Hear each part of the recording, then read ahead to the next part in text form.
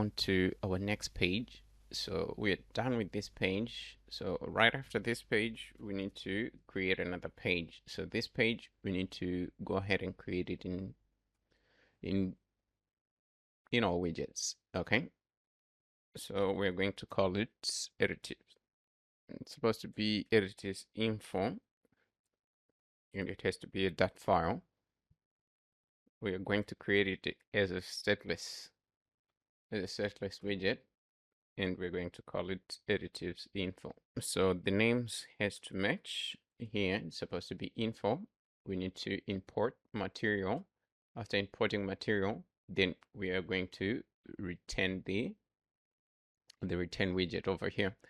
So let's just go ahead and save. So let's visit this food info page. Right. After visiting the food info page, we need to go ahead and copy everything that we have over here. We do have the size box and the list view. So we need to copy this part as well as creating whatever is going to come inside, right? So for starters, we're just going to copy, not this one. This one might be a little bit too much for us to just copy it. So let's see which page might be suitable. Okay, so let's go to images and copy the one in image uploads. Go back to additives info. That's what we're going to paste in here. Okay, so we need to import constants. We need to import reusable text. We need to import our app style. After importing our app style, then whatever comes here, it has to be in a column. So we just need to close these rows and get rid of them. Probably we're going to require the button, but this button, let's just cut it from here and close this row. After closing the row, we're going to replace it with a button. Let's remove this function and let's import screen utils, and let's get rid of everything inside. Besides, we are leaving our custom button, right? So we're going to remove all other widgets that we have, and for our size, we have to make it width. Okay, so back to our add food. Right after our food info, we're going to have additives info. Okay, let's go ahead and save that. After save, we can press next. So we have this page. That's going to be our last page.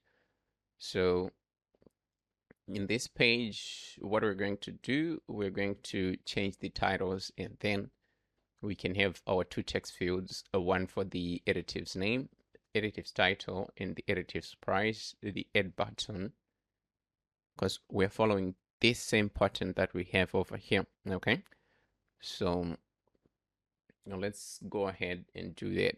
So first, what we need to do, additives info. Okay, instead of upload images here, we're going to change the title to something related to additives. Okay, so we can say add additives. It's supposed to be additives info. Okay, you're required to add. So we're going to just say you're required to add additives info to your product if it has any. Okay, so that's going to be our heading and our title and our subtitle, right? So down here we do have this column. So inside of this column, we're going to have our custom text field. So we're going to have hint text. So for hint text, for the first one, we're going to say additive title, not additives info, but additive title. So for additives, they can be some like, okay, let's say you're ordering a burger, right? And you need to add some extra sauce. So those sauces are going to be additives, okay? So we have additive title, and we have to give it a prefix icon. So our prefix icon is an icon. So here we need icons. It's supposed to be icons dot. we're going to just, let's see, let's go with a lock, but we need to make our icons consistent throughout the application. So we might come back and just revisit and put the right icons, but for now we can leave it for now. This is supposed to be additive title, and down below we're going to have additive price. Okay, so we need to create a little bit of space, so we need to add a size box. Let's give it a height of 15.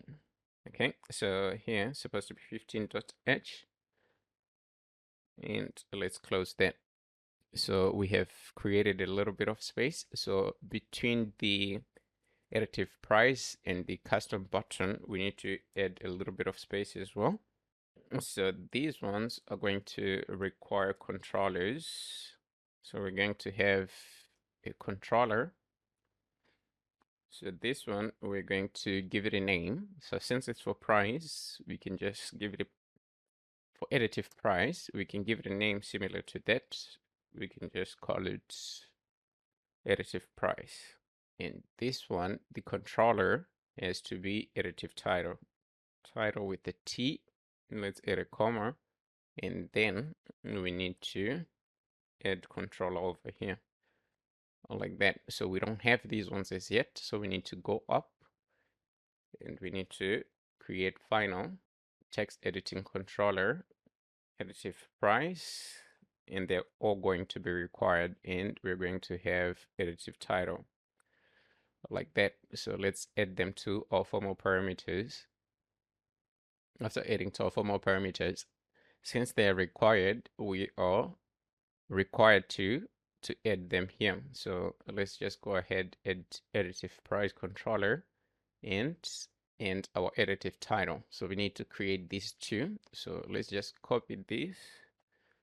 We copy two of our text editing controllers and we give them these names. We do have additive price and we do have additive title. Okay, so additive price, and this one, it's supposed to be title. So instead of making them null over here, we are going to map this to additive price, and we need additive title. So let's format the code. Okay, so our first button, we are going to have a first button here to add additives, right? So back to our additives info. Let's add const ever in the file. So this one, it's supposed to be add additives like that. So on tab, we're supposed to add additives. So we need to create a list inside of our controller, foot controller. This list is going to be a little bit different because when we're adding additives, we need to use a model. Okay, so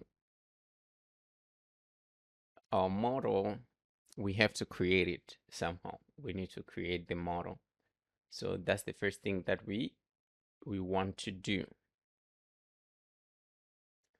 We create the model, and our additives has to have like IDs as well. So we need to create a function to generate the IDs. So that's the first thing that we can do. So here, I'm going to just create a function which returns an integer, and we're going to call it generate. It's supposed to be generate random numbers. Let's just call it generate ID. Okay. So when generating ID, we're going to take an int, a minimum int. Our min is going to be 0. And our max, int max is not supposed to be 1,000. So let's put it up to 10,000. And we're going to have a final random number is equals to. So this random is from .math, okay? from a Flutter package, the .math. So here we're going to have min plus random dot next int. That's how we're going to generate our ID. Okay. So just to put it in action, what we're going to do, we're going to additives. So here on press, we want to access our controller, but we don't have our controller in this page. So we're going to have a final instance of our controller is equals to get.put, and we need the food controller. And let's go ahead, just save. So we need to access whatever we have in our controller. So here we're just going to print controller dot generate ID. Okay, so if we click here, we're supposed to generate an ID. Okay, so if we click again, we're going to have another ID. So that's how we're going to be creating our IDs for our additives. So now that we got that out of the way, we have to go ahead and create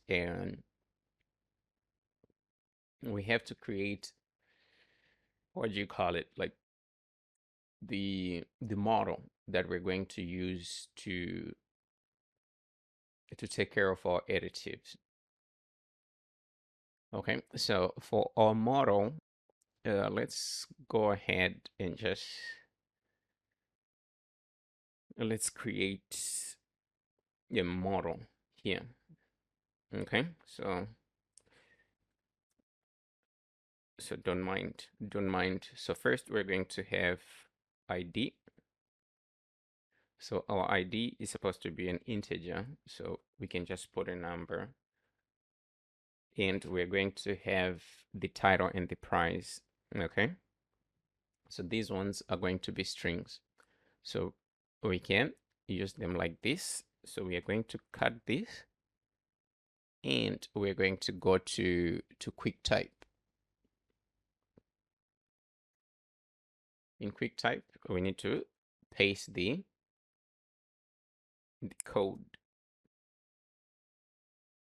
So here we need to put this in quotations. Let's get rid of the last comma. Ahead and close it over here. Okay, so this one is supposed to be our additive. Okay, like that. So let's just copy our model. After copying our model, we go back to our application. In our application, we need to visit models folder, and we're going to create a new file, and we're going to call it additives. And let's call it additives model, and it has to be a .dot file over here. Let's paste the code. After pasting the code, get rid of the unused packages, save the file, go back. And so here we need to go ahead and create an additive each and every time that we click on add additives, and then we can add it to our list. So that's the next thing that we are going to focus on. So to add additives, we have to go ahead and have a condition. Okay, so we have additive price and additive text, additive title. Okay, so our condition, if these two are not empty, then we should go ahead and add this to a list that we're going to create inside of our controller. Let's see where the error is coming from. Okay, let's say it's unexpected, remove that. Okay, so if we don't have, then we're supposed to display an error. Okay, a snack bar. Okay, so let's say now we're displaying a snack bar. So let's give this a color text. supposed to be color text, okay, light white. That's going to be our color text. And for the background, we're going to give it K light white. No, K primary. Okay, so that's supposed to be background color, not just background. Okay, like that. So let's add a comma here. Need data to add additives. Yeah, okay, so that will do. So now the main focus is going to be the condition itself, whatever comes inside here, if these two are not empty. Okay, so let's leave it for now. But the way that we can do it, we can have additive. That's additive from our model, and we're going to call it additive. Additive. So we need to provide the ID, the title, and the price. Okay, so for our ID, we're going to visit our controller, and we need to call this function generate ID. And for the title, we're going to take additive title dot text. And for the price, it's supposed to be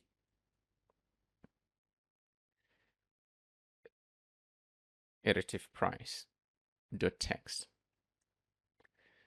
like that. Okay, so let's format this. Let's just close it, and then it will be formatted. Okay, so the primary goal is to do what we did with our text. So we need to access the controller dot and additives. No, we just go and have a list of additives list dot add. Okay, so in this list, we're going to be adding the additive. So this list, we don't have it as yet.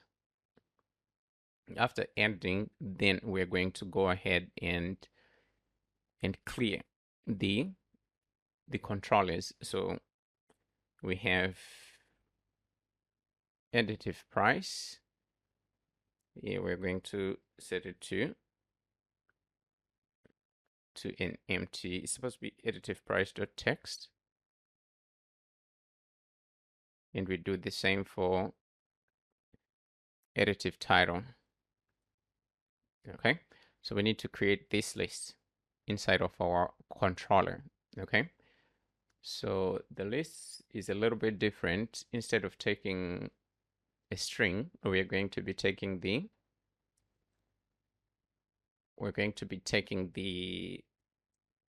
additives. Okay, it's supposed to be additive from our model.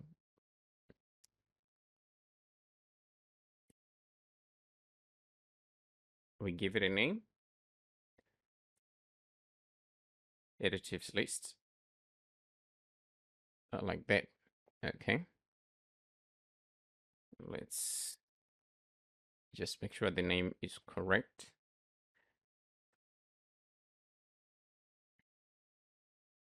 So to get the lists, we need the name and we need our private variable over here.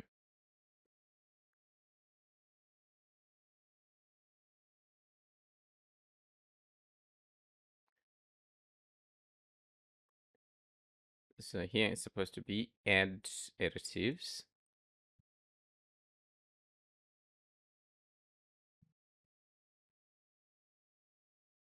And we are going to take an additive. That's a new value, and we're going to set it to the additives list.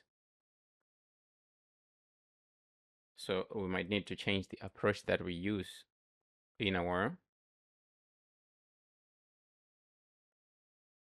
page. So we're going to add new value. Okay.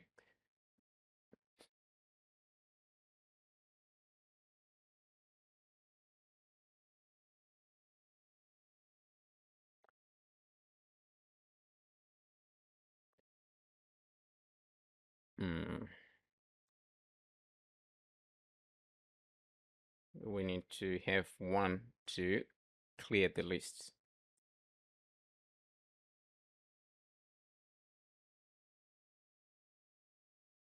Okay.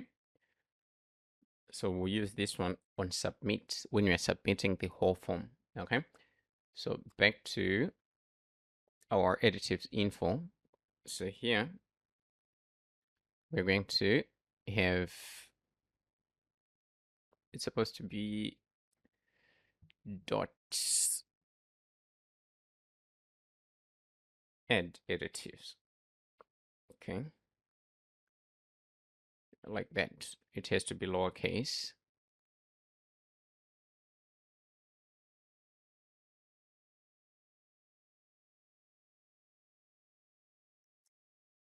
Is equals to the additive.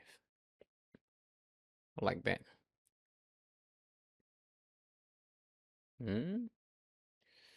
We do have an error.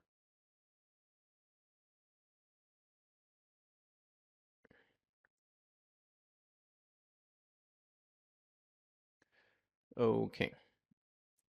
So we need to save our controller and our error will go away. So let's close the model, close this page, close the data. What else do we need? Let's close that. Okay, so we're here, right? Let's open this page. We need to display these additives once we add to the list. Okay. So we are going to use the same approach that we used for this food info. Okay. That's going to be, is it food info? Food types. Okay, that's here.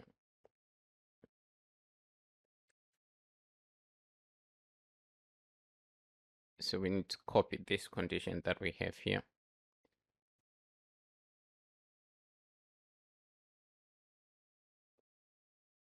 Additives.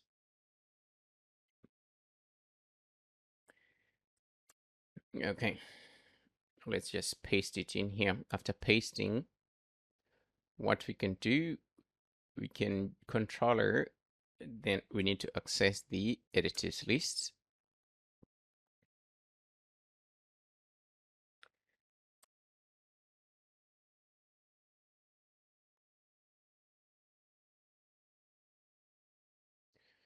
Nope. It's supposed to be additive lists. First, we're just going to show our title. But we need to change it into a row sooner or later, okay?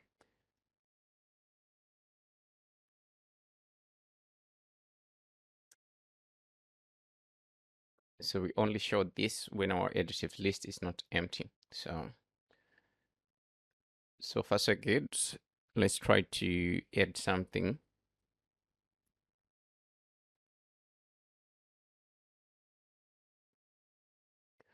We are going back. Oh man. Okay, we have back here. We shouldn't have back.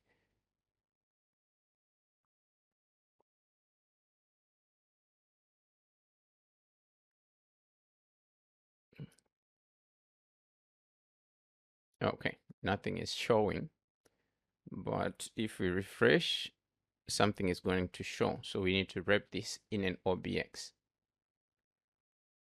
So that means we have to wrap this column. The column, should we wrap the column or we can just wrap the only widget that we're using in OBS. Then we paste this. So this is quite sustainable. Yeah, okay, like that. So that's going to be it. So let's see if we add something else. Okay, that's working fine. So let's readjust, add a little bit of a size box after. We need to fix this and then we can just finish up. So coming down, we have this code. It's better if we just go ahead and remove it. Go back to the top. We need to copy this padding because now we're at a point whereby we can use the padding, all right? After that, let's just go ahead and paste it down here. After we paste, then our code is going to be aligned correctly. So we need to remove this size box because we have a little bit too much space on the top. And then we can just go ahead, save. And probably this space is because of this. That's supposed to be 2, let's go with 228. Okay, 28 will do us justice. So after that, let's change this, add food tag. So it's the same. You are required to add food tags if the product has any, okay? Like that. So we need a text field. So we're just going to copy one of the text fields that we have right on top, and we need to bring it down. So I'm just going to copy with the size box so that we can just create the space. So that means down here at the bottom, we need to have a column. And our column checks in children.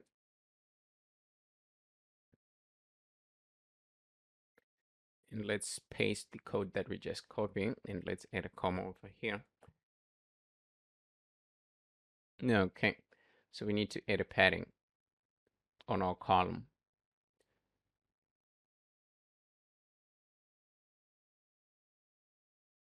Let's resize that to 12. It's supposed to be 12 dots. Let's just go with h, remove consts. Probably we need to make it symmetric instead of, we can leave it like that, that'll do.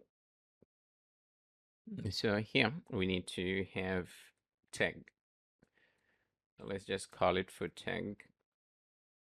So for tags, they're similar to what we had previously for types. Okay, it's supposed to be add food tags. Okay, so we need this text editing controller. So right on top, we're going to create one for food tags like that. And we add this to our parameters, and we need to create one in our add feeds. So let's copy paste and we give it a name, food tags with the capital letter T. Since it's required, we have to edit here. Okay, so it's supposed to be food tags like that. And so I guess that's all that we need to do. And back to our additives, we need to access our controller, right? We already have our controller here. So what we want to do, we need to go back to food info. We need to copy this one. We need to copy it as it is, and then go back to our additives. So that's before the button that we are going to put over here. So this one will come right after the size box, okay? And we need an OBX. And we paste the code that we just copied. After that, we need to go ahead and use the tags list instead of the types list.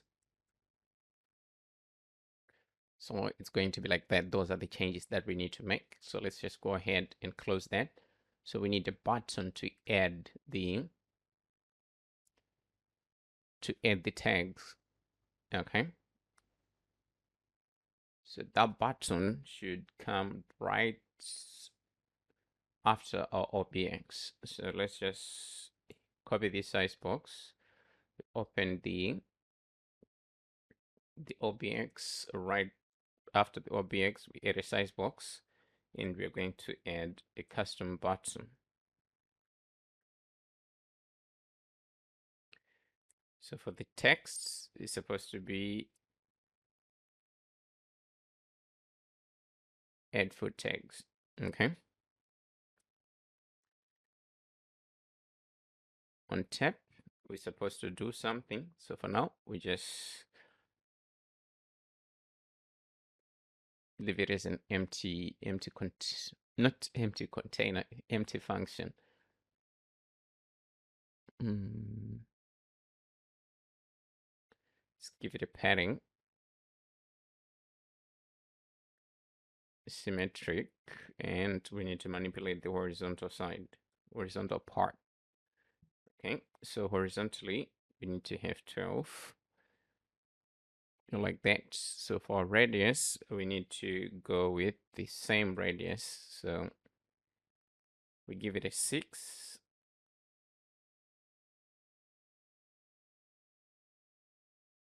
And for BTN height, we're going to go with 35.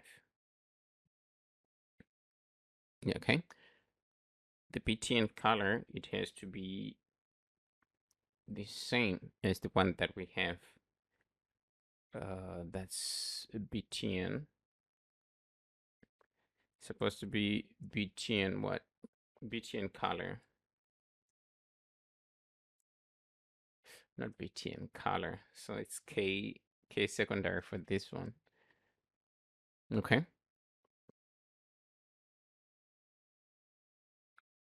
Let's remove that.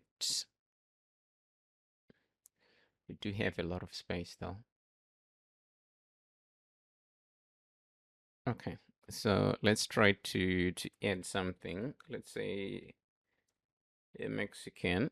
Okay, so probably we need to change one thing. We need to fix something. That's food text. Okay, on click. So we're supposed to access our controller, and we're going to set tags. And this equals to food text.text, like that. So if we click, then we do have Mexican over here. So we are going to do the same, wrap this in a padding. So our padding is supposed to be symmetric as well. And we need to manipulate the horizontal part. And we give it a 12. .w. Okay, let's remove the const.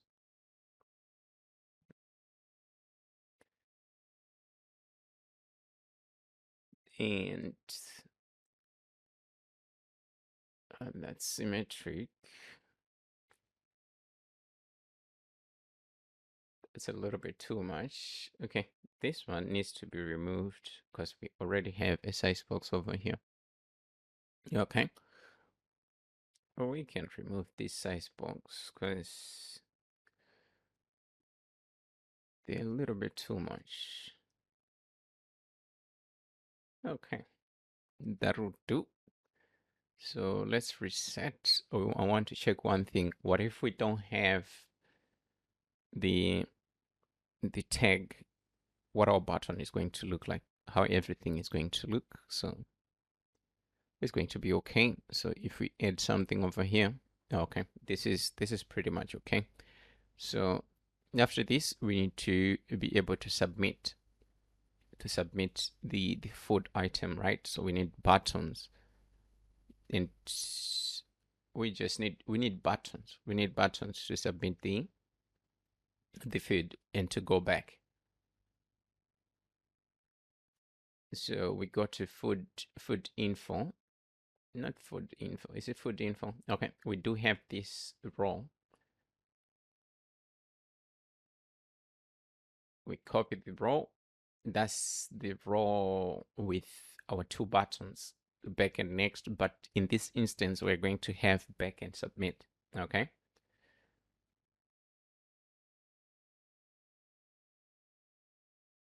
So we add a comma and we paste it down. So here we're going to have back. That's for certain. So if it is for certain, then we're going to go ahead and have a final here, the final function.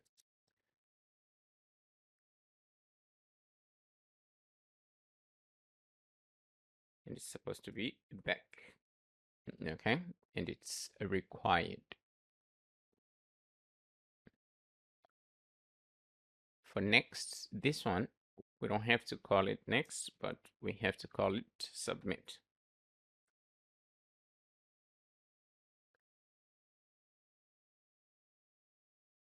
So here, we're just going to call this function submit.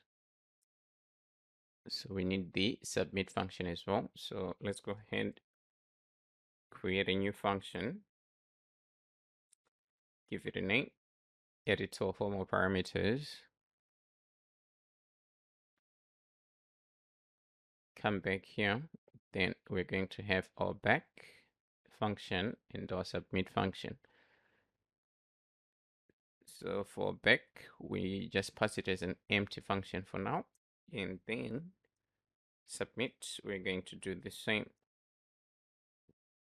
Okay, so those are two buttons to submit the item. So before that, we need to just have a little bit of space between this button and these buttons. Okay. So right here, we need to add another size box. And then let's format the code like that. That would do. Additives. Wait. Add additives. Okay, that's okay. That's okay. Okay, let's go with 2, 3. Okay, so that's the space that we need to create. That will do. I think this is okay, rather than to make it a little bit larger. And let's see if we go with 2. No, 2, 2.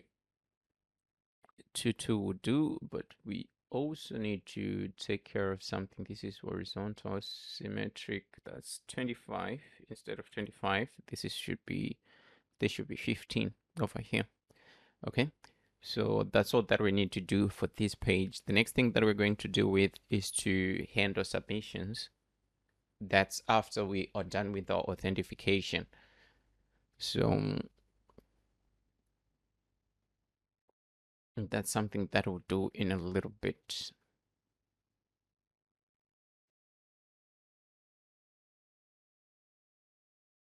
What we forgot is to add the back button. So the back button, we already have the correct, we have everything to make it functional, but for submit, that's something that we'll do in a little bit once we have our models and we have our authentication. So we can go back, we can go back, we can go back. Okay, next, next, next, and then submit. It's something that we'll handle in a little bit. But for this part, we are done. So I bet now the main focus is to go ahead and create and just deal with authentication. We deal with auth, because auth, we need to create restaurants, and we also need to include maps when a user is adding a restaurant. So that's going to be a little bit tedious as well, but that's something that has to be done. So let's not waste time and go ahead and just get our job done. Now, let's move on to authentication. So for authentication, we're not going to write everything from the scratch because most of the parts are literally covered. We covered them in our client side. So we're going to use the same authentication, but we're going to add a little bit more to it. So if you revisit the folder that's provided to you, then you will find that you have some files related to authentication. Okay, so this is the folder right here. So we have this authentication folder, right? So we want to just go ahead and copy this folder, go back to our application, and we need to just go ahead and paste it inside of our views. But that won't work, but what we should do, let's try to drag and drop it. Okay, well, we have to figure out the right project. Okay, nope, that ain't the right project. It's going to be difficult. Okay, this is the right project, so we need to just drop it in here. So we have a lot of errors that we need to go ahead and address. So starting with our email text field, we need to import, we need the right inputs, right? So we just need to import. So we're done with our email text field. After that, login redirect, probably this one, we won't need it. Okay, so we're going to just go ahead and delete it for now. If we need it, then we might revisit our folder and bring it back, but I'm pretty sure that we don't need it. So here, let's remove these imports, but we need to create this controller for the password. So go to controllers and we create a new controller and we're going to call it password controller. Okay, so here we need to create a class and we need to give our class a name. So the class name is going to be password controller and you to extend GetX controller. Okay, so we need to import get. After importing get, we need to have an RX bool. The name, we have to match the name with the name that we used in here. So password, that's going to be the name of the field, is equals to false.obs. Let's go ahead and close it. So we are going to require a setter and a getter. So we're going to have bool. It's supposed to be get password. So here we're getting, this one's supposed to be private, and here we need a public, the one that we're going to use in our UI, and we're going to use it to get the private variable, private.value, okay, password.value. So on changing, we need a setter. We're not going to use a void here, set. Then here, we need to change it to set password. The set password will trigger the change of this private boolean. Okay, but it requires an argument. So our argument is going to be of type bool, and the name is supposed to be, it doesn't require, no. So it's better if you change this to a void like that. Okay, so here we're just going to use this void function to trigger changes in here. Okay, so we need to import the controller. Let's import our packages. So first we need constants, we need app style, set password. So set password is going to be just a function. So we are done with that. Phone text field, import. Let's just go ahead and make imports. Okay, let's get rid of these two. Our login page, we need to get rid of these imports, and let's import our correct imports. So we need another controller with the name login controller. So we need to just create the file. After creating the file, we need to create the class. The class name is supposed to be login controller, and you to extend GetX controller. Okay, so let's import GetX. Let's import get. Okay, after importing get, let's leave it like that. We'll revisit in a minute. Flutter, that's fully supposed to be restaurant partner here. And let's bring the email field. Let's bring the password field. So we do have a registration page. So the registration page is already in here, so we can import it. This controller is, this loading is going to come from our login controller, okay? Because here we do have our login controller. So we need to create a boolean with the name is loading. So it's going to be an rx bool is loading is equals to false. And we need to create a getter and a setter. A bool get. So this one, as we said before, it has to be a private and we need to access it through a public is loading. Okay. And here, this is our setter. Okay. So going back, our error is gone over here. We need to import our custom button. So our custom button is a little bit different. Instead of using color, we're going to use btn color. And in here, we need to have a login request, and then we need to create a login function. Okay, so for the function, what we can do, we can just come to our controller, and we're going to have void the login function. It's supposed to be a sync, and it's going to take a string data like that. So let's save that. We're going to come back and work on our function. Now let's just pass in an empty string. So we need to have these models. Okay, the model for login for login requests. Okay, so we have to open Postman. While this Postman is opening, okay, it's open already. So what we can do, we can go to Authentication, login. So these are the credentials that we need, the fields that we need, and we go back to our application, not our application, but we need to go back to the browser. In the browser, we need to go to QuickType, paste the payload, and this one we have to give it a name. So the name is supposed to be login request, or like that. So let's copy the model, go back inside of our models folder. We're going to create a new file, and we're going to call it login request like that, and it has to be a .dot file. And let's paste the code, get rid of the unused imports. So now that we have our model, we can go back to our login page and we can open this up. So we need to import the model. Okay, and now we are able to push the data. So that's all that we need to do for the login page for now.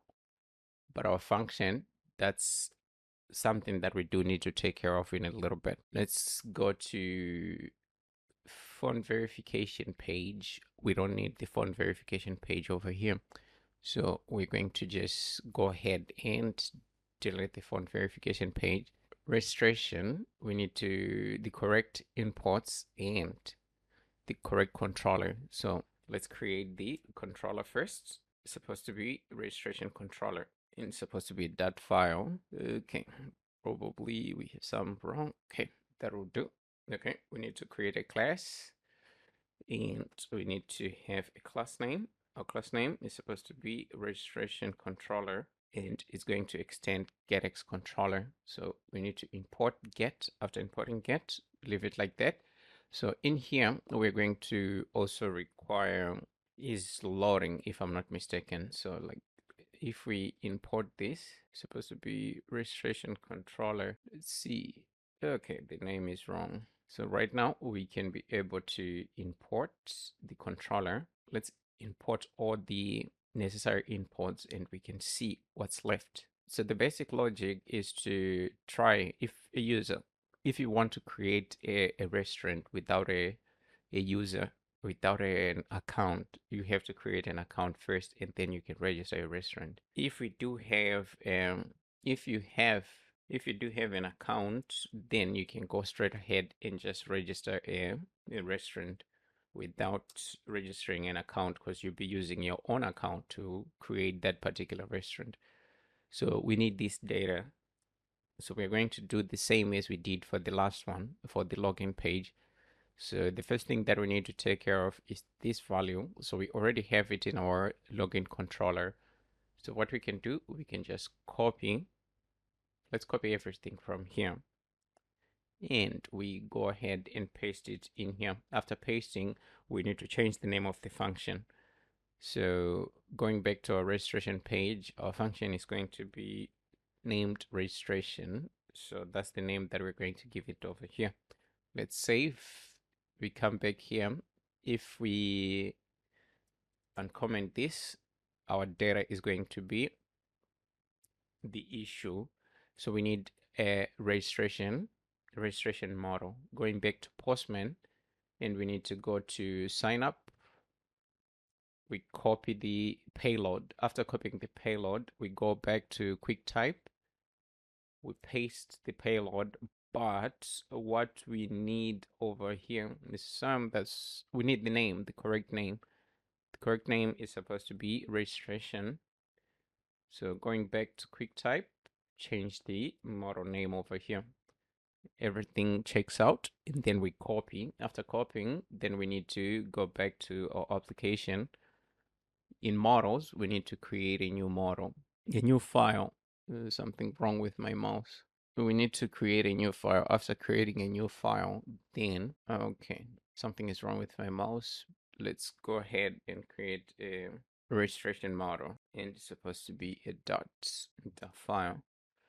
So here, let's get rid of 1T. Everything checks out, and then we paste our code, get rid of unused packages. Then we just save. So now that we have this model, we can go ahead and activate this part. Okay, and we're just going to import these models. That's going to be a little bit tricky. That's something that I would have to take care of manually, either manually or have to just go ahead and try to restart the computer. Okay, so let's go ahead, let me restart my computer, and then we can continue, because without the mouse working, the progress might be a little bit slow. Go ahead and continue. Now that we imported the model, everything checks out. We just need to remove these quotation marks so that we can send this string to our registration function. Okay, so verification page, we need that. We need the verification page, so we are going to just leave it. Okay, so what we can do, this one is going to come from our controller somehow, our login controller. So we should have this function inside of our login controller. So let's go ahead and just create it. So we need a login controller, and we're going to create a function that is going to return login response, but we don't have the login responses yet. Okay, so since we don't have the login response, we need to go ahead and create it. Okay, so login response is going to be a little bit. So on login, this is the data that we're getting, right? That's the data that we want to use to create login response. So let's take a look. If we try to log in, okay, that's going to be our login response. So we copy the payload, and we go to QuickType. In QuickType, we just paste the payload, and we give it a name, a login response, and copy the model. Go back to our application, and we need to go to models. In models, we're going to create a new model with the name login response. Let's paste the code. After pasting the code, get rid of unused dependencies. Now go back to our controller. Instead of returning a void over here, we're going to return a login response. Okay.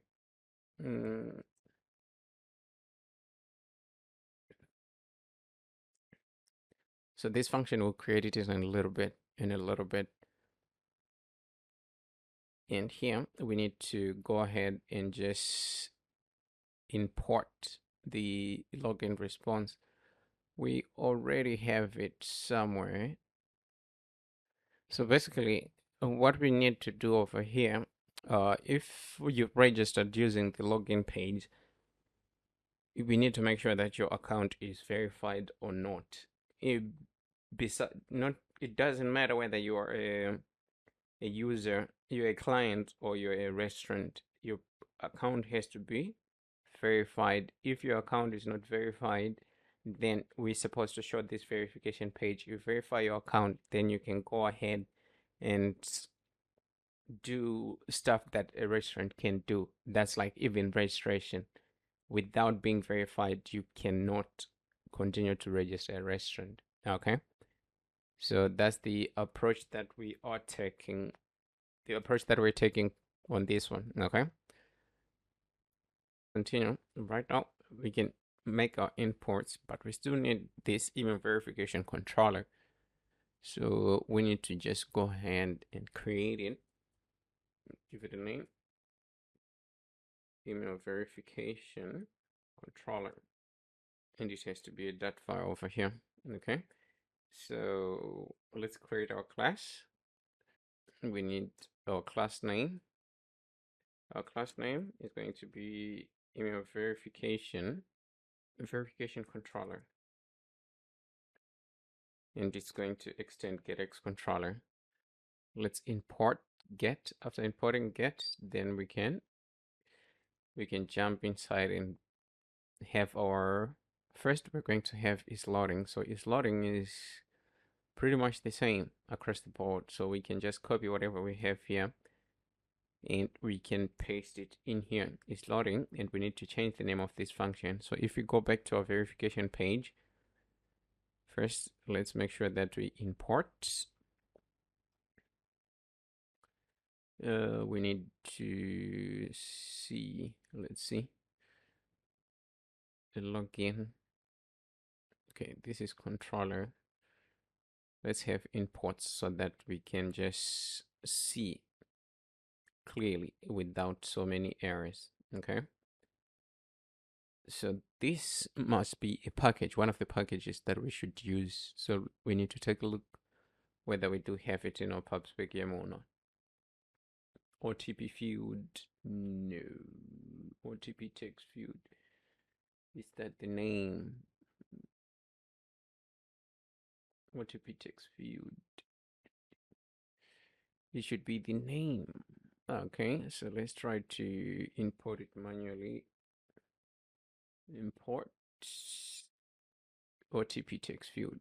Okay, still not there. Okay, so let's, okay, we need a verify email function. So we're just going to change the name of this function that we have in our email verification. So mind the spelling, you have to put the correct spelling here. I'm not going to change it though. And we need the code. That's something that we have to do with in a little bit. And one other thing, we don't require data over here. The button color needs just to change to BTN color. So that's going to be it. And we need a login function. So login function is going to be inside of the login controller. It's supposed to be logout function. Okay. That's supposed to be the name of the function. So we can just go ahead and create the logout function so that we won't revisit and try to do it over and over again. Okay.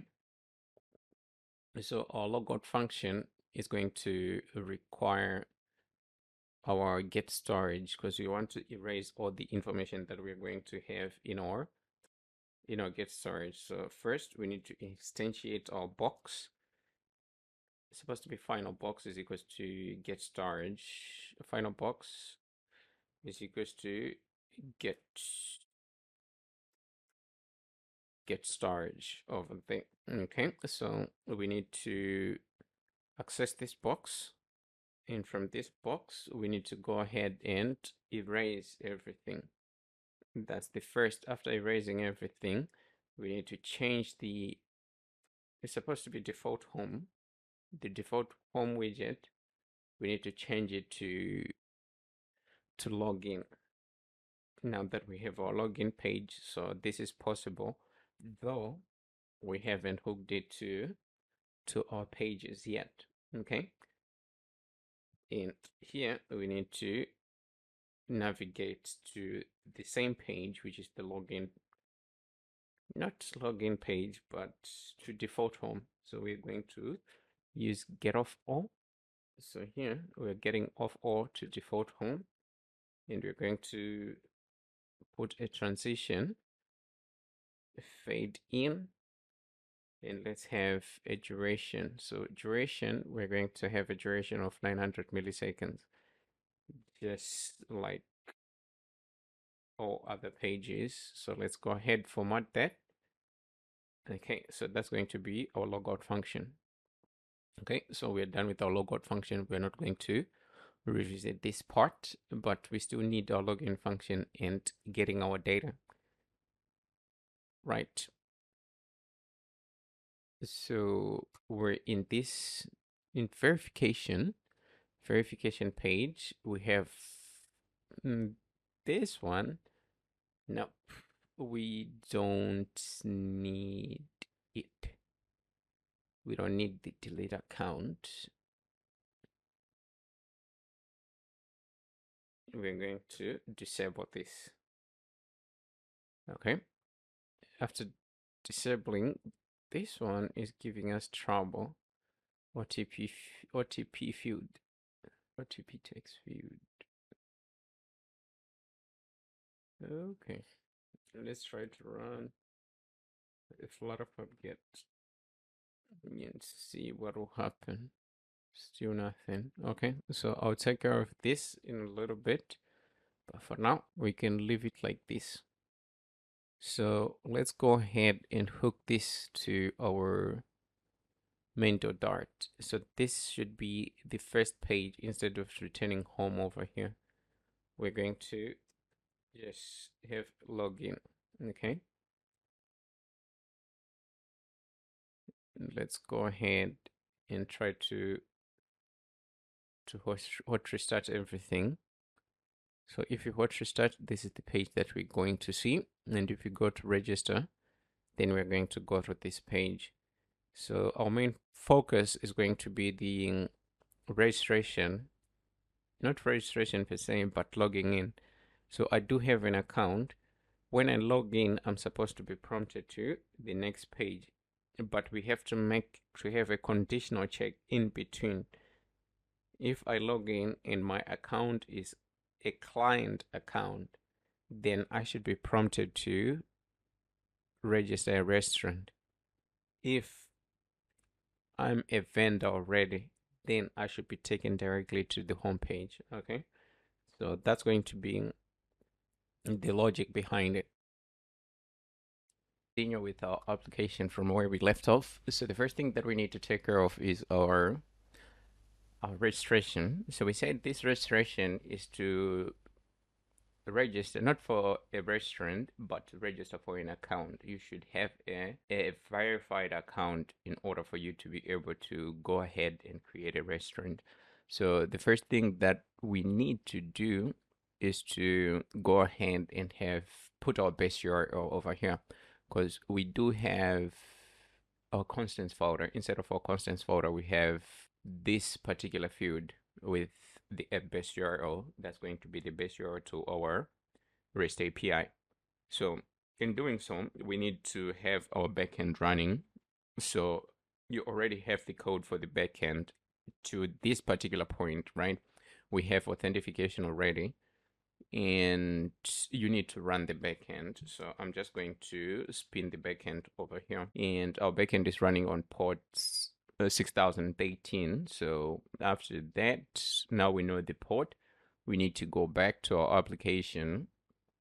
So here, our base URL is going to be HTTP, then localhost 6018, right? So that's going to be our base URL. We need to go ahead and finish up with registration. So we need models for registration, and we also need the function. So we already have the model. Our model consists of our email, our username, email, and password. So these are the fields that we have over here, right? So if we go back to our registration page inside of our views auth registration page, we already did most of the stuff over here, right? We are creating a model, and we are converting that model to a string, and we're pushing that string to our registration function. So we need to handle like our user creation process inside of this particular controller using this function. Okay, so let's go ahead and do it. So here we need to set loading to true. Okay, that's the first thing that we need to do. It's supposed to be set loading. Here it's written is loading. Okay, so we can go with is loading either way. Is loading is equals to true. Okay, supposed to be true over here. We close that. That's the first part. Next, we need to go ahead and have our URL. So we're going to create a new variable with the name URL. So our URL is going to be, we want to pass our URI. Okay, we need to take the base URL and pass it using this URL pass function. Is it method? Okay, like that. So we need to pass our string in here. So our string is going to be the base URL and the endpoint that we want to hit. So we're going to have a base URL. After a base URL, then we are going to hit the registration endpoint. So it's supposed to be register here. If you visit the backend, you see the name of our endpoint is register. So here we need to remove interpolation. We need to remove braces, I mean. Okay. Remove unnecessary interpolation. That's correct. So after we have our URL, we can just go ahead and print the URL over here. Okay. So if we click, let's say, let's just write anything random here. Okay, so this is our URL that we have printed here. Okay, because we've already hooked this function to our button, and now that we set this value, you can see we have a loading indicator that something is happening. So let's just go ahead, restart our application so that we can revert it back to what it was. Go back to register.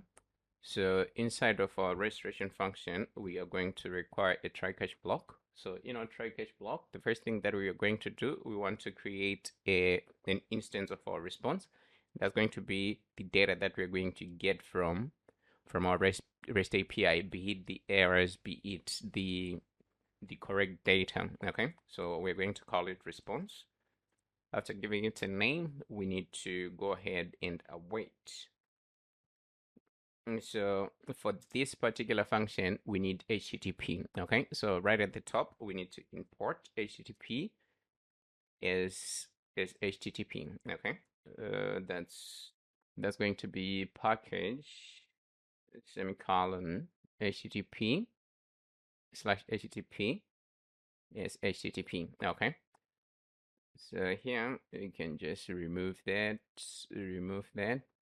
and here we're going to use this HTTP. Okay, we're going to say HTTP dot post. This is a post method, and when you're posting, we need to push our URL and our body. Okay, so we're going to have URL over here, and we're going to have our data. Okay, so our data, we're receiving our data here. Okay, so we're going to have body. Our body is going to be the data that we're receiving, and we need to pass headers. So for headers, what we're going to do, we're just going to have headers here. Okay,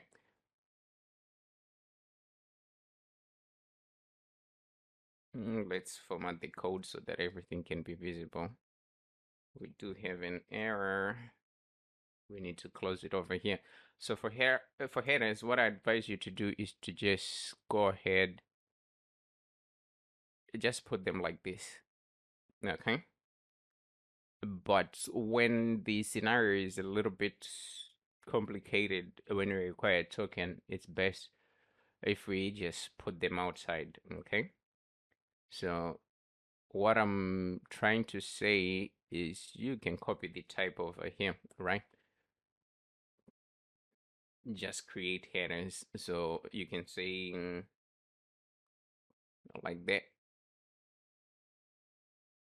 Headers is equals to, then you copy the headers from here. Let's cut them. And then we put them over here and then close. So these headers are the ones that we are going to pass over here. Okay. So this, like, if you want to reuse this particular code in some of our functions, then we're going to be just copying this, make some changes. That would be a little bit easier. So that's it for our response. So we need to have a condition right after our response. So when we're creating a user, our status response.status is going to be 201, since it's a creation, like where it's a creation request, like we're creating something, it's a post request, right? So if our status code is equal to 201, then we need to go ahead and process the data. Else, we're going to go ahead and do something over here. Okay, and if we have an error, then we're going to go ahead and handle our error here. So if we have a response over here, what we're going to do, we're going to just change is loading to false, because we already have our response. Same as over here, if we do have our response, we're going to set our loading to false. And same applies if we receive an error, we are going to just go ahead and do the same. So here we need to have to process our data, right? So we're going to have our data is equals to, let's go ahead and visit our models and see whether we have the model that we want. We don't. So the model that we want is going to be, well, let's open Postman. Let's open Postman, and we can just go ahead and create the model. Okay, it's going to be a success model. If we have a successful request, what are, like, the way that our model is going to look like. Okay, so let's take, for example, here we do have authentication, login, sign up. Okay, we don't have the, let's see. Okay, there's somewhere. Nope, it's a little bit different. Orders, create an order. We're trying to look for a request with a success response, which is similar to the one that we're working with. Okay, this is different as well. Yeah. Anyways, so our fields are going to be two fields. Let's visit the backend and we can take it from there. Okay. So in our backend, let's say, let's go to authentication. When we're creating a user, if our success is 201, this is what we are sending back, right? So we need to get this data and create a model with it. So let's go to our browser. Okay, the browser is not even open over here. So we need to open the browser. After opening the browser, we're going to go to, okay, so after opening QuickType, we need to go ahead and paste. Let's make this a string, make this a string. Okay, so we're going to call it success response. It's supposed to be success response, like that. Okay, so let's copy the model. After copying the model, we go back to our application. We're going to go to models. In models, we need to go ahead and create a new file. Okay, and we're going to call it success response, success model. Let's just call it success model, and it has to be a .dot file. Let's paste the codes, remove the packages that we ain't using.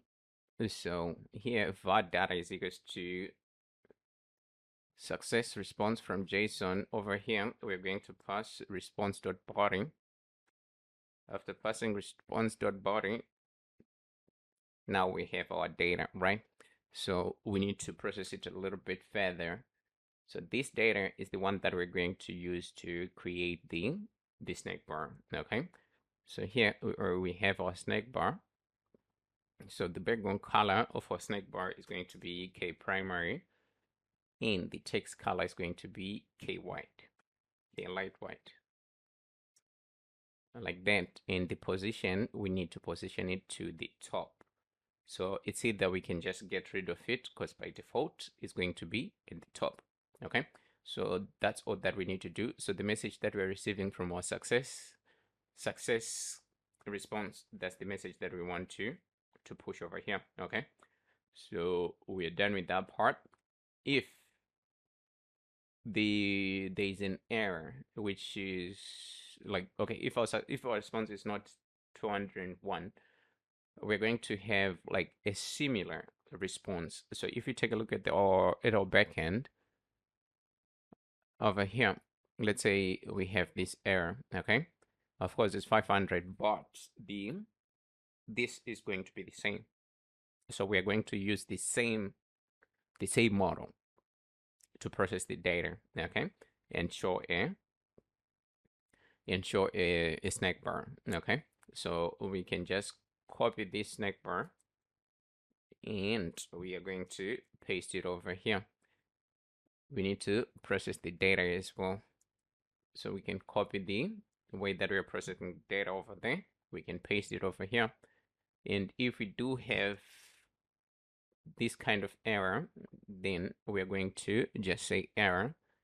Then we're going to convert this error to string. And that's the error that we're going to show on our snack bar. And our colors are always going to remain the same. So that's all for our registration.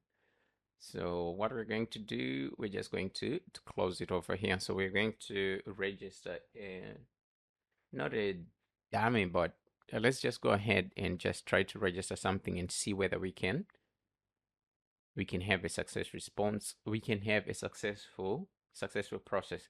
But one other thing before we finish everything, we need to just go ahead and navigate to a particular page after we are done registration, after we are done with registration. Okay, so for this we're going to get to, so we need to mention the page that we're getting to. So here we're going to be going back to the login page. After that, let's go ahead and add a little bit of transition. Let's see, transition. Yeah, okay, so that's going to be our transition. Here is going to be 900, and we're going to close it. Okay, let's see, a transition. Let's go ahead. We want to use the same transition throughout our application, so we need to just put this in our, no, it doesn't have to be right to left, but let's make it fade in. Okay, like that. We want to add this to our constants somehow. Okay, so over here we're going to have transition, and we're going to call it k transition. K transition is equals to, let's see, we were in our registration page, registration controller. Okay, transition dot fade in, like that. So let's just go ahead and close that. That's going to be for our transition. And for our duration, we can do the same. So going back, we're going to have duration, go back to constants, and we're going to have k duration over here. This equals to duration, this part. Okay, so let's just paste the code over here. and let's close it. Now that we have these two, these are the ones that we're going to be using throughout our application. So here, instead of putting the transition, we're going to put k transition. Okay, and over here we're going to put k duration. Okay, so let's just go ahead, format the code. In here we need to add const. Okay, so that's it for this page. Next we're going to go ahead and just run a test. After we run a test, then we can proceed to the. So let's create a dummy account. Probably I'm just going to delete this after registering, because my emails, all my emails are registered already, but we need something. But for this one, we're not going to receive an email since it's going to be a dummy account, right?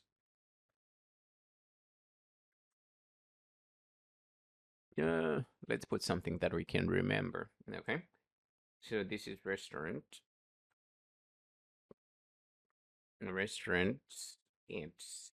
best tech.com. Okay, password. The password is going to be the same. 3. Let's go with 3. Okay. The hungry designer. Don't mind the names though, because sometimes we do run out of names. It's quite common. Instead of using that, we can put it like that. Okay. Go ahead and delete that. So we're going to press register. Okay, we're successfully registered here. Okay, and we're pushed back to our this page. Okay, our login page. So if we go ahead and visit our database, we can see this.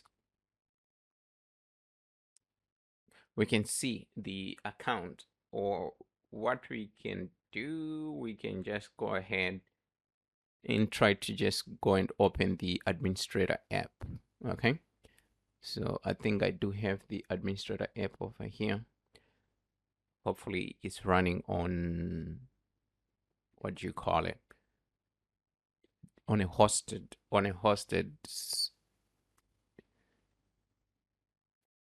okay, so we have, let's see. Okay, this is the account that we just created over here, right?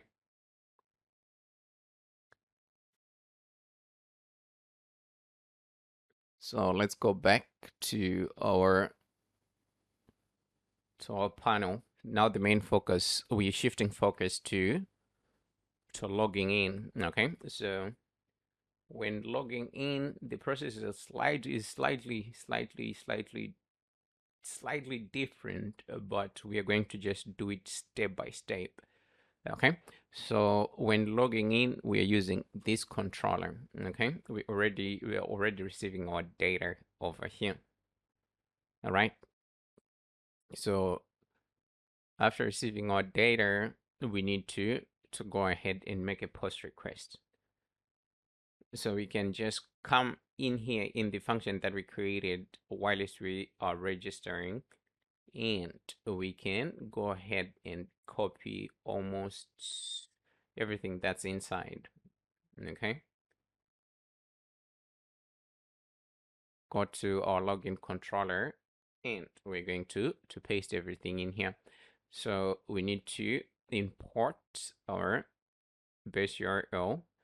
Right at the top, we need HTTP.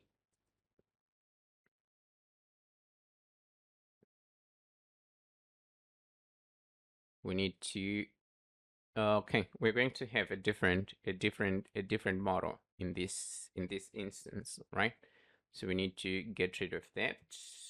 Let's go ahead, get rid of that. Not get rid of it, but we're going to change the message, okay, and the heading. Successfully logged in. Here we can pass a message.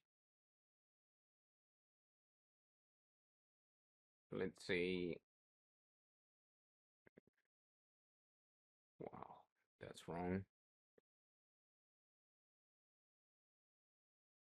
in your experience with Foodly, Flutter.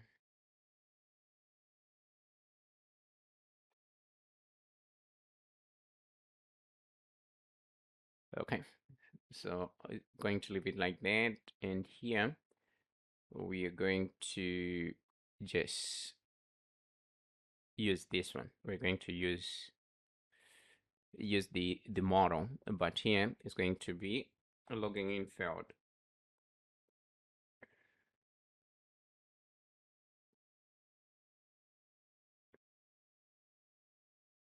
And then we're going to show the message.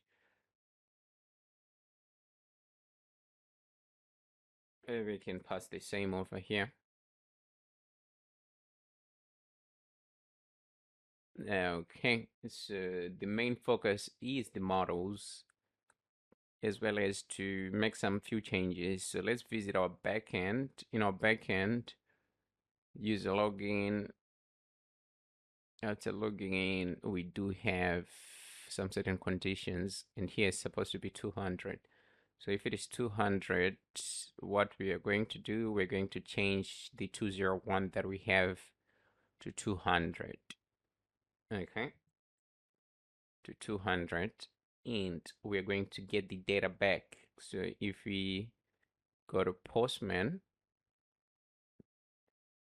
we do have Postman over here. Auth login. Let me try to log in with that account. Okay, so this is going to be our response, right?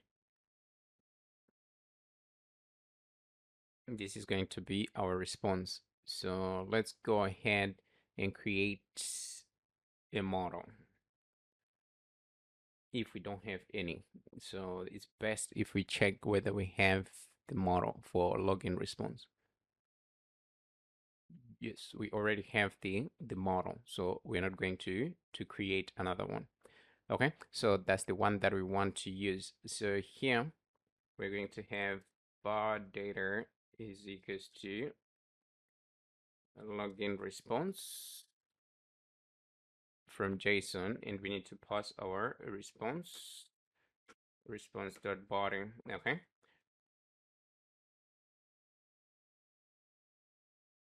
and let's go ahead and close that. So we need to push some of our data in our local storage. That's the most important part that we need to take care of over here. So we're going to go ahead and push a few fields. And we're going to start with the data itself. So we need to initialize our box. Okay, right at the top.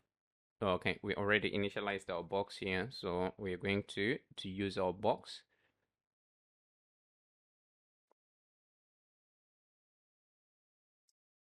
So here it's supposed to be box.write. Okay, so we need a key. So our key over here is going to be our ID.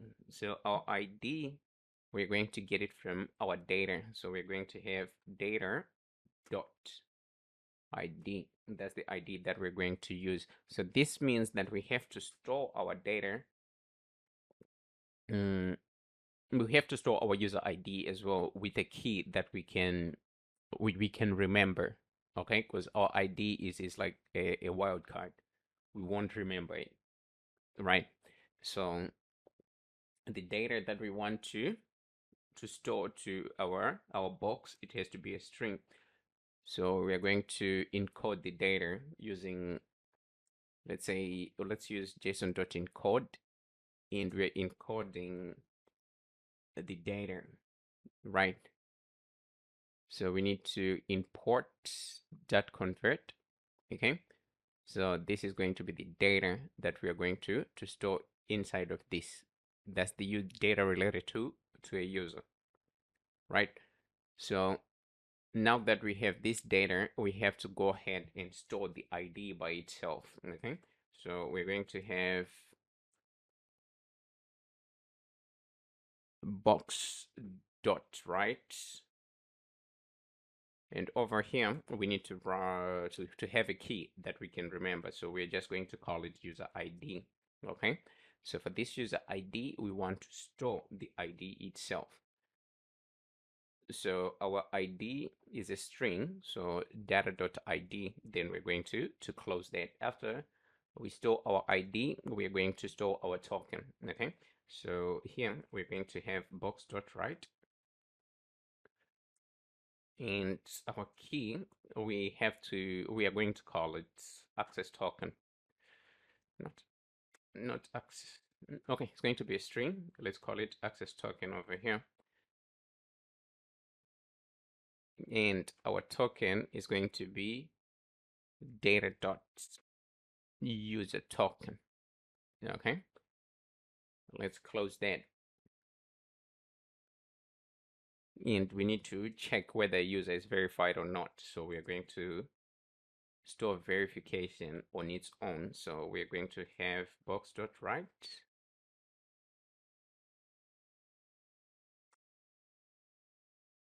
U verification. Let's just call it E. That's email verification. Okay. Email verification.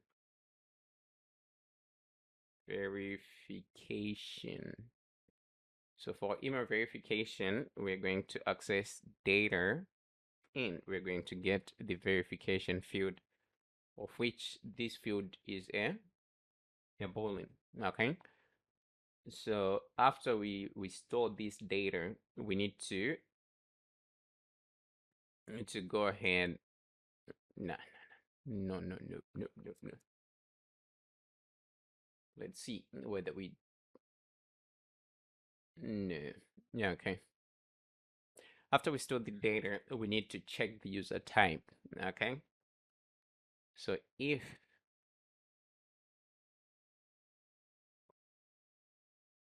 verification, if data.verification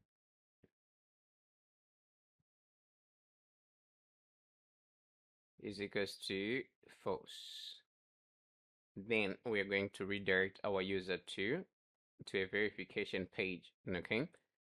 So let's see. We can have a snack bar. Please verify your email, right? That's the first. The snack bar. Let's put the snack bar first. And down at the bottom, we can go ahead and get to a particular page. So the page that we want to get to is going to be the verification page. So we still have a glitch inside of our verification page.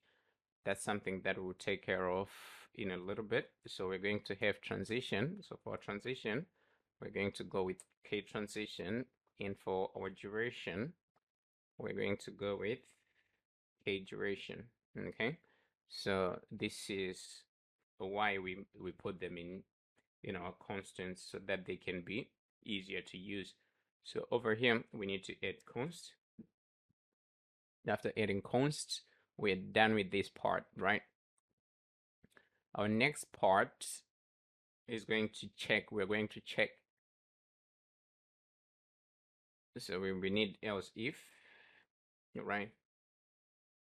If our data.verification is equals to true, and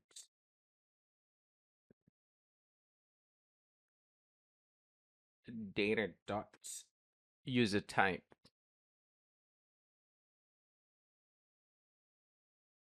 is not equal to, no, that's wrong, is equals to client, then we need to redirect this particular user to a restaurant registration page. So we need to just copy this, and then we paste it here. So here, do we have the page? We highly doubt that.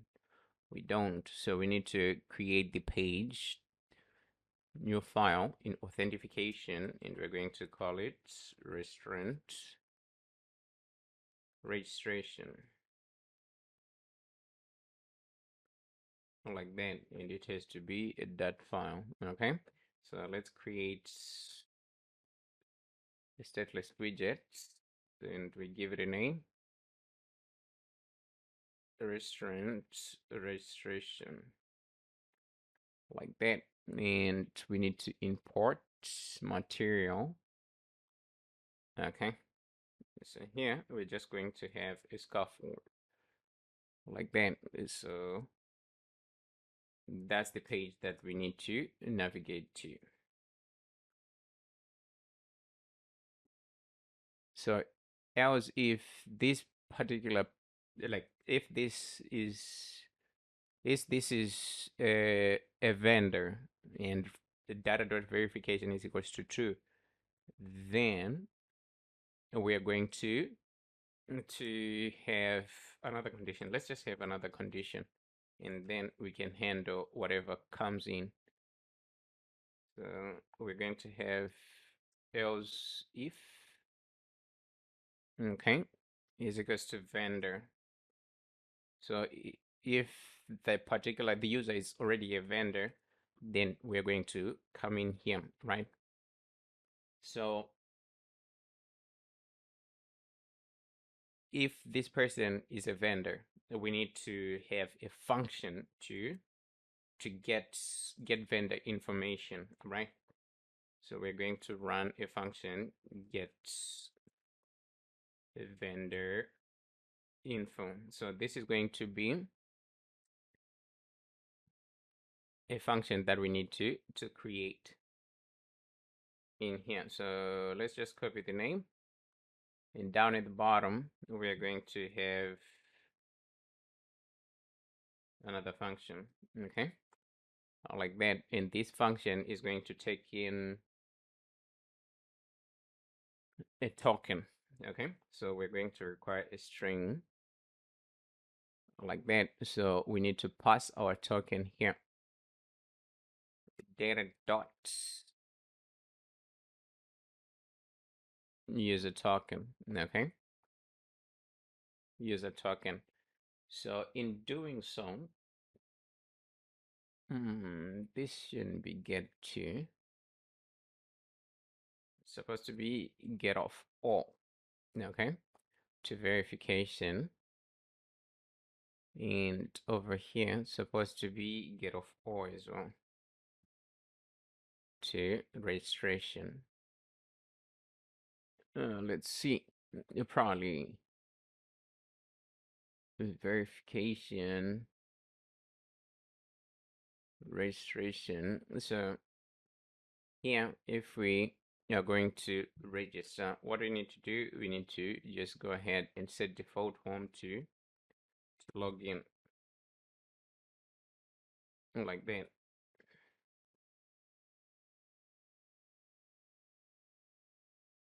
And that's a lot of code, a lot of conditions. So I think here, this is not going to hold.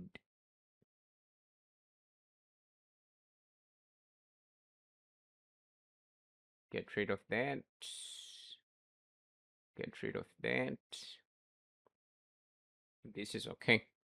So this is going to be our condition. We're going to run some tests with it and see whether we can be redirected to the correct page. After we run a test, we're going to focus on getting the vendor information, but the focus is going to be this page in this page, because we need to do something in here.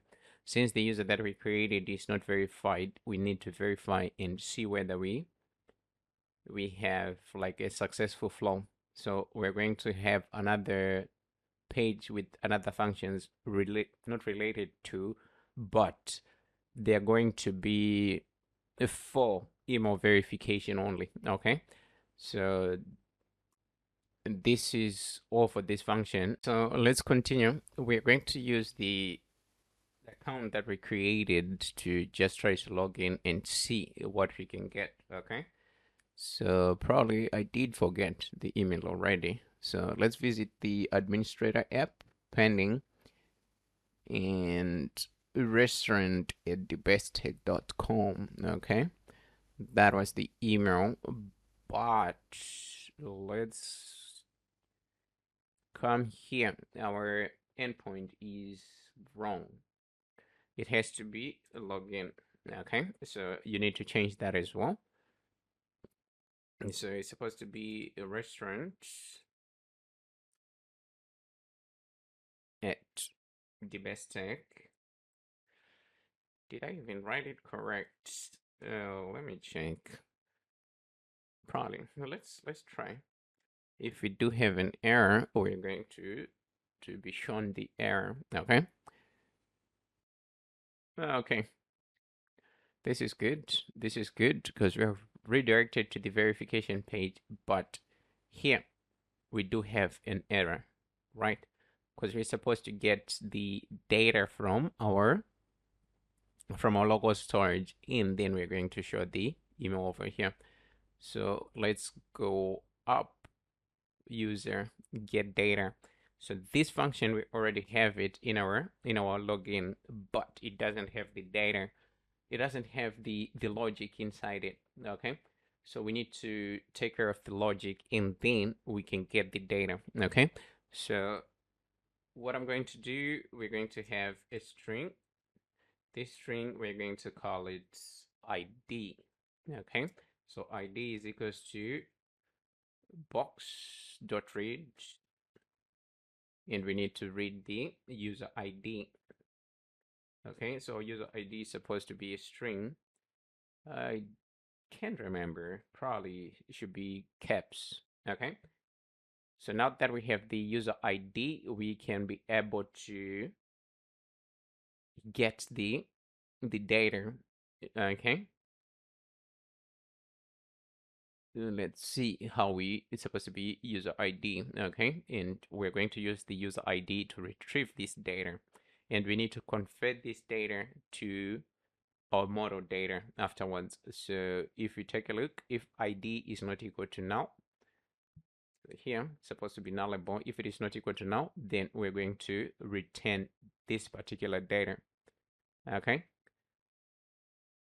let's see. Not really. We're going to run into an error since the data is a string. So what we can do, we can box.read. That's a string. That's a string that we have, and we're okay. Probably it would work. So let's try to come back here. Restaurant at thebesttech.com. Password 123. Okay, I'm going to just copy this email just in case. Okay, everything is okay. Everything is going out okay. So here we can't go back. We cannot go back. That's why we do have the logout over here. But one thing here, we are reading the email from our local storage. So an email has been sent to, that's going to be the email that you used to log in. If the email is correct, if the email is correct, please delete this. Okay, this message is wrong. So let's go to verification page and change that. If the email is not correct, please delete the account and create a new one with a correct email. That's supposed to be the message. So verification. Okay, over here. If the email is not correct, okay, so that's going to be our message. But here, the problem that we face is the OTP issue, because we're trying to have an OTP, but this package is causing a little bit of a problem. Okay, this package is causing a little bit of a problem. So I'm going to try to get rid of it. I got rid of the package, and the next thing we can go to pubdev and look for another package which can do the same. So over here, let's see. We can have OTP. OTP field. Nope.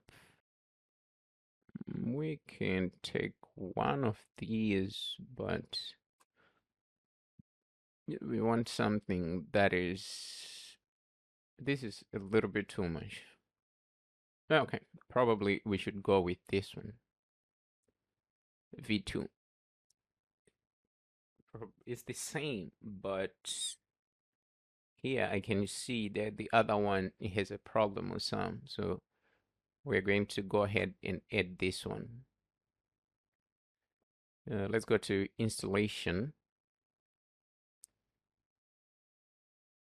And we can copy this, go back to our application terminal, and then we install the package.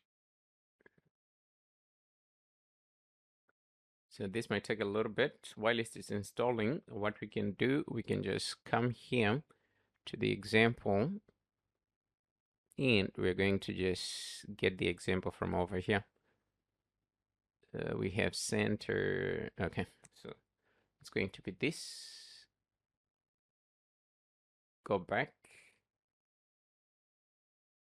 Wow. Where was the code again? Custom. It should be here. So we have a controller. Let's see. Okay, so this one might be working. Style. Let's try to get rid of the field style.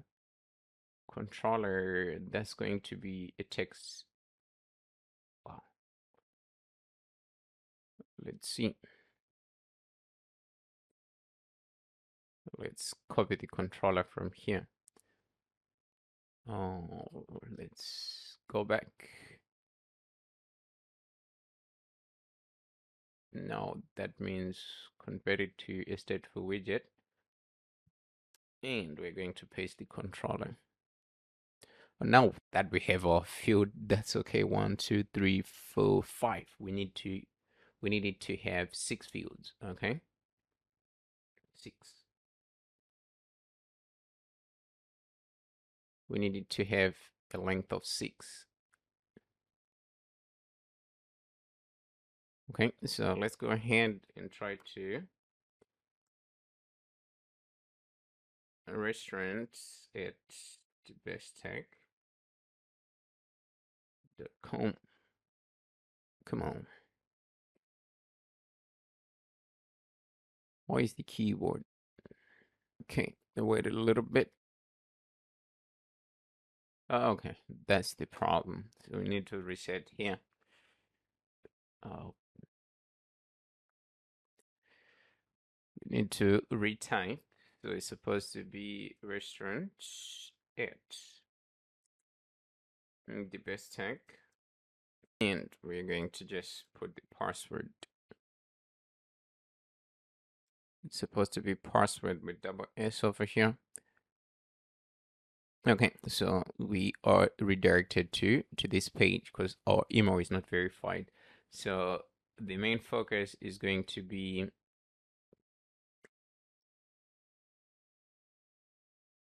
unchanged. Let's see whether we can make a little bit of some changes.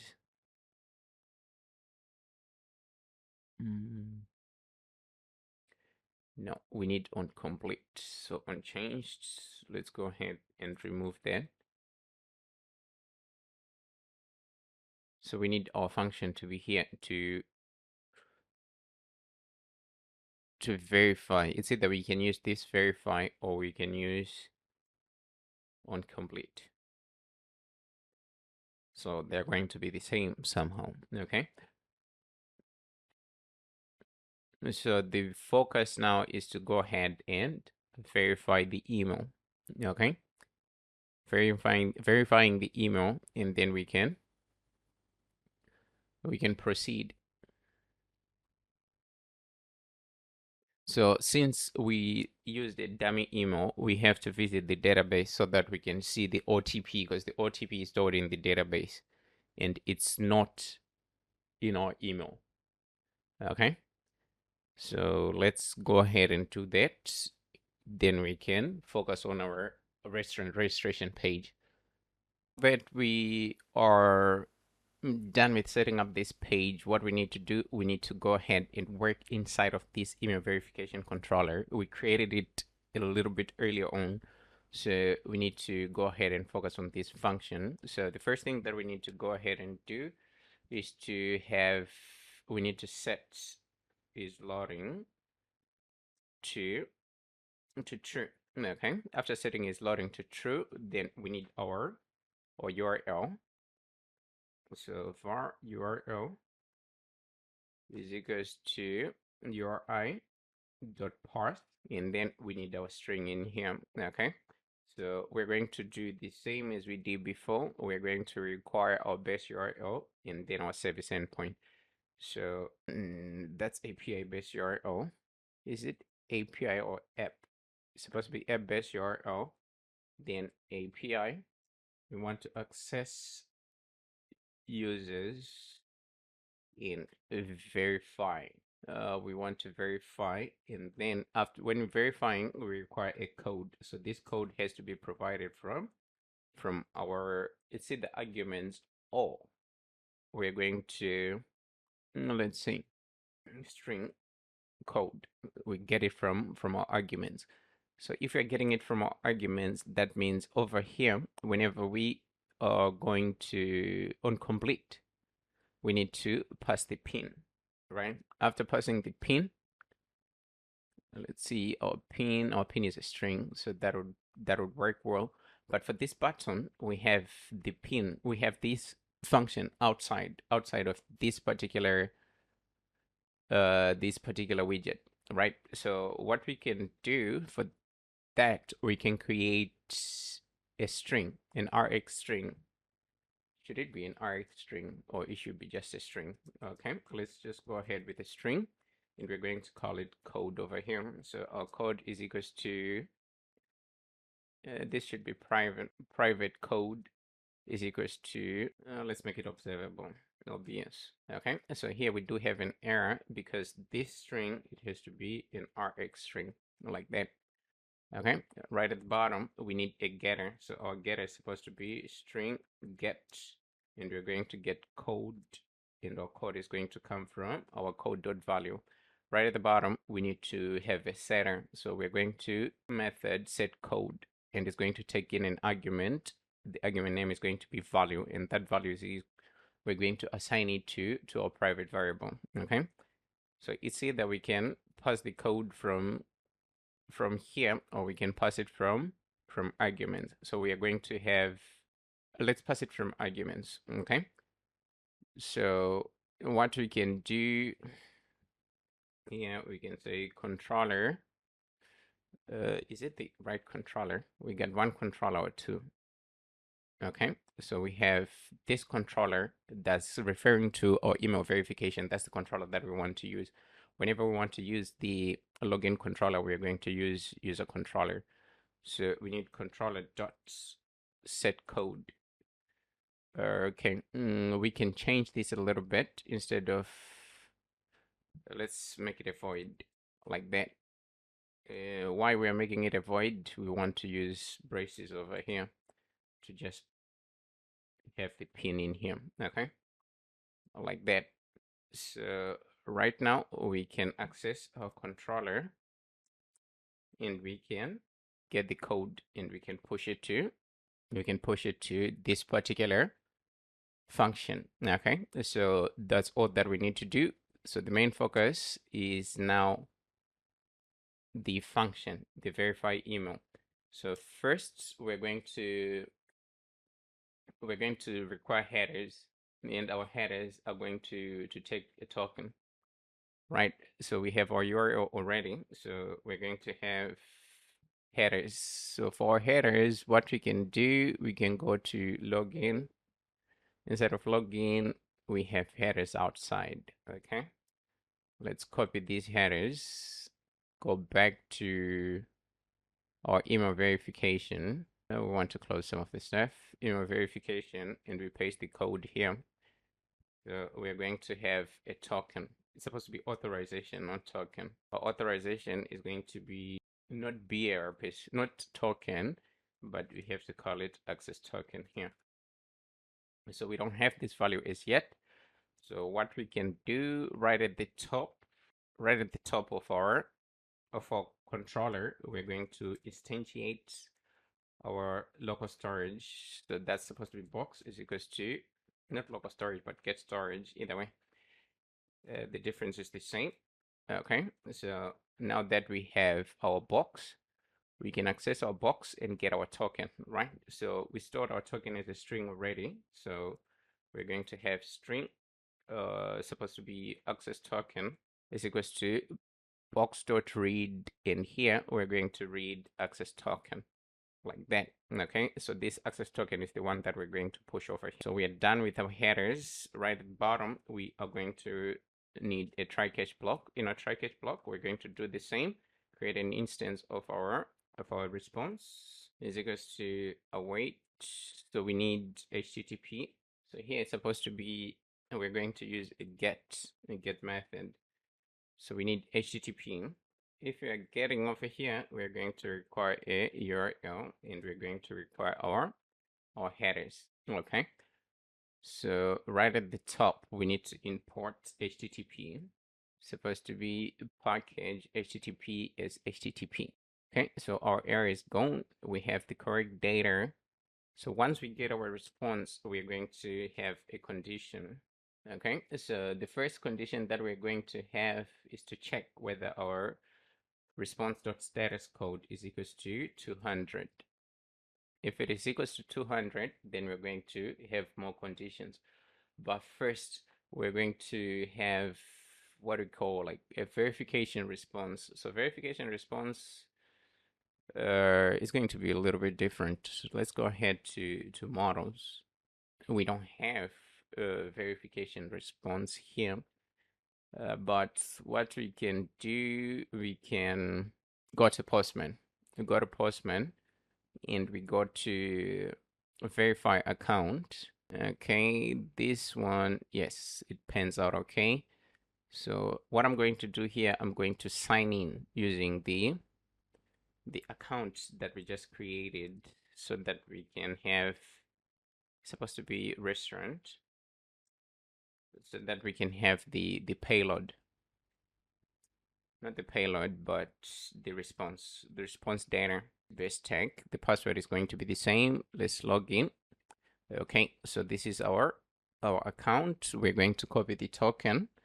After copying the token, we can go to our environment. In our environment, we need to edit the current value over here and put our token. Okay, so let's just save. After saving, we go to verification. In verification, we're going to use the token that we just put, this token, and we need a verification code. So this verification code is going to come from our database, right? So even if we check the login data, we don't have the OTP here because we excluded it. We don't want to send it back to the user. Okay, so we go back and we are going to go to Mongoose. We can go to Mongoose or we can use T3. Is it 3T? 3T. Studio 3T. Okay, let's see which one is the best for this particular T3 probably. So let's wait for our database to connect. So you can use any way that you want to check your account if you didn't use like a real email. So we're going to go to users. Hopefully it will bring the users because it's sometimes it trips a little bit. Okay, so we got our users. We're trying to get to the last user OTP. So our OTP is here. Okay, it's supposed to be 4666010. Okay. Going back, we need postman. Postman, and we go to verify account. We paste that and we send a request. Okay, so this is the data that we're going to get on verification. So this data, user token, updated date, user type, phone, blah blah blah blah, probably is the same as the login. Is the same. It should be the same. It's the same. So we are going to use this data to replace the data that we have inside of our local storage. Why? Because we want to have this field updated, and we have to update it as well because we stored it outside as an individual, as a key, as an individual key pair value. Okay, so we have our model already. Okay, we can use a login response for that. Okay, so going back here, we are going to just use login response. Login response data is equals to login response from JSON. So here is supposed to be response.body. After we have our data, we are going to need to write some values inside of our get storage. We instantiated our box already, so we shouldn't have an error. So it's supposed to be box.write. Okay, so here we're going to use e-verification. Supposed to be e-verification. So our value is supposed to be data dot verification, and we need to set loader to false. So is loading, we're going to set is loading to false. But before that, right on top of this particular entry, we need to go ahead and handle all the data. Okay, that's supposed to be not the token. The token is quite okay, we can leave it like that. But if we go to login, to the login controller, we need this. Okay,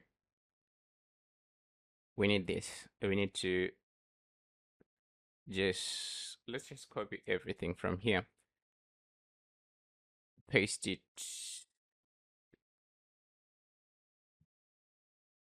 here, import dot convert, and we can get rid of that. The token, we can update it as well. Either way, it's okay. So we can get rid of that as well. So it's going to be like this in here. After that, let's go ahead and have a snack bar. So a snack bar is supposed to have a title. So our title is going to be successfully verified. Verified your account. And then we are going to have a message. So for the message, we can just put something, enjoy your awesome experience, like that. Okay, so this is not all that we need here. We need color text. So for color text, we said we're going to go with K light white, and for our background, let's just try to bring this down so that everything can be visible. Snack bar position, we say we don't need that, but we need a background color. So for our background color is going to be K primer, like that. So let's just go ahead and close it. This is all that we need to do over here. So right at the bottom, we're going to have another condition. So here we're just going to check whether our data dot user type is equals to client. If our user type is equals to client, then we're just going to get to the registration page to Since we updated the data, we don't need to go back to the login page. So we can just get off all. Then over here, what we need a restaurant registration page. Yeah, okay. Add consts. And let's add transition. First transition. Okay, transition. Then we're going to require duration. So for duration, we're going to have k duration. And let's close that. Else, we're going to just send this user back to log in. Get off const, copy our transition and our duration, paste that over here. Let's get a comma and let's format the code. Okay, so that's option one. If we do have an error, we're going to have else over here, and we're going to show a snack bar, but the snack bar is not going to be like that. We're going to have var data is equals to success response from JSON, and here we need response.body like that. So let's just go ahead and close that. So here our message is going to be data.message. Okay, so we can say failed to verify. It's failed to verify account over here. So we can copy the same, put it in our catch. But instead of showing that data.message, we can put e2 to string. Okay, so that's all that we need to do for verification. So we need to go ahead and run this verification from the application, not Postman. So what we can do, we can go back to our 3T. So here, I'm going to edit OTP, or OTP is none already. So we need to bring it back. OTP, put the code or verification, we'll put it to false. Okay, update. Whoa. Let's try to refresh like that. So, okay, this time it's updated. So we need this OTP to verify from the application itself. Okay, so what I'm going to do, I'm going to paste it. So here, restaurants at thebesttech.com, password 123. This ain't gonna work. This ain't gonna work. Why? Because we already we verified with Postman. Okay, so it's going to work. Okay. Okay, so here we need our OTP. So OTP is 466010. Okay, so we're verified and we're pushed to this page since we are not a vendor as yet. So this is a vendor registration page. So far so good. So our vendor registration page is going to be our main focus from now going on. So we are done with this particular section, and you can go ahead and test the other scenarios whether if a person is a vendor, like let's say, but probably that ain't gonna happen. Like you ain't gonna go to the home page or send back to the login page, because there's no way that you're going to be like to have an account which has like a vendor role and it's not verified. So probably this is the page that you'll be sent to. Like that's the way it is. So that's the page that we need to work on. So here we have a scaffold. So we just need an a bar and we need a body like that. So this is our page. We're going to design these, put our maps, and we focus on our restaurant registration page. So we need to take care of a few things. First, okay, we should bring the correct application. we should take care of a few things. We need to convert this to a stateful widgets. After converting to a stateful widget. Okay, not widget. The first thing that we need a text editing controller. We are going to require a several. So let's just go ahead and create them. Text editing controller. The first one is going to be for search. This is for searching location. So we're going to call it search controller is equals to text editing controller like that, and then we just need to correct this one over here. Okay, so it's supposed to be controller. Right at the bottom, we're going to have a few more. Okay, so when registering a restaurant, we're going to require the title. Okay, that's the title of the restaurant, and we're going to require the time with which the restaurant is going to be open, as well as the address and the postal code.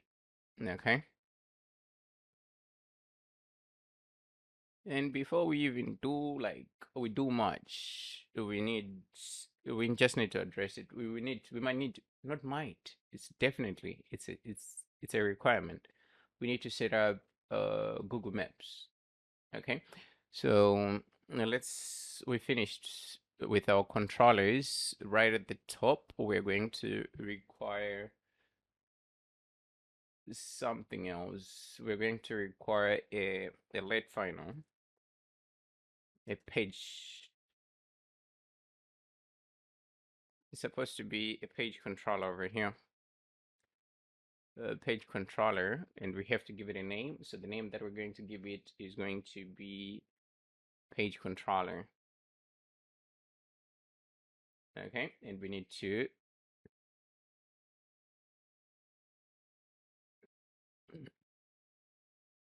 initialize it with an initial page, or initial page is going to be 0 over here. And down at the bottom, we're going to require Google Map controller. Okay, so our controller, it has to be nullable, and we're going to call it map controller. So let's just go ahead, close it over here. Okay, let's close this, and let's go ahead and close this for a minute.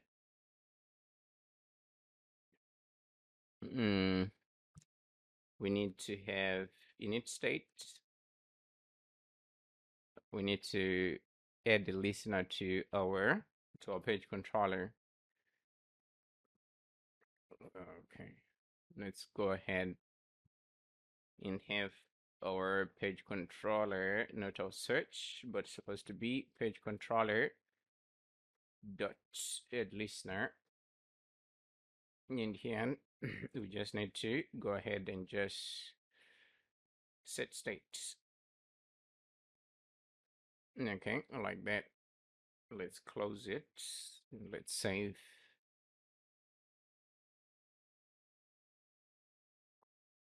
At the top, we need to instantiate our box. So we're going to have final box is equals to get start. Okay, let's close. Let's save. After saving, now we need to just go to our runner. Not runner per se. What we can do, we can come here. Pub dev. We need to have, that's Flutter maps, if I'm not mistaken. We need to have Google Flutter maps. Okay, so we need to make some changes inside of our both the manifests and inside of our app delegate, not app delegate. Wow, our app delegate.swift, not not this one. Okay, so we can copy everything as it is in here. Go back to our application. So in our application, we need to visit iOS runner fdelegate.swift. What I'm going to do, I'm going to paste this here and just take a look. I want to see the changes. Okay, the only change is here.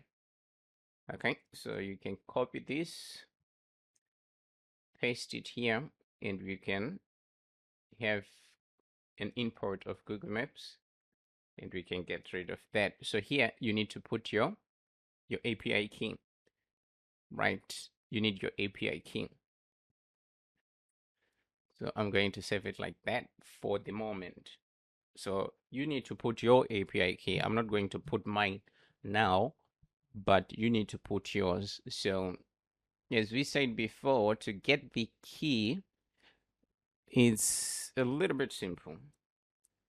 So we need to go to console. Not Firebase, but Google Console. This is Firebase. We don't need Firebase. Google Cloud.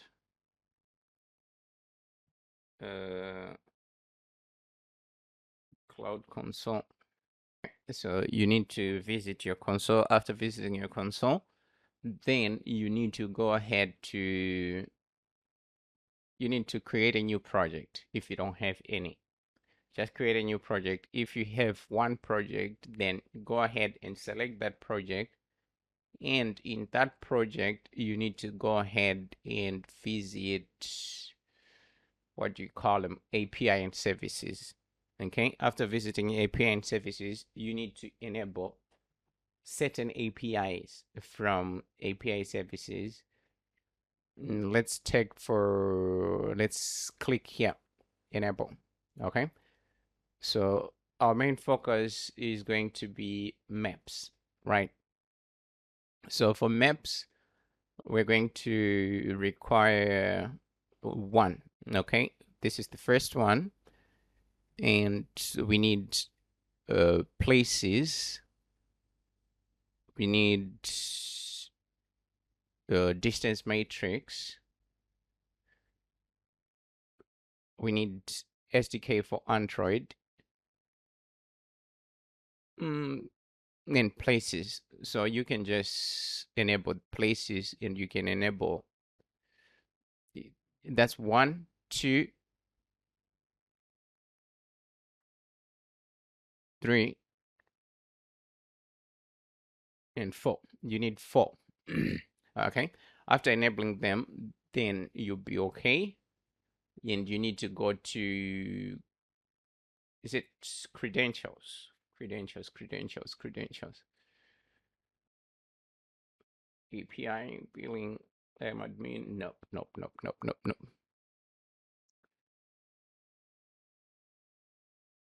So you need to just, let's see. This is a little bit tricky. Okay. You can just click on the project. Okay. My bad. On API services, you come to credentials. Okay. In credentials, you need to go ahead and create a new credential. Okay. API key.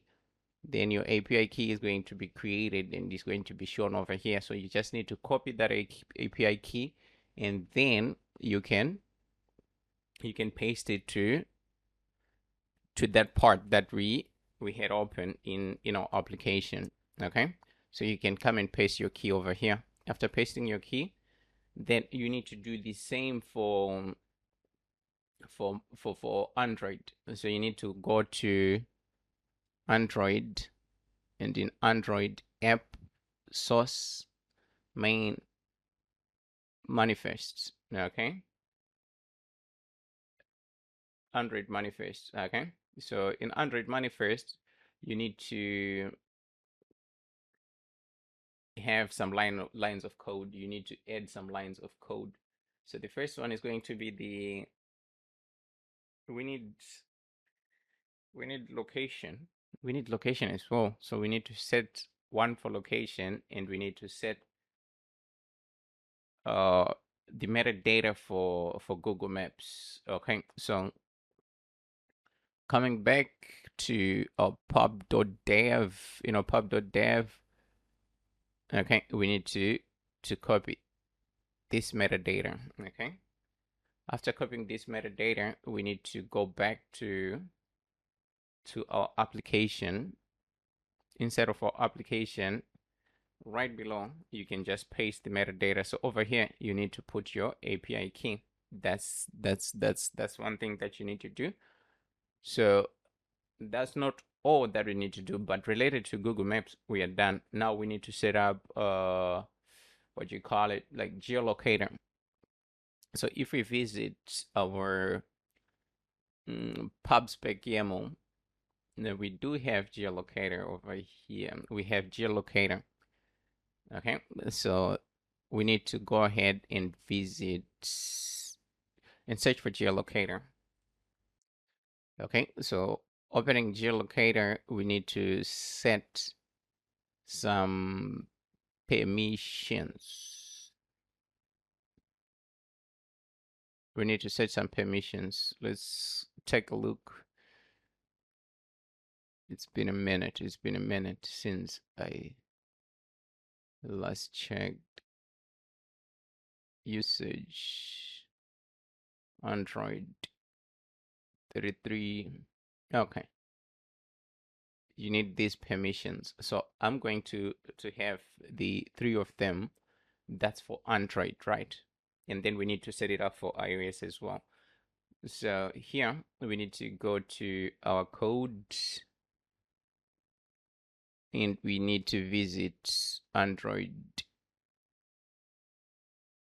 Android manifest. So before this application, you need to just paste these permissions. Let's go back to our browser. We're going to copy that one as well. Wrong one, and we need to paste it down here. So now we need to go ahead and set up for iOS. So visiting back iOS. So we need to copy this. So we need to put this in android.plist. Okay. So not Android, info.plist. God dang. Okay, so let's go to our info.plist. In our info.plist, let's just go ahead and paste it over here. And let's just format it the right way. Okay, like that. And then we save. So you need your keys. Remember, you need to put your keys. So key over here and key on the other side, on the other end, the iOS side. Okay, so let's just try to reset this. Restaurant at thebesttech.com. Oh, that's wrong somehow. Supposed to be the best tech, like that.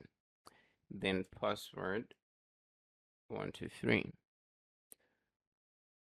Okay, we're back. So here, make sure you have your keys. Okay. We forgot to add more one permission. Okay, so in our info.plist. So let's go back. Here, that's where we're asking for permission. So we do have the last one. So let's go ahead and save. So my application is no longer running, so I'm going to just try to run it, and then we can continue.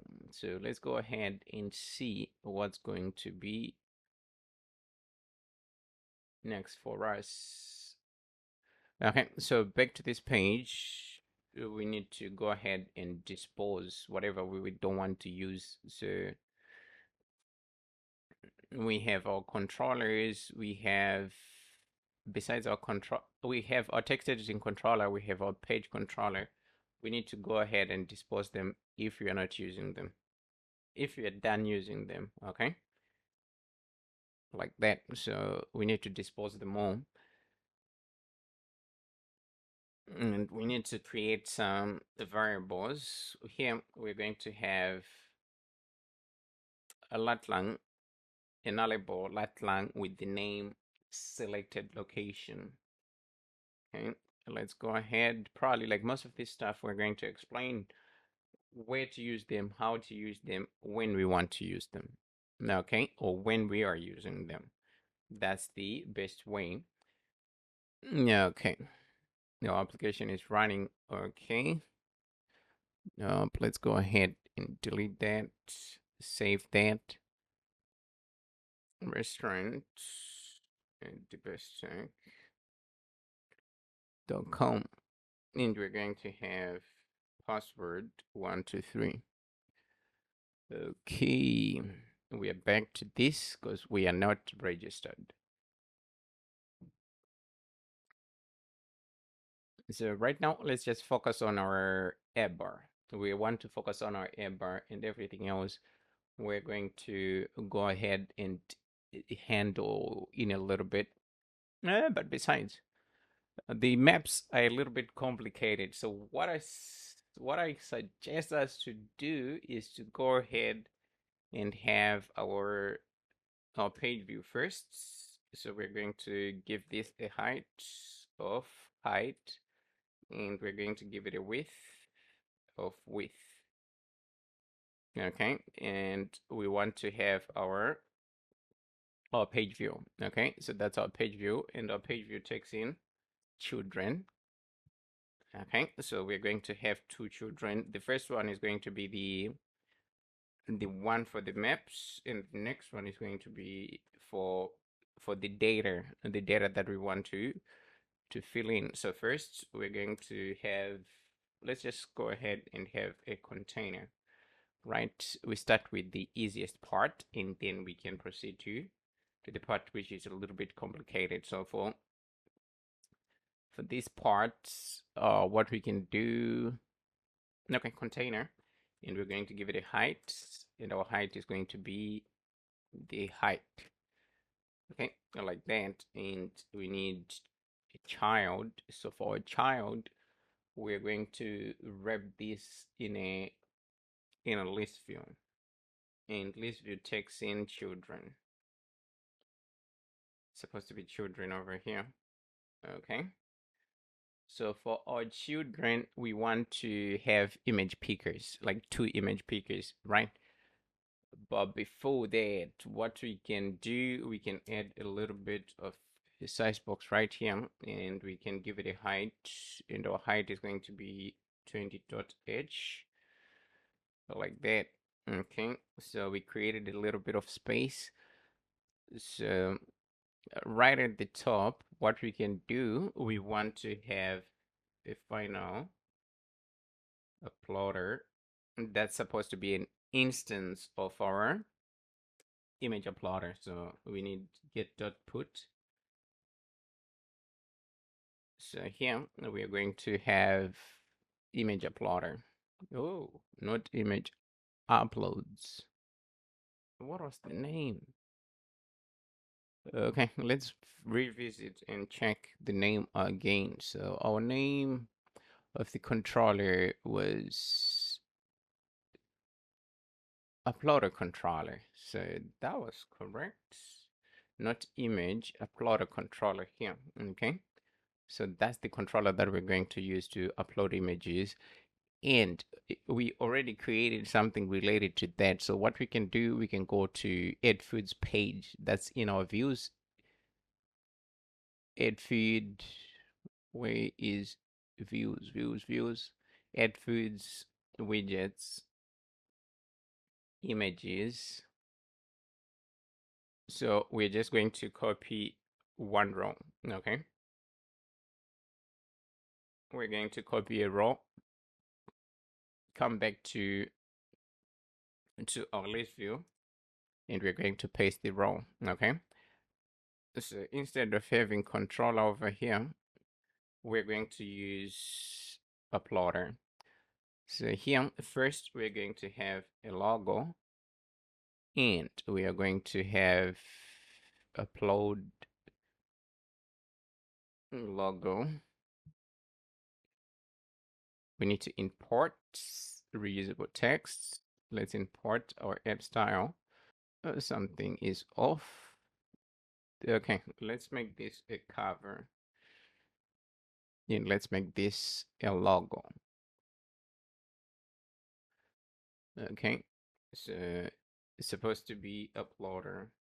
So we need to add a little bit of padding around the list view. So here we can have a padding inside of our list view. So we are going to have edge insets dot horizontal, and we need to have a 12 like that. Okay, so that would be okay. That would be okay. One other thing that we can do, we can wrap it inside of a background container so that we can have the design over here. So upload logo, upload cover. So the first one is the logo. The next one is the cover. Image. That's supposed to be the logo. Supposed to be logo URL. Logo URL. Cover. In this one is going to be cover URL. And here it's supposed to be cover. And down here it's supposed to be cover as well. Cover URL. Okay. So everything is set up, so we don't need to touch anything. If we click, we're prompted to select our images. So that part we already dealt with it. What we can do, let's see. Image. Okay. Let's leave it like that because these images are going to be separate somehow. So we can close that. Right at the bottom, we can add a little bit of a size box, a little bit of height. So let's give it a height of 20 to begin with. And now we need to add some text fields. Okay, so we do have email text fields. That's the first. We're going to have prefix icon. Okay, this is wrong. Supposed to be icon over here. Okay, so like that, we can edit the size and the color. So let's just go with size. Size, we give it a little bit of a smaller size. 18, that's too big. 14, 14, that would be okay. And let's give it a color. So our color is going to be K gray. Okay, like that. So that's going to be our restaurant title. Not tile, but title. After the title, let's add a little bit of space.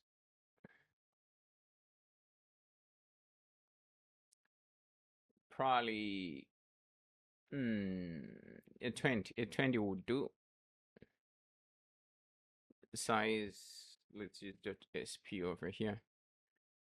20. So after, let's just paste it multiple times. Okay, like that. So we have restaurant title. After restaurant title, we are going to require business hours. Okay, so business hours is the time with which the restaurant is open. So we're going to have business hours over here. Okay, so we're going to have, for example, we need to just 08. Okay, that's supposed to be AM to 10 p.m., something like that. We can put this in brackets. That's the format that we need. After that, we're going to require the postal code and we're going to require the address. So we're going to have postal code. And down at the bottom, we're going to have the address. Like that. So here, let's see. Controller initial value. Is it initial value? It's supposed to be okay. That would do. That would do. We need to leave it like that.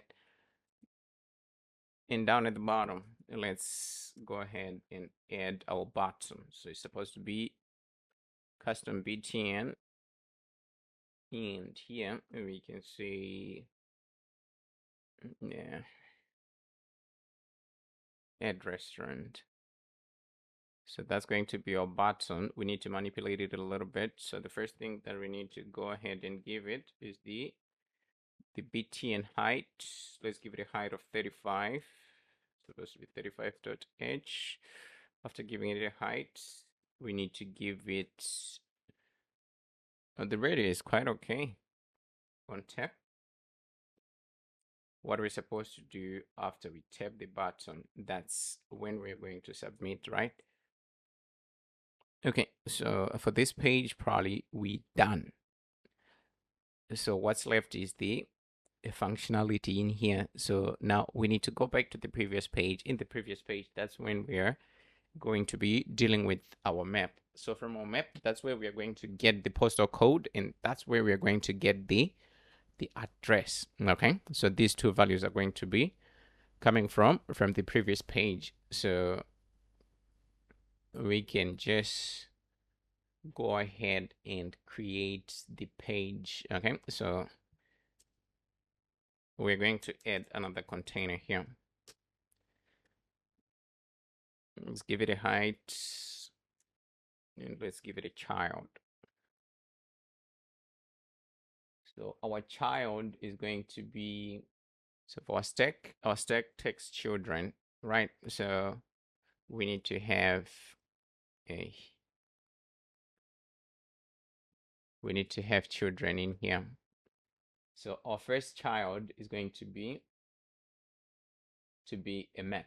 So we need the initial camera position. Nope, nope, nope, nope, nope. Initial camera position. So yeah. We need it. We need it. We need it. So it's supposed to be camera position. We can add anything over here. Camera position, initial position. We need to add a target. So our target is going to be latitude and longitude, and we provide a zoom. So zoom, we're going to go with zoom 15. So here you can add anything that you want, like the coordinates that you want to, your map to point it. Let's bring this down and let's go ahead and let's remove this for a second. We're trying to figure out where the error is coming from. Now that we have this initial point, if we save, yeah, probably we're going to have something, but we don't have our key. I didn't put a key, so probably we ain't gonna get anything of relevance of a thing. So you need to add your key so that you can display your map.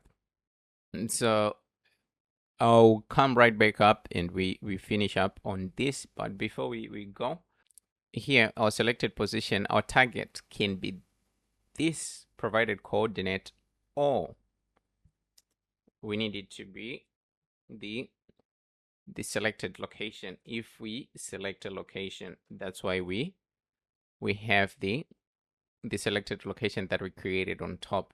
So this location, we're going to put values in it in a minute. So we need to also have on map created, we need to have our controller here. So it's supposed to be Google Maps controller, then controller. So our controller is going to be the map controller that we created is equals to the map controller, like that. So for now, let's leave it like this, and then we can focus on some other stuff. We need to focus on getting the key. I need to focus on getting the key. If you have the key, then probably you're getting some positive. So that's a plus. Change these two to size box so that we can get rid. So now my map is showing. The next thing that we need to do, we need to go ahead and handle our markers. So first, we don't have any markers, so we're going to just check if we do have any selected location. If selected location is equals to now,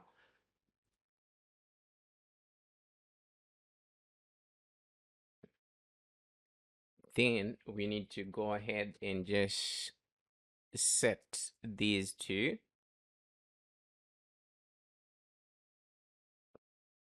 to an empty array. Okay, and so it's supposed to be set dot off. In here it's an empty array, else we're going to set the markers. Okay, so we're going to use the same set dot off, and here we need our markers, so that's is a list. Okay,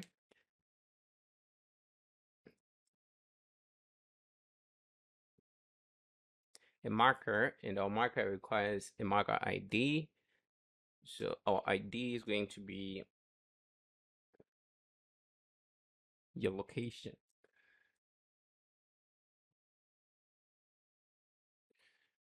Okay, this is not it. It's supposed to be marker ID and then the value. Okay, after getting our marker ID, we're going to have position. So we are going to change the position to selected location. And we need to make our marker draggable. So if we have a draggable marker, that means if we drag a marker, we are going to change the location. So we're going to have the property draggable. We're going to set it to true. After setting it to true, what we need to do on drag end, we need to do something, right? We need to set this to a new position. Okay, let's add const over here. So we need to create a function with the name on drag end. Like, what are we supposed to do if we drag a marker? Okay, so if we drag a marker, we're supposed to get the details related to that particular location instead of doing this, because with this you can get a position, but that doesn't guarantee us getting the details. That's the address, the postal code. Okay, so we're going to use this position, the latitude and longitude, to get the data that we want. So we're going to be using Google APIs to retrieve, like, that's reverse geocoding to get the data related to a particular place. Okay, so what we can do over here, we can remove this, and our function name is going to be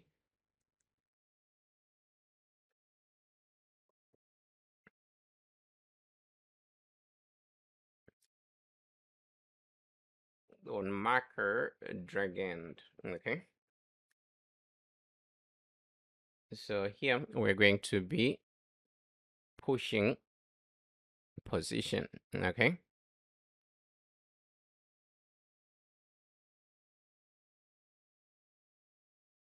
so this function, it has to,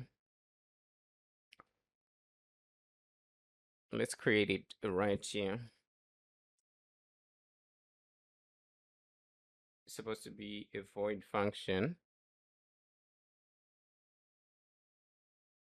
async. Wow, it has to be asynchronous over here. So the first thing that we're going to do, we're going to set state. Location is equals to position is equals to selected location. So selected, which one? Selected location is equals to position. Okay. So that's the first thing that we're going to do on drag. And after that, we're going to have our reverse geocoding. Okay. So we're going to, okay, let's go ahead, final.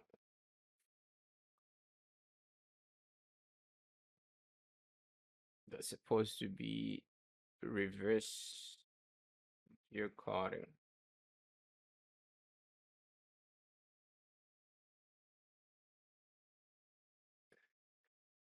First, let's have our URL is equals to URI. Nope. URI.parse. So we need the URL in here. So our URL is going to be like that. Okay. But here we need to revise it a little bit because it might be wrong. So let's see. Let's just bring this down. Let's bring that up. So https google maps.googleapis dot geocode json latlang. Okay, so first we're going to have position.latitude, comma, position.longitude, and then we're going to have our API key. So that's correct. That's the URL that we're going to use. Let's see if we remove, no, that won't work. Not final. Let's make it a file over here.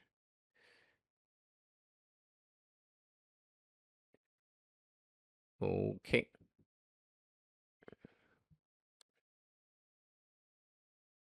So we have the API key inside of our constants. Just we have a field, but what I advise you to do, we have a field over here. What I advise you to do is to just put it through .env, okay? So that it can be secured, okay? So down at the bottom, what we are going to do is to just make the request. So that means we need HTTP, okay? So here we're going to have final response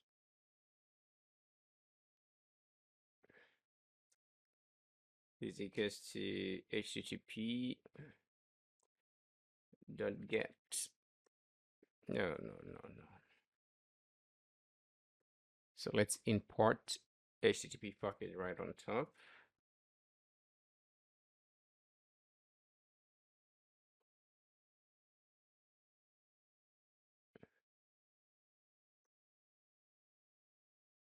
HTTP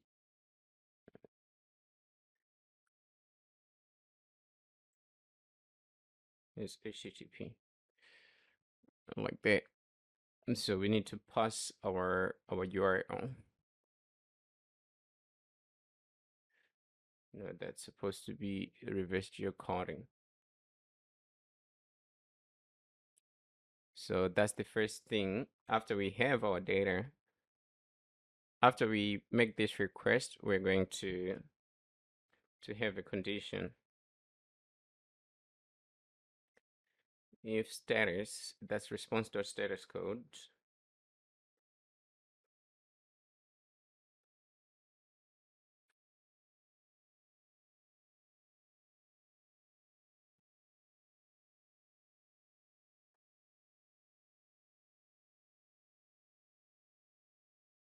Okay. It's supposed to be a wait over here, so that we can get the status code. If our status code is equals to 200, then we're going to do something. Else we're just going to go ahead and print an error.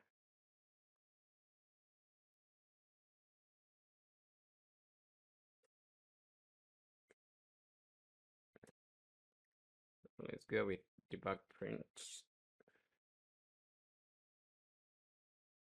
like that. Okay. So the most important thing that we need to do, we have to do it in here. Okay. That's where we are going to get our address, get our coordinates. So if we do have, if we have a successful request, we're going to have a final response body. We need to decode the response and put it in the variable that we are going to be creating. In this one, we have to call it response body equals to. So here it's supposed to be JSON.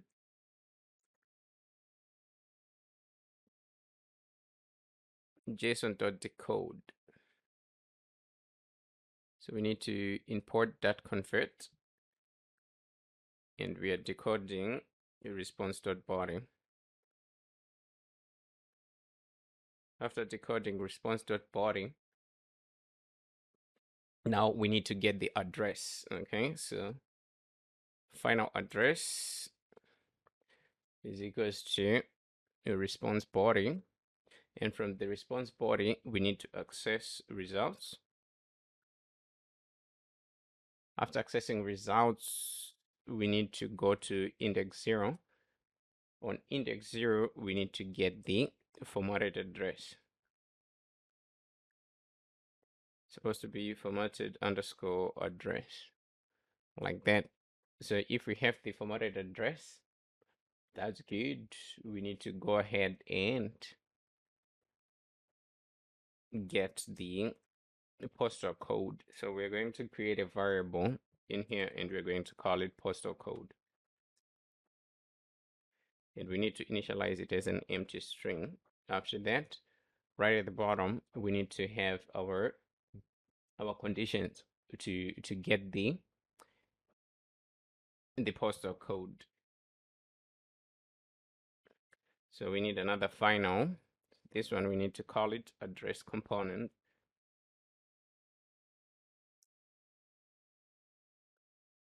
Is equals to.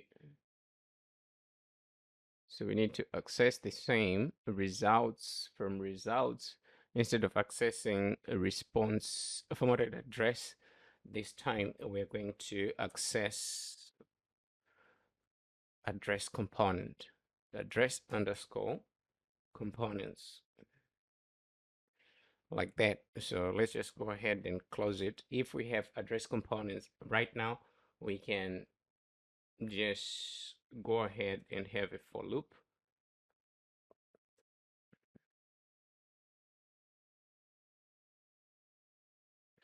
So we're going to say for components in address component,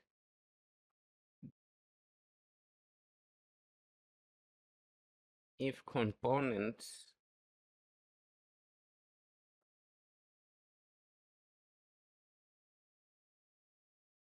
component types, supposed to be types dot contains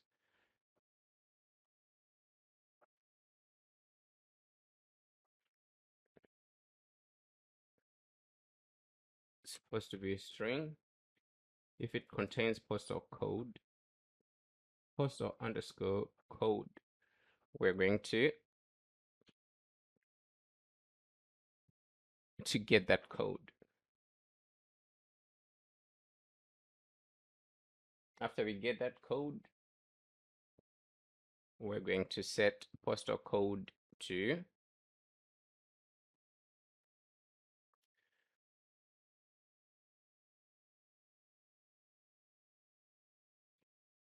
is equals to, oh here, no, to component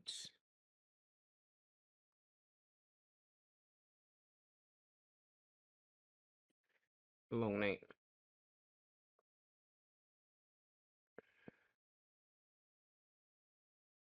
Okay, so that's it for that part. I wonder why this variable isn't used.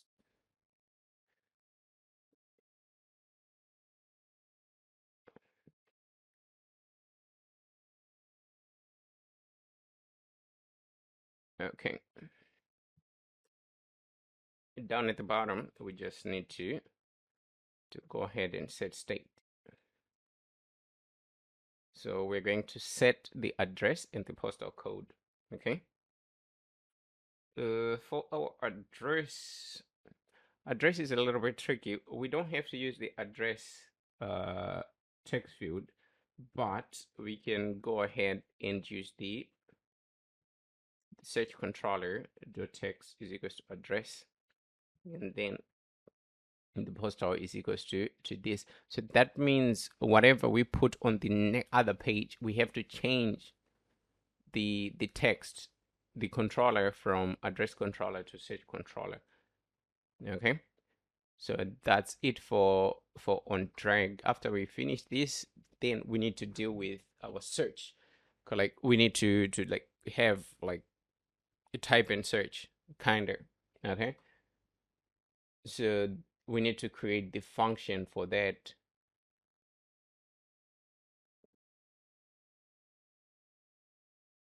To focus on the widget that we're going to have down here. Okay, so that in the application. Okay, it's supposed to be this one. So we're supposed to add a column down here. Okay, so let's go ahead add a column first. After adding a column, we're going to have children. So our first child is going to be a container. So in that container, we're going to require padding. So for padding, we want to just have a symmetric padding horizontally, and we're going to give it a size of 10. Okay, and for the height, we don't need that, but we need to manipulate the colors. So down here, we're going to add the color, and for color is going to be colors.white. After that, let's go ahead and have a child. So as for a child, we're going to have a text field. It's going to be a text field over here. So for a text field, we're going to have a controller, decoration, and unchanged.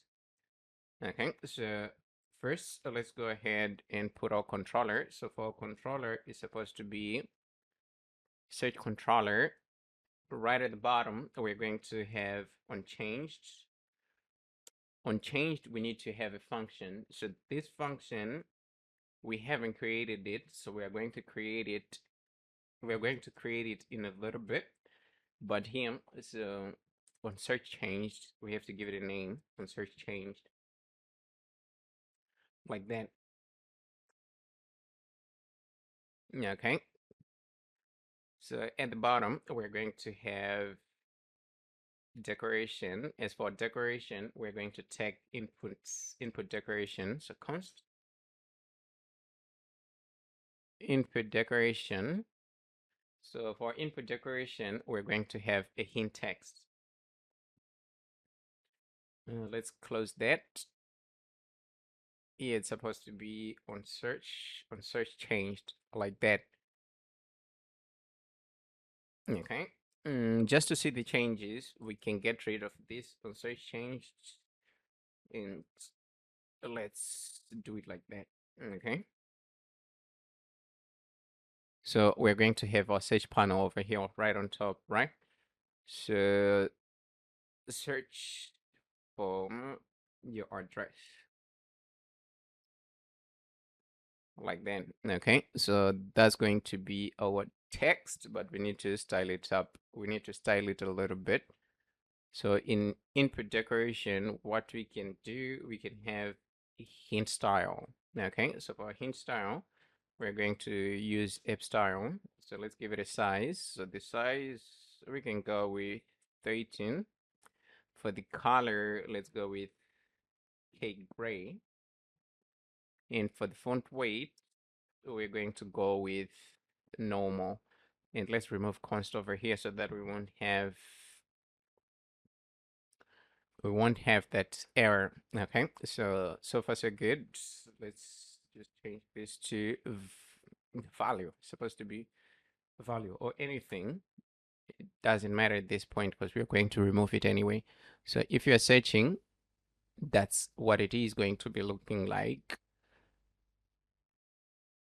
So we are done with this part. Now we need to focus on changed. Okay. Besides that, right underneath this container, since we're in a column, what we're going to require, we're going to create a list right on top. In this list, it has to be a list dynamic. So let's create the lists. This is where we're going to search or store all the places that we're going to, the place that we're going to be getting from our API. So list dynamic, and this one we're going to call it place list. Okay. And we have to initialize it as an empty list like that. Okay. So this is the list that we want to use down here. Okay. So we want to have a condition like if this place list that is empty, then we're going to just have sizebox.shrink.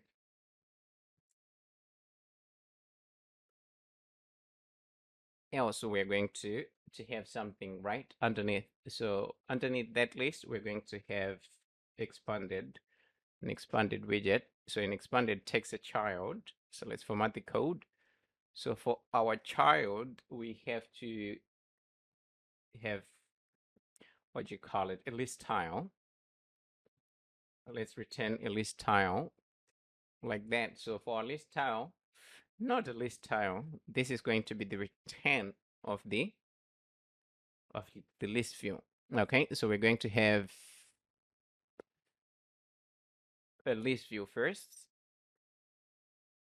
So a list view takes in children.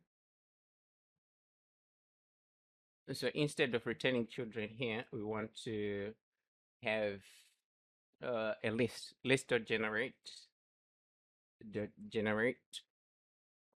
Our length is going to be the length of this list, the places list. No, that's wrong. Place list.length, that's going to be our length, right? And here we're going to get our index. After our index, we need to return something here, right? Here, that's where we're supposed to return a list tile. So our list tile, no, it doesn't take children, but it takes some, like, let's start with visual density. So for our visual density, we want to make it compact. We want to make it as small as possible. After visual density, we can go ahead and the title. Yes, it comes with the title. So our title is a widget. So we're going to, let's just use a text widget here. Not test, but text. So for text, we're going to access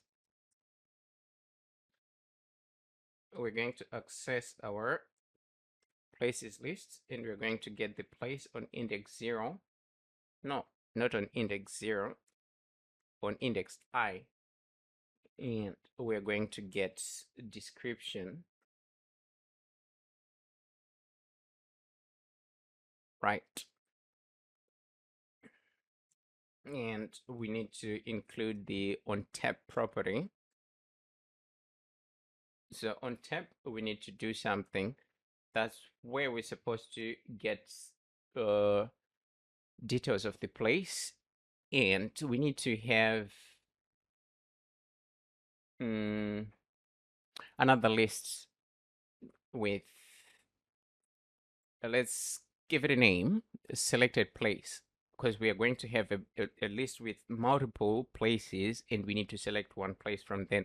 So if we have results, let's say we have 5 results, if we click, we're supposed to take that list item and put it in another list, just edit into another list. Okay, so here we need to give it a name. We're going to call it selected place list. So let's copy the title. After copying the title, we come back on tab, places list dot add. It's supposed to be add over here. So we are going to add place lists I. Okay, place list index. Okay, let's just use add. Doesn't have a problem here. Okay, and here we should have another function to get place details.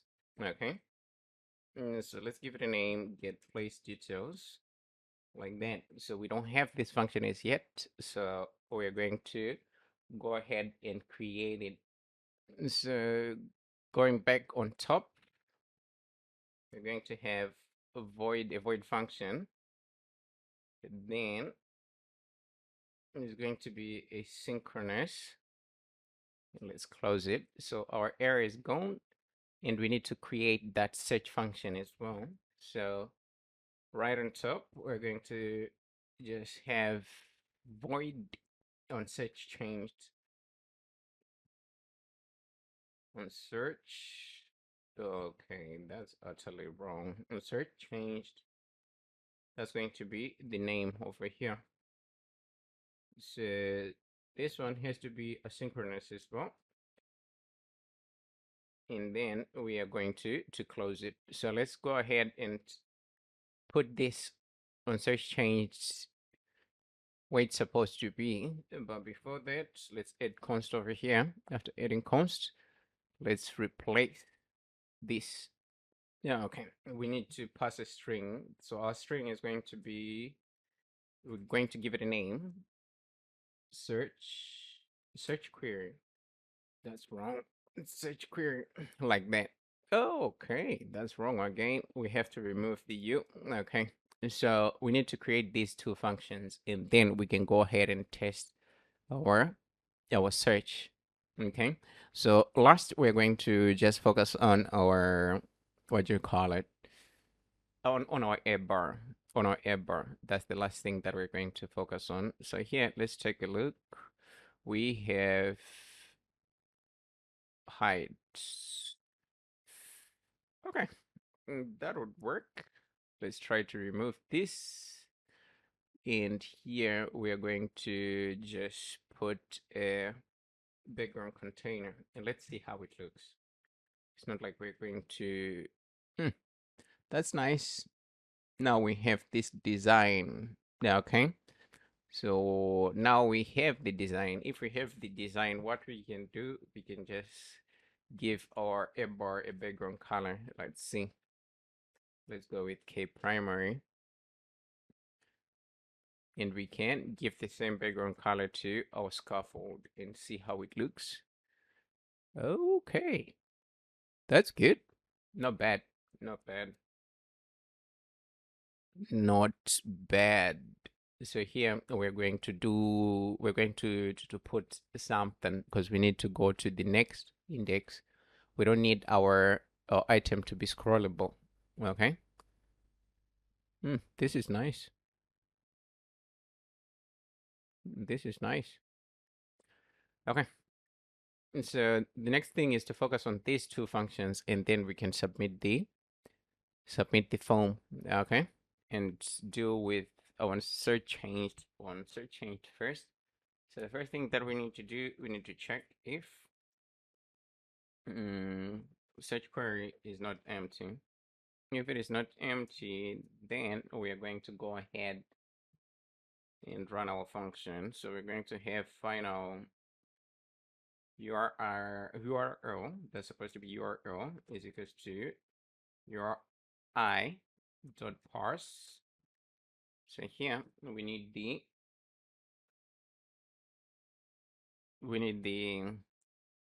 what do you call it? We need the string. Okay, so it's supposed to be maps dot google dot maps. So this is, we're going to go ahead and we're going to use places autocomplete, right? So let's take a look. Let's close this a little bit. So maps API place autocomplete JSON, then input search query key. Yes, we don't need a session token over here. So, wow, we don't need a session token. So we're going to get rid of that. Let's get rid of the token over here. And we're going to just go ahead and close that. So after that, now that we have our token, what we can do, we can go ahead and call our REST API. So let's go ahead. That's inside of our condition, this condition. So we need to make sure that we are inside. We can only call this function when the query is not empty. So we're going to have final response is equals to await. Okay, http dot get. Okay, we need to pass the URL. After passing the URL, then we'll get our response back. So we need to check if our response is equals to 200. It's supposed to be response.status. If our status is equals to 200, then we're going to go ahead and process our results over here. Okay, so let's say we do have results. We just need to go ahead and change the state, right? So set state, we're going to put everything that we get in our places list. So JSON decode the response.body, and we're getting our predictions. Okay. So here, since we're in an if statement, we need to provide an else. Else, we are just going to set states places to an empty array. Okay, so let's try to search for something.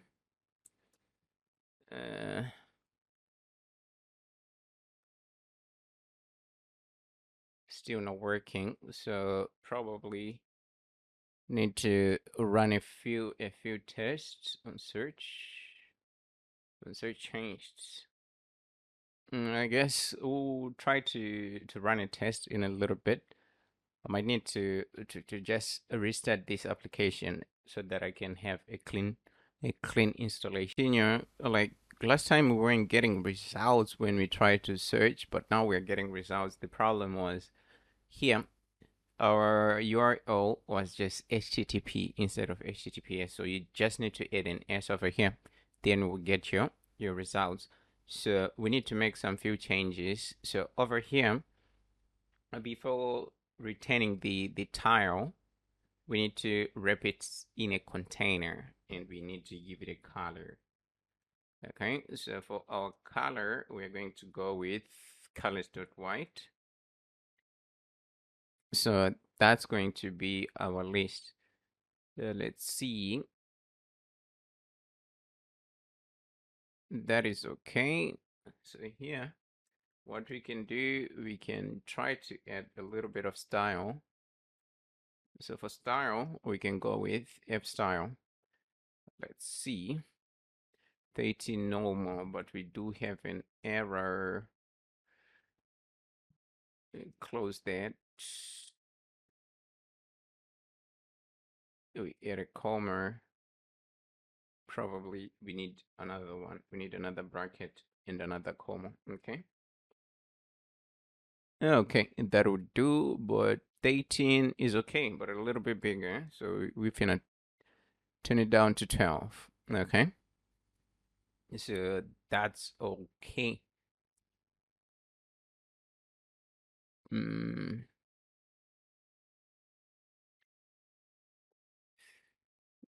So we're going to leave it like that, but we need to do something here. When we are going to,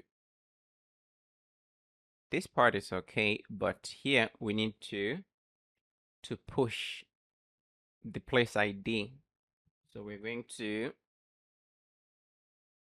get the place lists, and we're going to access the index. After accessing the index, we're going to get the place ID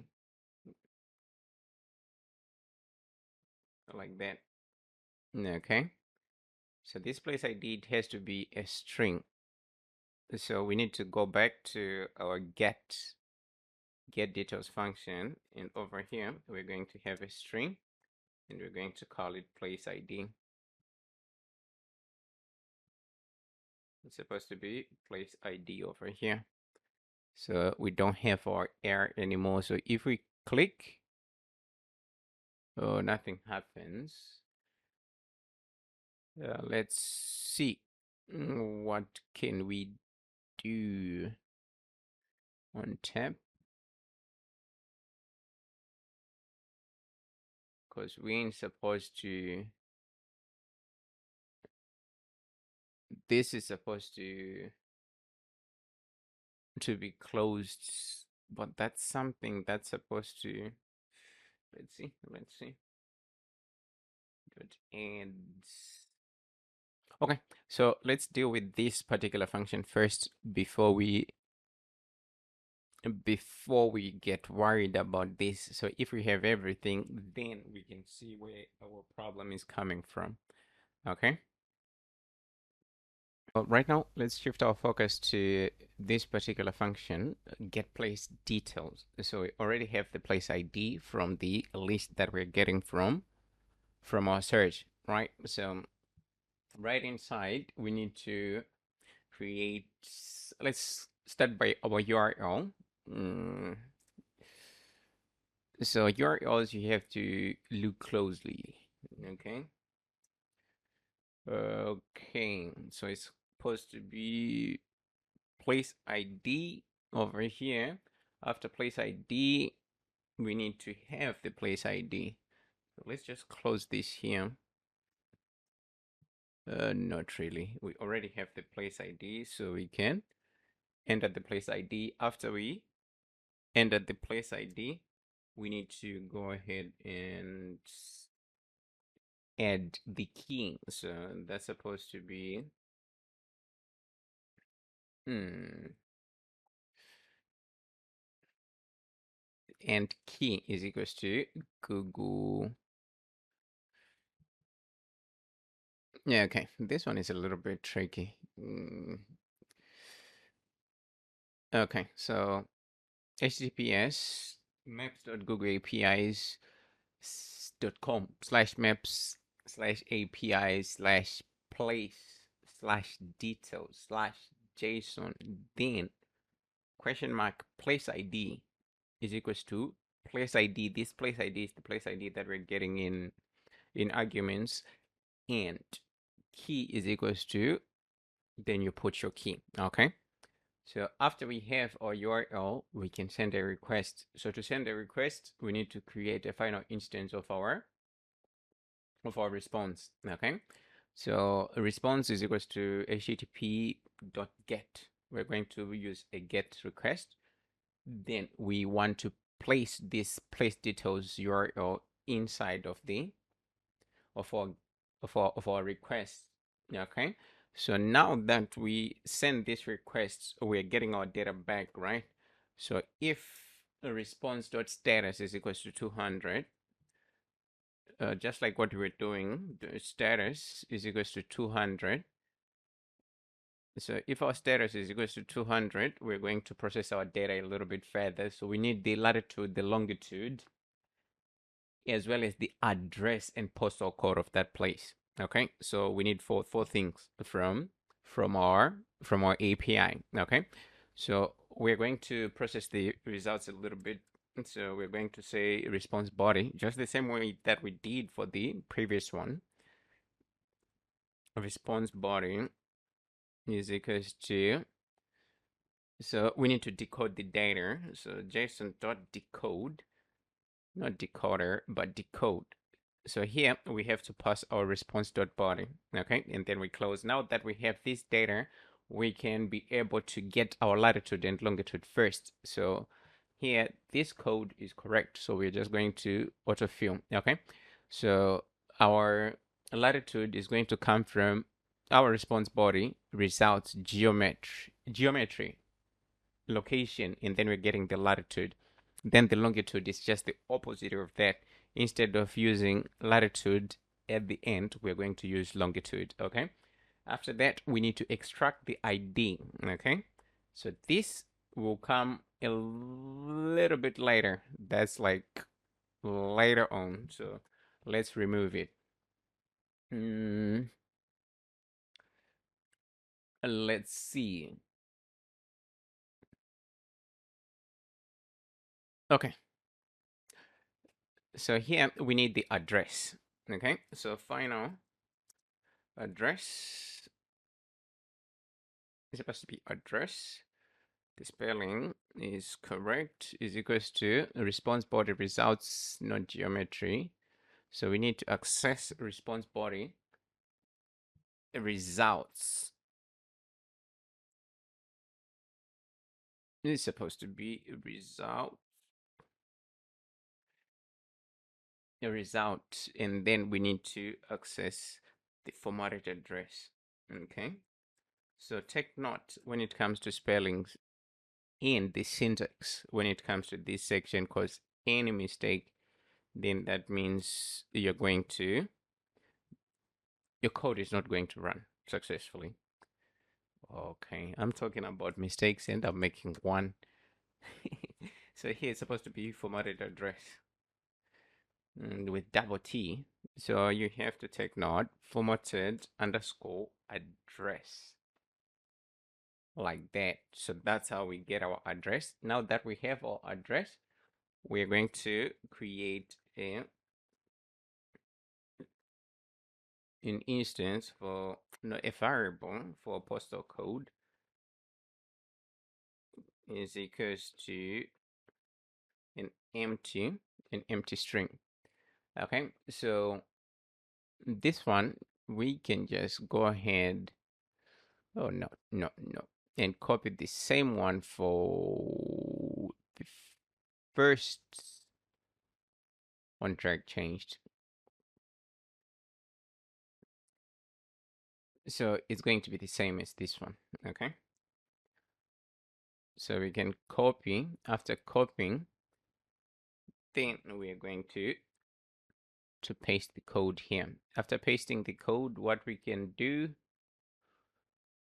after getting this, since, let's see, 4. Okay, let's go ahead and break. If we get the results, we're going to break. We have to do the same over here.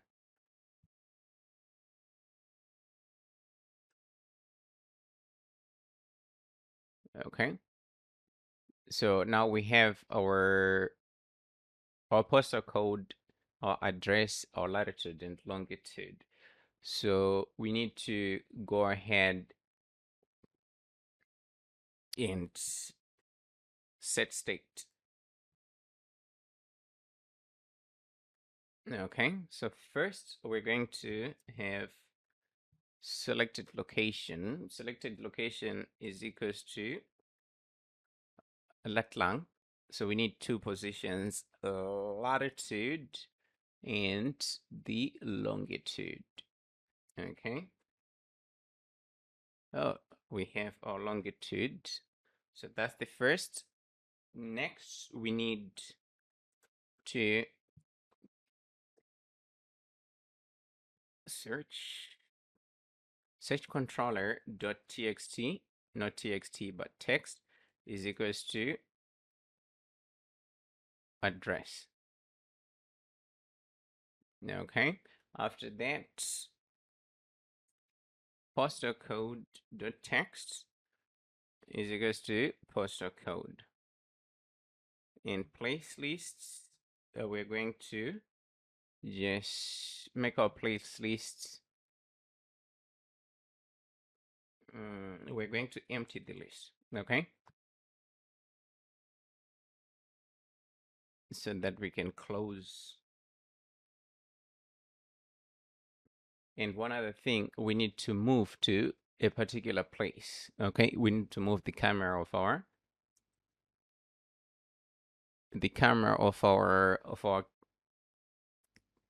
map, okay? So we need to create a function, and we are going to say move to selection. That's the selected place. So let's just go ahead and close it. And we can give it that name. It's no problem. It's no biggie. So here it's supposed to be void, and the name is move to selection. Wow, that's a lot of braces. Supposed to be one brace. So here we're going to have a condition if it's supposed to be selected. The selected location is not equal to now.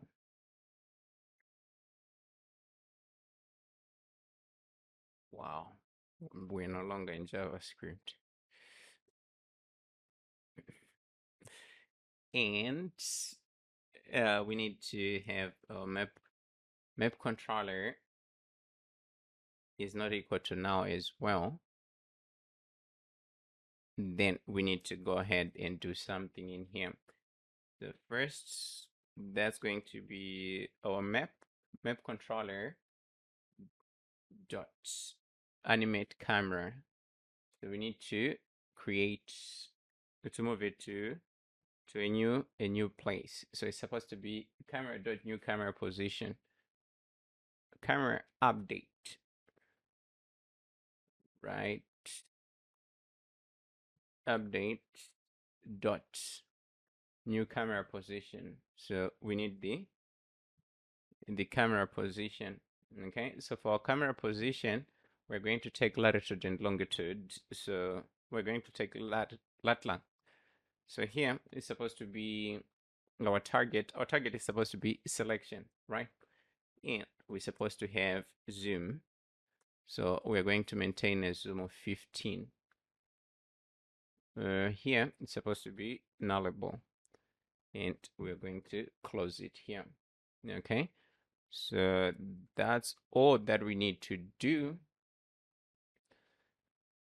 So let's see if we remove that and have something.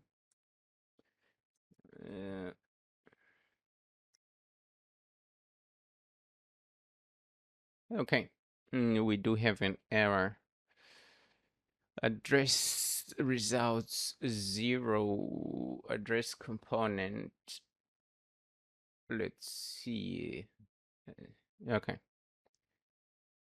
let's remove this index. It's supposed to be address result, not results.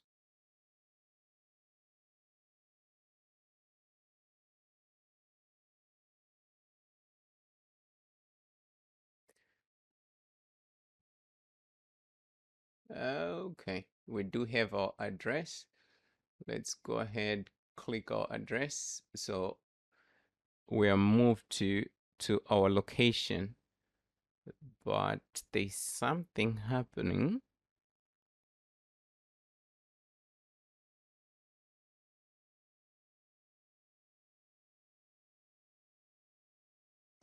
Okay, So what we can do over here, page view, let's change the physics to never scrollable physics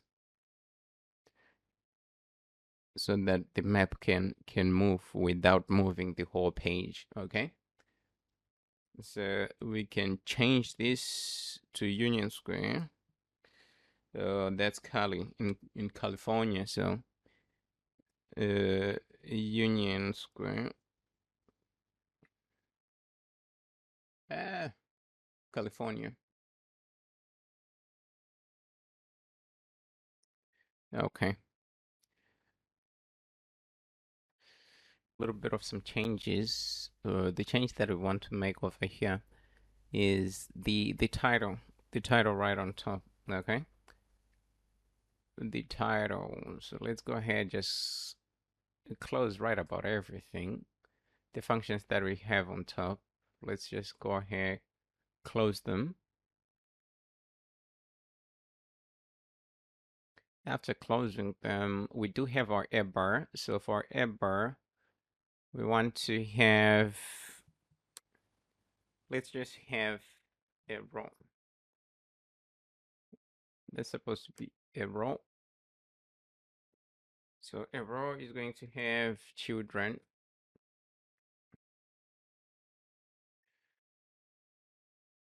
So amongst our children, our first child is supposed to be a reusable text widget. Let's go. Let's give it a name. Let's say raise the restaurant over here.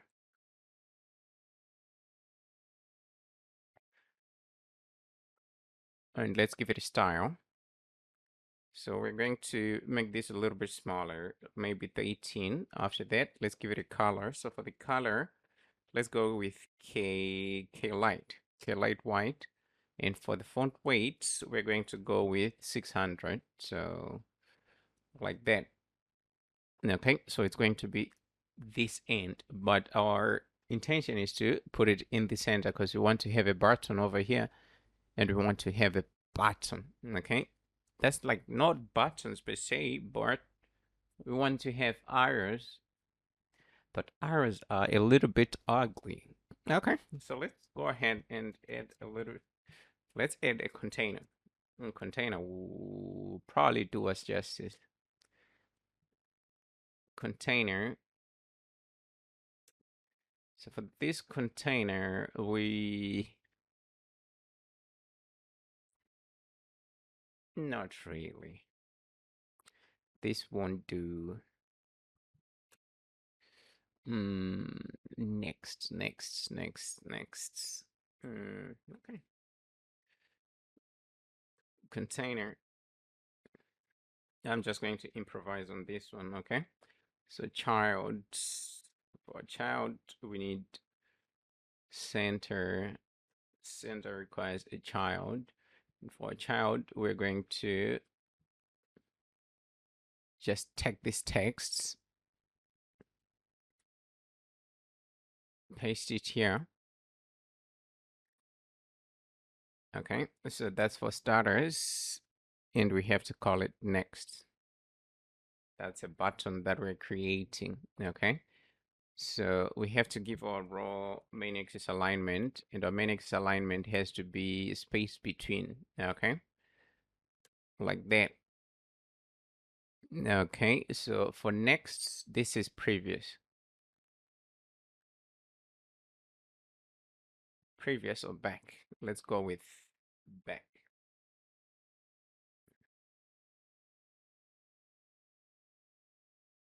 And right after the reusable text widget, we're going to paste another one, but we need to add a comma right here so that we won't have an error. Okay. So adding a comma, then we save.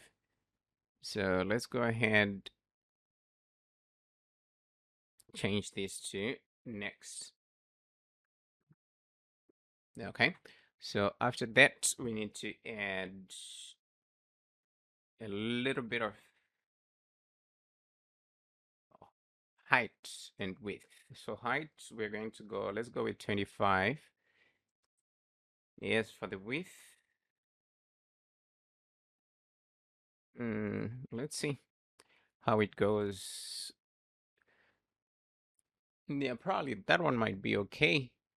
It might be okay, but the downside is this space. We don't need this color, but what we need a border.all. But here, what we can do, we can give it a 0.5, like that. Okay. And for radius, we're going to go with something like 6. So it's supposed to be 6.r. Something like that. That will do. Let's add a gesture detector. Supposed to be gesture detector over here. And we're going to have on tap. Then here on tap. So this is supposed to be a function, right? So the best way to go about it now is to just make this a reusable widget. So we're going to extract the widget and we're going to call it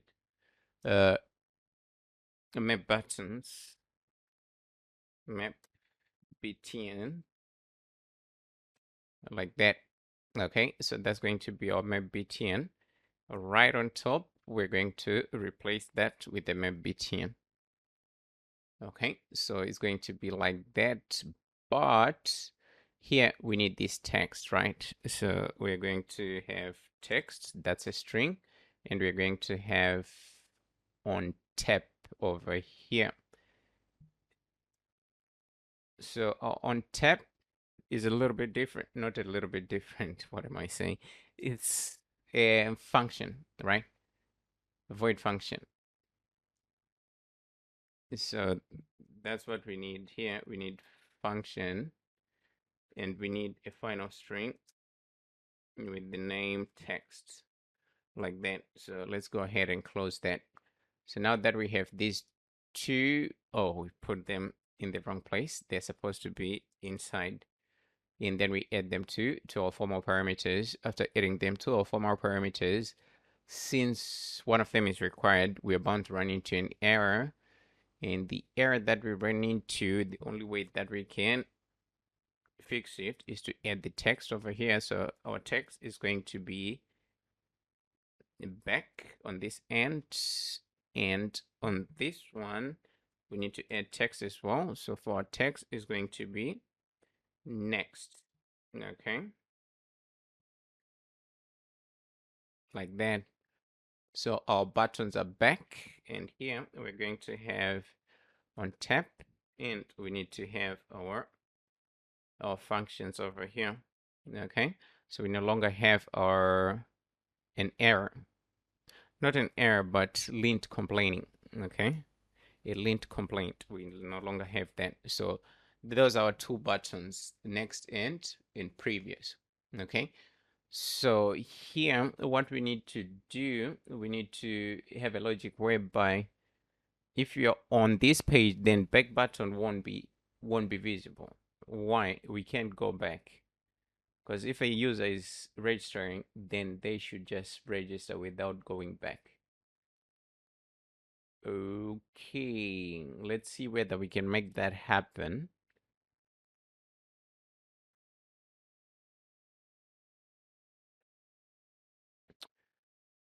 Okay, let's see. So here it's supposed to be page controller dot. It's supposed to be previous page. Duration. Let's go with K duration. We already have duration, so we can steal that. Why? Okay. So we can just add duration here. Try to make a shortcut, but couldn't work. So here, let's go with 500 milliseconds. And for our curve, we have to use curves.easing. Okay, like that. And let's just go ahead and close that. Let's add const over here so that we can get rid of the complaining link. That's for previous page. And we need one for the next page. Okay. So next, it's going to be the same, but it has to be next page over here. Okay. So if we press, we're going to the next page. If we press back, we're going to the previous page. So that's all that we need to do. So here, the best way is to move this to a file, the button that we just created. So we're in auth widgets maybe 10. Okay, that's going to be our new button. So let's save the button first and then save the page. So we ain't going to run into an error. So we are done with this page. So if you press next, now the trick is we have these, right? So these ones already have values. So this one, we have to set it to, let's say page 2. Page 2. They're supposed to be, what's the name? Controller, that's the title, which, oh, they have the same controller. We're looking for the address.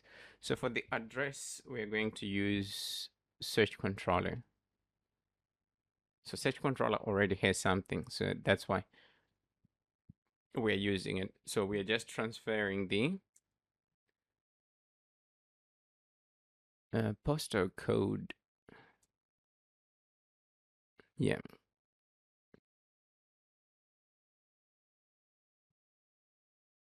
Time and then our title. Time and title. Okay. So that's all that we need. So now the main goal is to go ahead and have to create the function to actually add a restaurant, because we are literally done with this. We're done with our app bar. So here, let's see. Let's set it to false. And we need to set, what's the name? Center title to false as well. Okay. Just to be sure.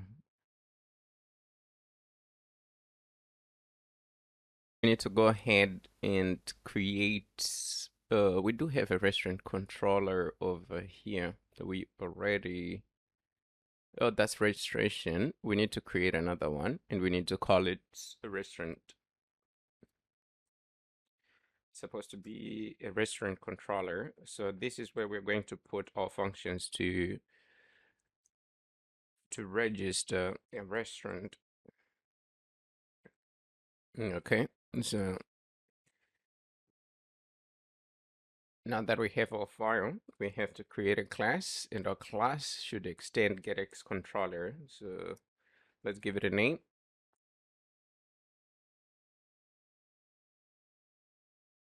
Wow. Restaurant controller extend GetX controller. So we need to import. We need to import get. After importing get, now we're going to have rxbool. So our first is going to be a private, and you're going to give it a name is loading. Okay.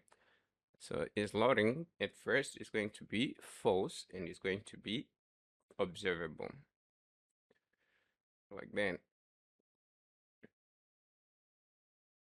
Right underneath, we need a getter. And we also need a setter. Okay. Let's space these a little bit. And now let's go ahead and create the function. So it's going to be a void function, and the name is going to be restaurant registration.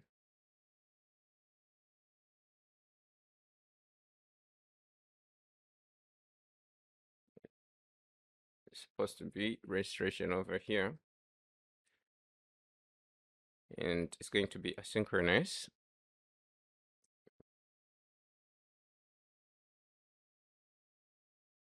So the first thing we need to set loading to true. After set loading to true, we're going to require our URL and our headers. Okay. So URI and the name, we're going to just call it URL is equals to URI.parse, and then we need to put our string in here. Okay. So our base URL comes first. So it's supposed to be a base URL slash API slash restaurant.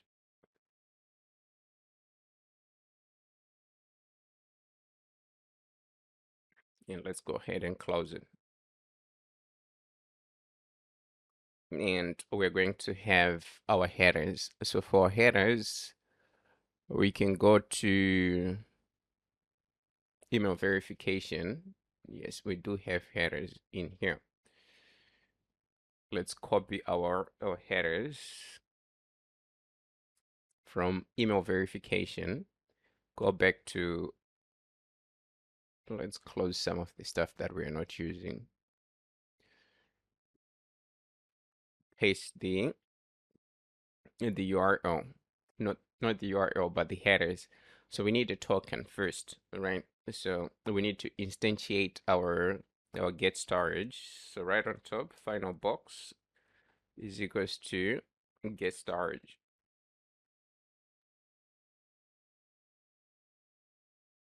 Let's go ahead and close it. So right on top, box.read, and we need to read the token. So we're going to use this name as our variable name. So here it's supposed to be string access token is equals to, but we need the key. Yeah, okay, so in order for us to get the key, let's go back to this file. So this is the key that we use to save our token with, okay? And that's the same key that we're going to use to access our access token. Now that we have our headers, the next thing is to go ahead and have a try catch block. So first, in our try, we're going to create an instance of our response. And our response is going to wait for the results coming from our REST API. So we need to use HTTP dot. So this one is going to be the post request. And this post request is going to take in a body and a URL. So first we need our URL. After that, we need our headers. And we also need our body. So our body is supposed to be a string. Let's call them data over here. So that means we should receive this data as an argument. And let's go ahead and close. Now we need to import HTTP. Okay. So import package HTTP is HTTP. Okay. So we're done with that part. Down at the bottom, we need to check if our response is equals to 201. If our status code is equals to 201, that means we have successfully created our restaurant. Okay. After created the restaurant, we need to go ahead and do something else. We're going to process the error over here. And down at the bottom, let's just go ahead and debug print the error if we have one. So here it's supposed to be e2string. Let's just go ahead, close it. So our main focus is inside of this condition. Okay. So right at the bottom, what we need to do, we need to set is loading to false. And we need to have a snack bar.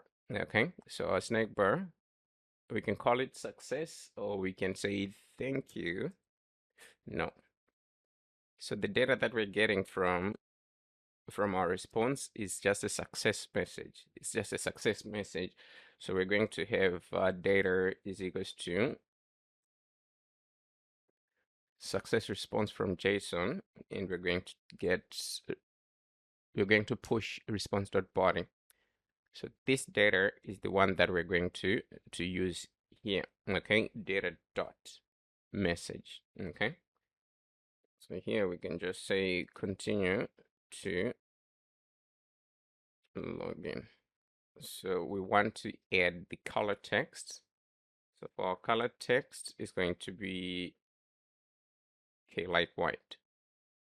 And for background, it's supposed to be background color.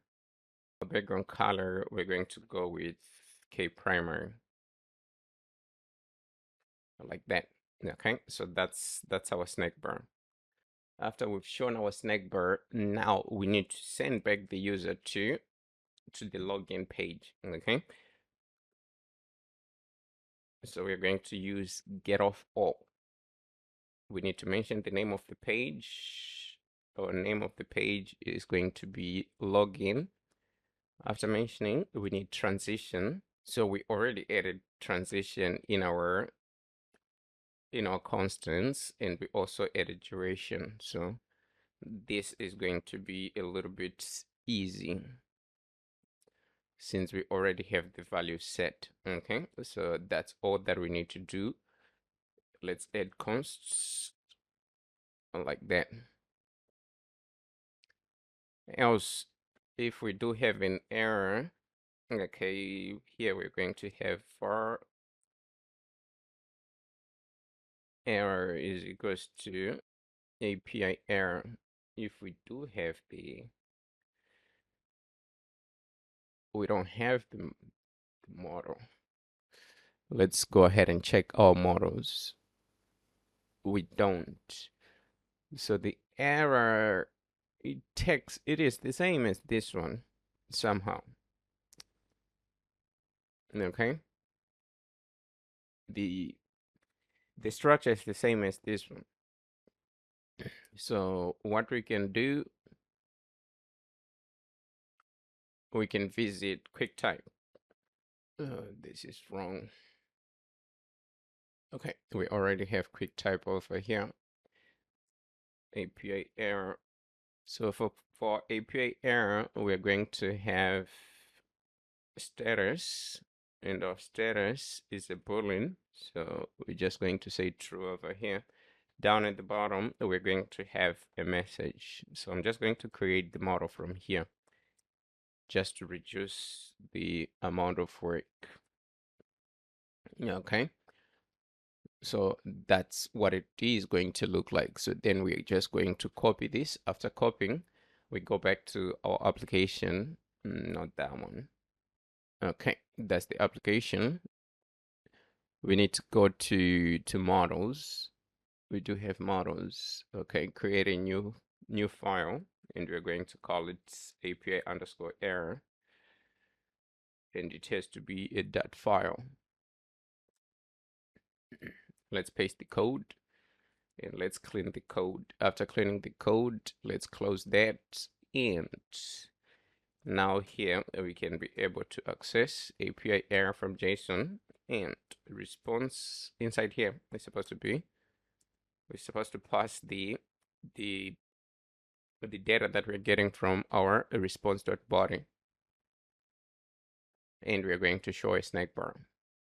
So probably these two are supposed to be the same. Oh no, we ain't supposed to go back. So here, instead of data.message, it's supposed to be error.message. Okay, and the message here is supposed to be, if failed to register, please try again. Okay. So that's going to be our function. Let's just format it and let's save. So in doing so, we need to set is loading to false as well. If we do have an error, we're going to set is loading to false over here. And if we do have this one, if we catch an error, we need to set is loading to false. So here you can do the same. You can display a snack bar instead of displaying debug print, a snack bar, and here it's supposed to be e to string. Okay, like that. So let's try to log in, and then we can just go ahead and try to register. It's supposed to be thebesttech.com, password 123. Okay, so we do have an error because the backend is not running. So let me go ahead and spin the backend. npm start. Okay, so after spinning the backend, we need to go back to our application and then try to log in.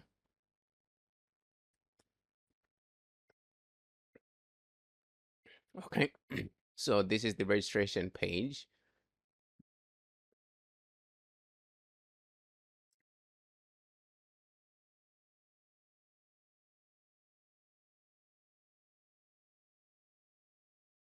Okay, so we picked this address. Press next. Okay, so now we have our postal and we have our address. So we just need to provide the title in the business hours logo and cover. Okay, so that part is okay. So far, so good. So we need to go back to our restaurant registration page. And here, that's where we're supposed to call our controller, right? But we need to have an instance of our controller right on top. So let's just go ahead and close these. The final controller is equals to get.put.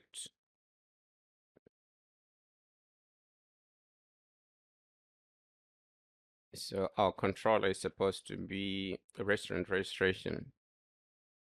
It's supposed to be restaurant controller. Okay.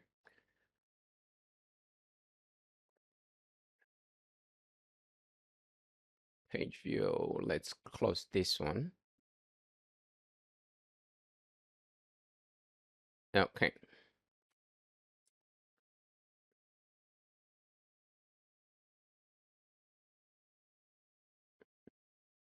And we need the data as well. So that's the most important thing. So we need the model to create a restaurant. Okay. This is registration. We don't have the model. So let's go to Postman.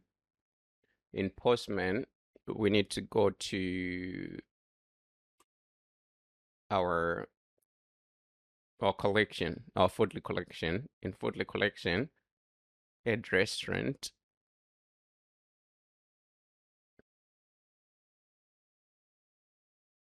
This is wrong. we're going to require a title. No, this is literally wrong. So what we can do, we can just go ahead and create the model the same way that we created the previous model. Okay, because if we try to use this is a little bit off. Okay, so going to models, we need restaurant requests.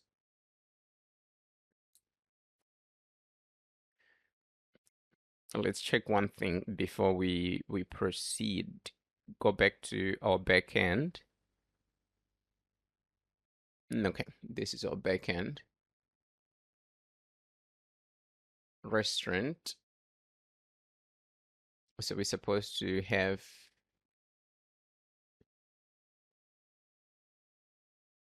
coordinates.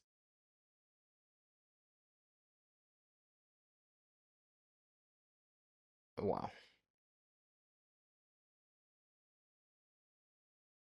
So this one might be correct. It might be correct. ID, latitude, blah, blah, blah. Okay.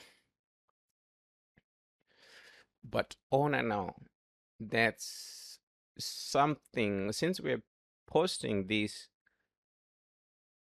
Okay, let's just do it that way.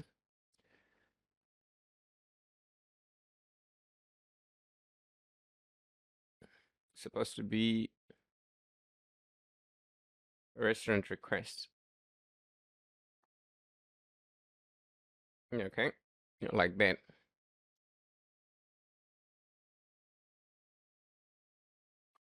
Let's copy the request. Copy the model, not the request. We create a new model, give it a name. We are going to give it a name, restaurant request.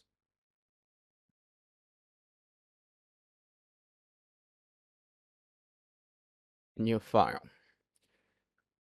Restaurant underscore requests. And it's supposed to be a dot file. Let's paste the code.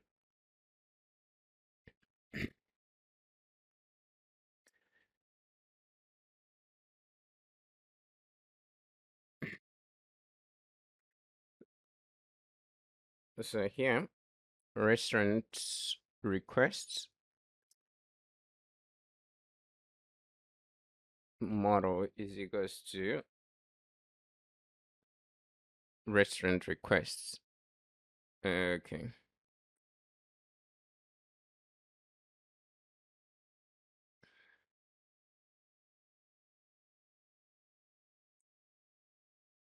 It's not showing up.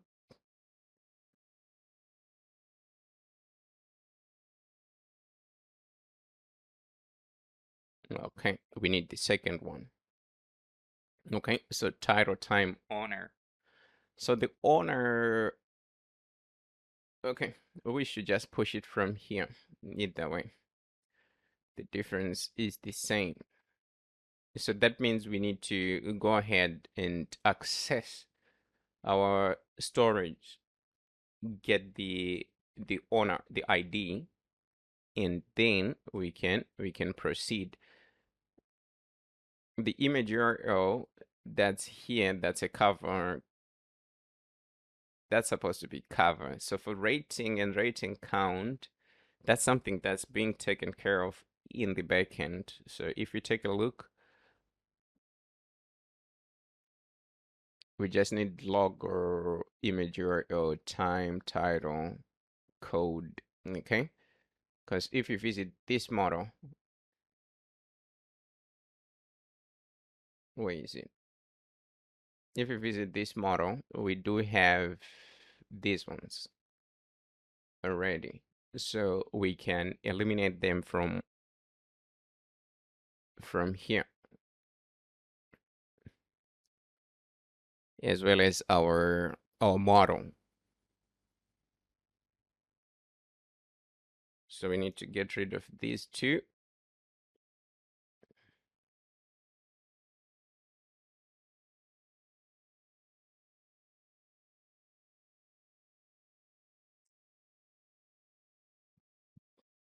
So for the title, it's supposed to be we do have this title, okay? So that's the one that we're going to use. So underscore title dot text,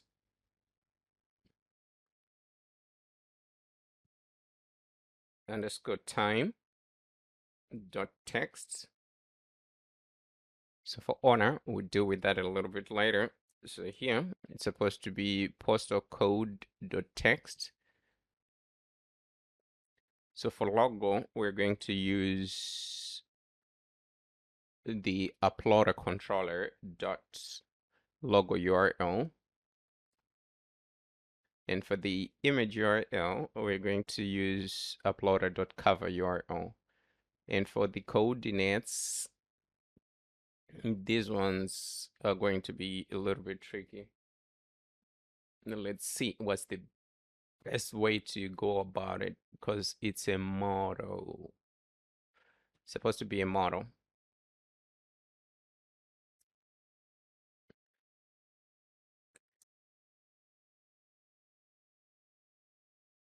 ID.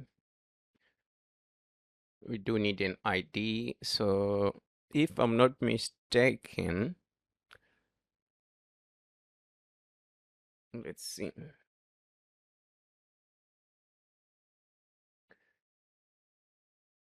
We need a random ID over here. We did create an ID for additives, so probably we do have additives over here. So we need to visit add foods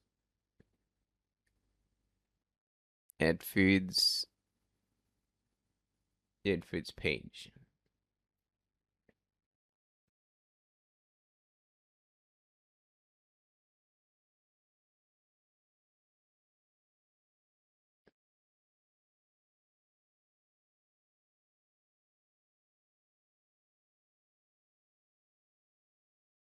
Okay,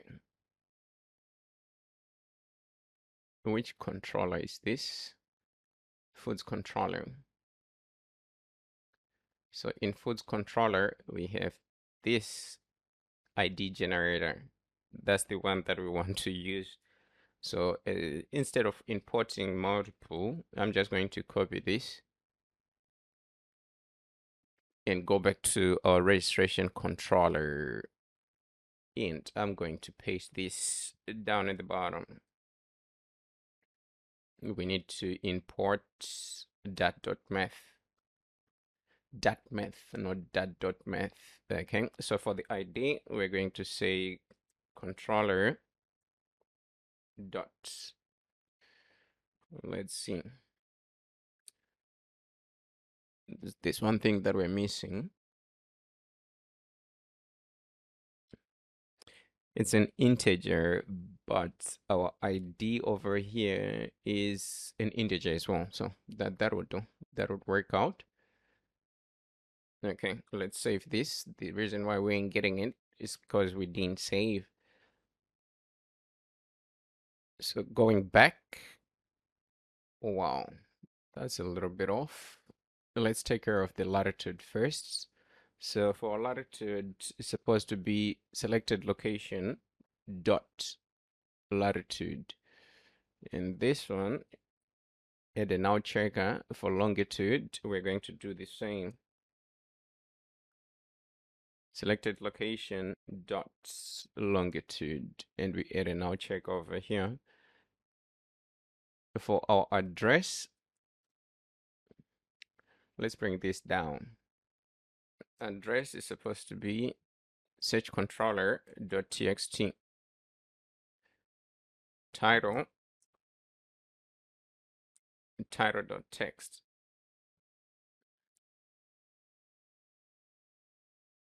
So we're left with the owner and the ID. Okay, so this one is in a wrong. Is it wrong? Let's just put it at the top. Okay, it's in a wrong controller. It's supposed to be restaurant controller, not registration. That's why we're running into some kind of an error. So let's close that, go back to our page. So here we can be able to access this generate ID, okay? And for the owner, we need to access our get storage. So we need to instantiate our box. We can either do it on top, we already have it instantiated here. So we just need to read the user ID, okay? So we're going to have string owner. Let's put it on top.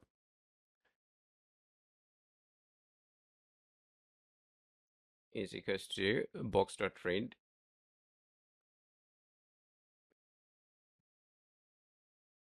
And we need our key. Okay, so our key is supposed to be user ID. So we need to cross-check the validity of the key, whether this is the right name that we've used or not. And we can just go ahead and print it over here. Let's print owner.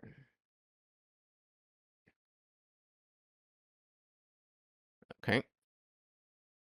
And here we are passing the model. We're not passing the model. We need to process this data a little bit further. So the first thing that we can do is to go ahead and try to just print owner. Okay. So let's comment this out for a minute. So if we click, yeah, okay. So we have our owner ID. So that's valid. That's valid. Okay. Let's uncomment that. Get rid of that. And down at the bottom, what we can do, we can have restaurant requests to JSON, and we're passing model. Let's close it. So here we're creating a string. So the string name is supposed to be data. The name is supposed to match the name that we have over here, but you can name it whatever you want. Either way, it is no problem. Okay. So that's all that we need to do, but we need to check the validity of the, we need to validate this data before we try to post it. Okay. So what we can do to validate, we can have an if statement. So if these are empty, then we're just going to say, we're not just going to return, but we can show a snack bar. Get dot snack bar.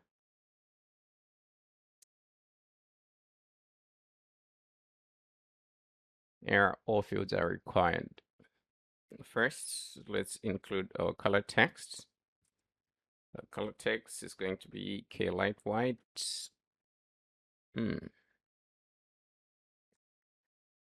Color texts. Let's add a comma. And down at the bottom, we're going to have background color. And our background color is going to be K primary. So let's take, for example, now we want to send this. Okay, all fields are required because we have some data missing. So our validation is working fine.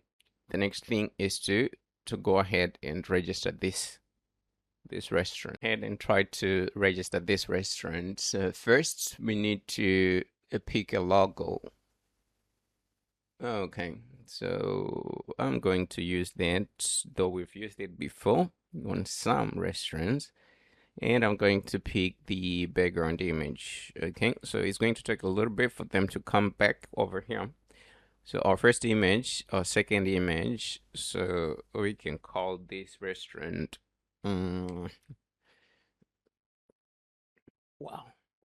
What can we call it? Names are a little bit, it's supposed to be King's Restaurant. Okay, with the T over here. And our business hours supposed to be from 8 in the morning to 00 to 12 p.m. Okay.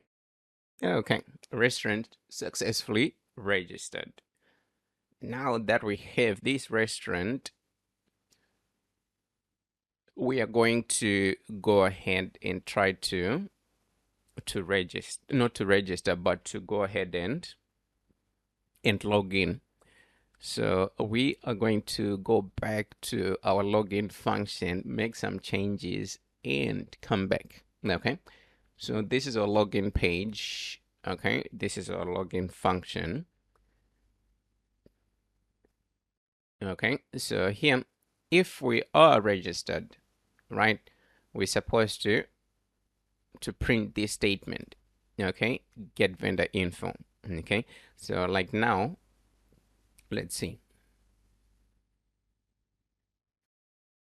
Is equals to vendor. Okay, so let's try to log in. If we try to log in, we're supposed to print this. Okay, so our email first, restaurant and best tech, and replace our password.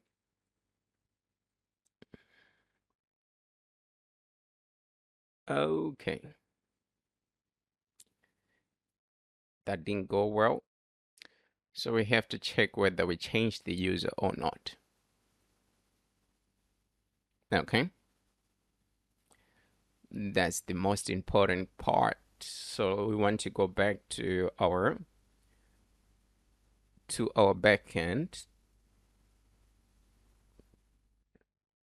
in our restaurant controller. Okay, so here we're just creating. Let's see, we have something missing. Owner. Okay, so we're going to use this owner. So that means we have to do it manually this time. Const user is equals to user require models user. Okay, we're just going to get our user. So the first thing we need to go ahead and have const user is equals to await user dot find by ID. Okay, so our ID is the owner. Okay, besides, okay, we need to change and then log in again. Okay, owner. After we find the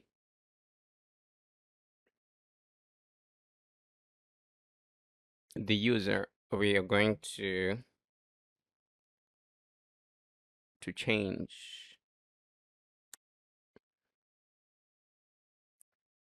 user. We need to update the user. Find one and update. Let's open the user model. The user type. So we need to switch the user type to vendor. So this should be done in the add restaurant function. So what we can do over here, let's try to run a test. So I'm going to open our database. So first, let me disconnect all these databases, and we need to open this one.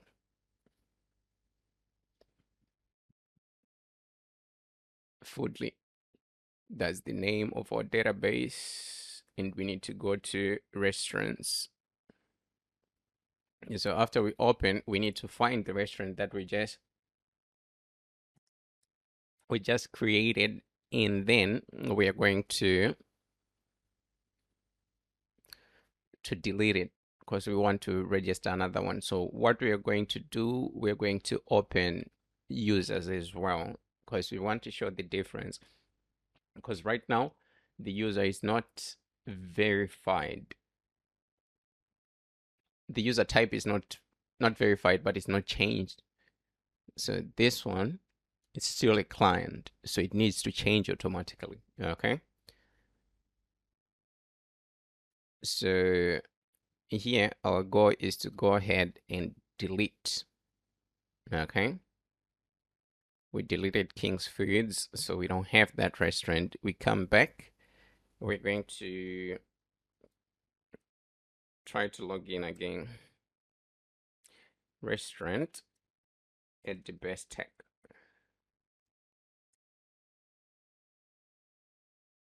And then here it's supposed to be password 123, not 4, but 3.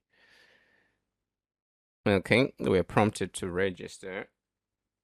Let's press next. Okay, so now it's making sense. Our markers are showing. The first time they weren't showing. So now what we can do, if we click on a marker and drag it to a particular place, you see our address is changing here. It's changing to the place that we dragged our marker to. So everything in the code is working fine. Now that we have our markers here, this is good. So let's just press next. Okay, upload a logo, upload a cover, give it a name. Okay, like that. So let's go ahead and try to register. If we don't have any error, this will work out. Okay.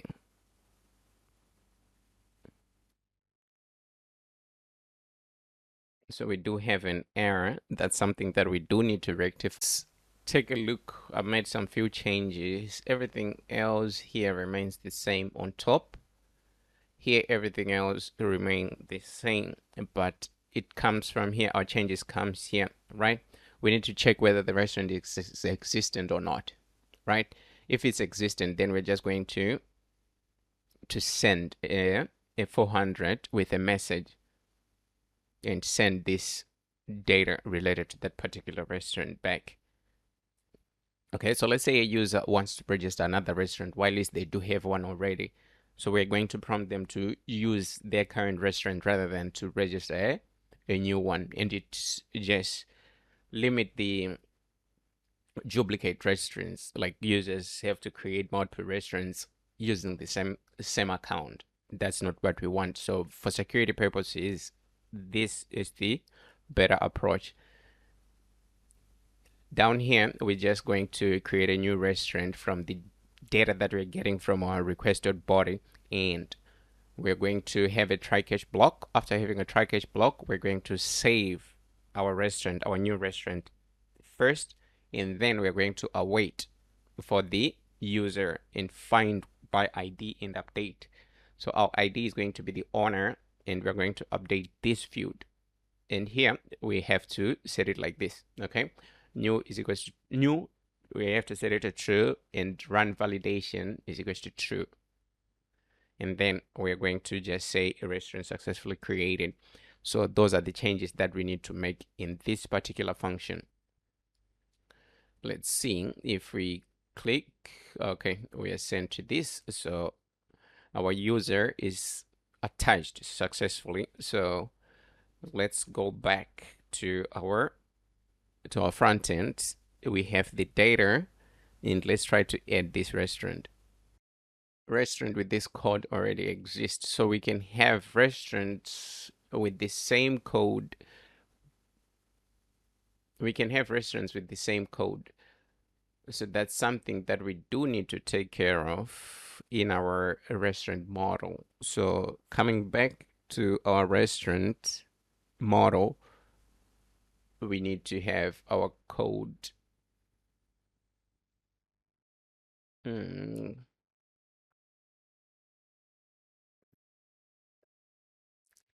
Code can be the same. Code can be the same. So this is a little bit off because I need to drop my database just to fix the problem. I don't want to do it. So let's just change this to a 3 and try to register. A restaurant with the same code failed to register, please. Which code? Okay, phone. delete. Okay, let's visit our database. We have King's Foods. Let's refresh. Okay, let's delete that one. And let's delete that one again. Let's go ahead and try to create this restaurant again. Okay, that was because it was existent already. So now we do have our restaurant created. So we need to check the user type of that particular, the type of the user, whether it's still a client. Okay, it changed to vendor over here. So that's exactly what we need. So now our restaurant is not yet validated, not validated, but verified. If we go and check, where is that? Okay, okay, verification is equals to pending over here. Okay, verification is equals to pending. So we need to set a logic. We need a user to wait until their restaurant is verified. Okay. And let's go ahead and visit our application. So on login, now we should be able to print this. Okay. So let's just print the token. It's supposed to be restaurant at the best type. Password 123. Okay, we're printing the token. That means we're hitting this function over here. So that's the function that we want to use to get the restaurant data. Okay, so we're just going to use the email. If everything is okay, if you're logged in successfully and this checks out, we are going to get the data of that particular restaurant, and we're going to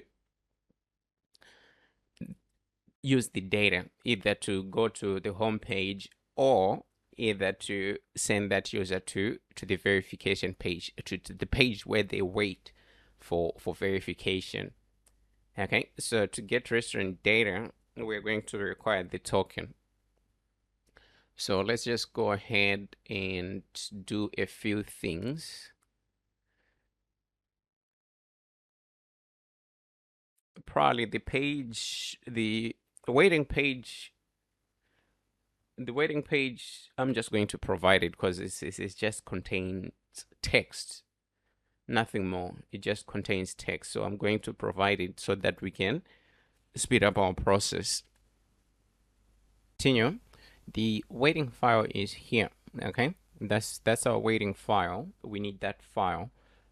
That's the one that we're going to use in our after registration.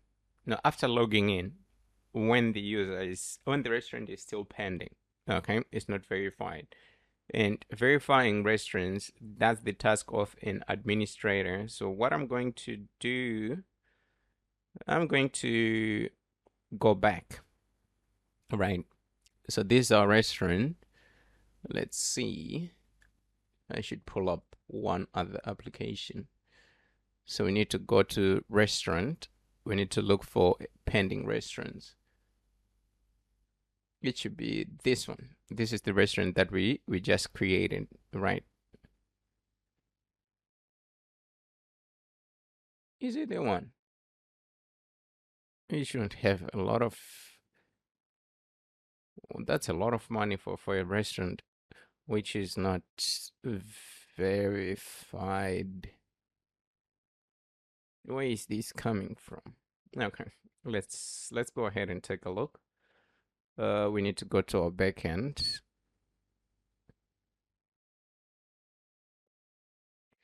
We don't even have earnings here. Okay, that's the name. And we don't have earnings. Okay, let's leave it like that. We'll tackle the problem like a little bit later. So since we have our or admin open, we can be able to accept and reject a restaurant, right? So going back to this application, we need to put the waiting file inside of our auth. This is the file that I just pulled over here. So everything is commented out. So I'm going to leave it like that for now. So what we need to do, we need to get restaurant data, okay? So getting restaurant data is going to happen inside of our login controller, okay? That's here, okay? So in order to get restaurant data, we're going to require the token. So what we can do, we can just copy whatever we have. Let's copy everything. Let's copy everything up until the bottom, okay? Like so. And we can paste everything in here. So here, this one is going to be a GET request, right? So a GET request doesn't require a body. We need our headers and we need our token. So we're going to add authorization, and our authorization is going to be beer access token. So our access token, we are getting it from the previous request, right? So let's go ahead, get rid of everything that's inside the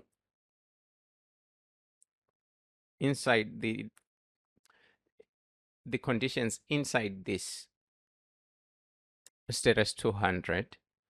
This one remains the same. It should remain the same. Probably we are going to alter it a little bit, but it's going to be just altering this particular snack bar. Let's just say, oops, failed.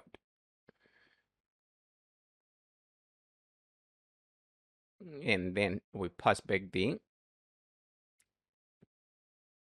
message. So here the message is supposed to be, we're supposed to get this from API error from JSON, okay?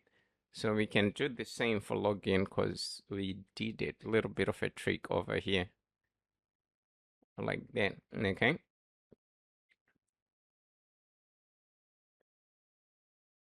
So everything else remains the same. So our main focus is within our 200, okay?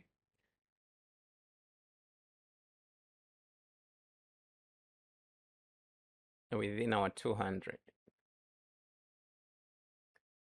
So in 200, the first thing that we need to do, we need to go ahead.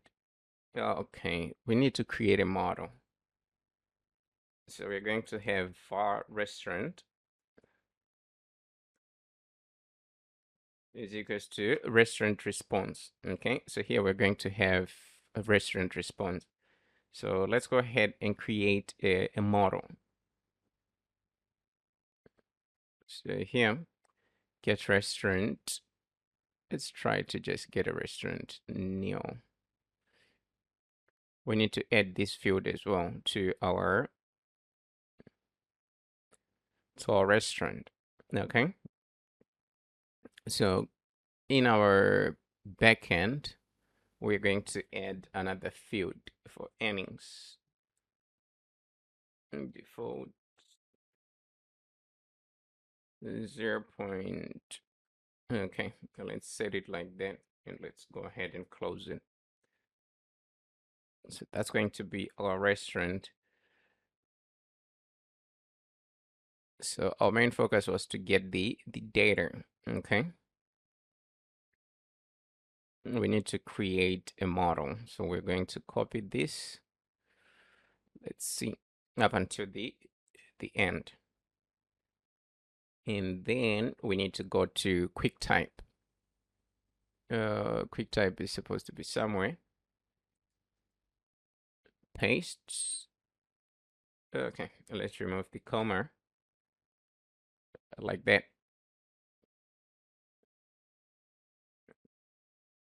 Supposed to be restaurant response over here. Let's copy the model. After copying the model,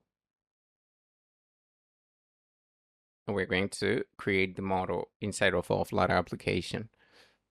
Let's create a new file over here. Let's call it restaurant response. Paste the code. After pasting the code, let's clear the unused packages.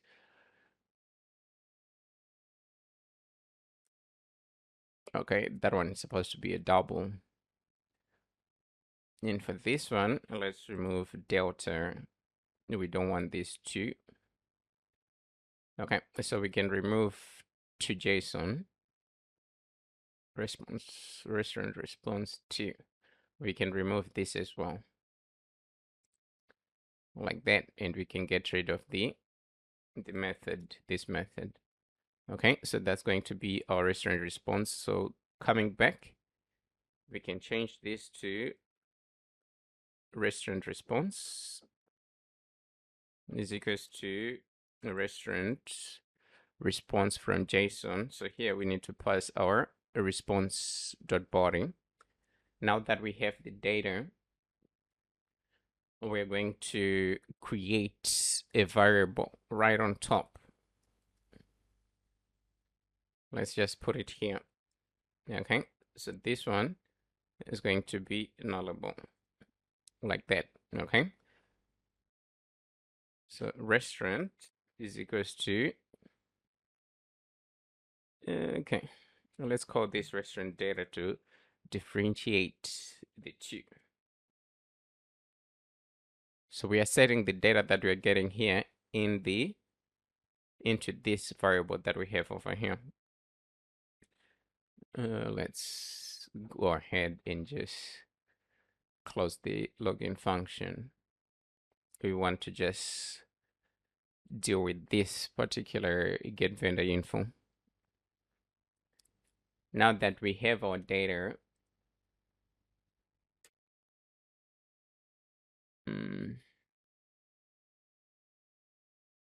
what we can do, we need to write some of the data inside of our storage. So we're going to call box, and in our box we need to write the first key that we need to write is going to be the restaurant ID. Okay,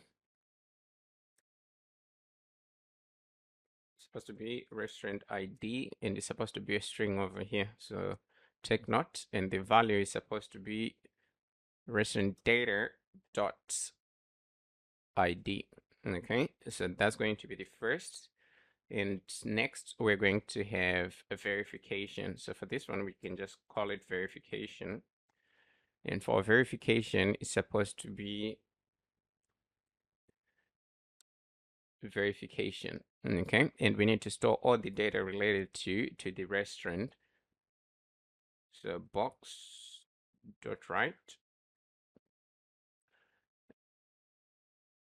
Okay, so we're going to use restaurant data dot ID as our key. And we need to go ahead and stringify the data that we're getting from our REST API. So here we're going to encode the data, not encoder, but encode. In encoding, we are encoding restaurant data, like that. We do have a restaurant controller, so let's see.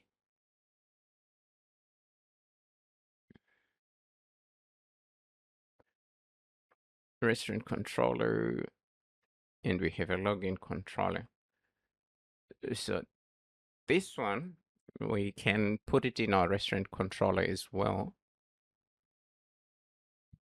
So you can pick where you want to put it, whether in our login or in our restaurant controller, either way. So I'm going to put it in our restaurant as well. But that means whatever we are doing here, we have to import this controller, restaurant controller, inside of that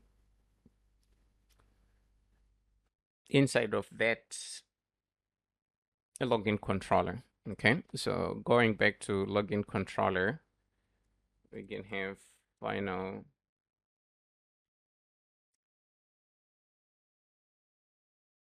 controller is equals to get.put. Here we need a restaurant controller.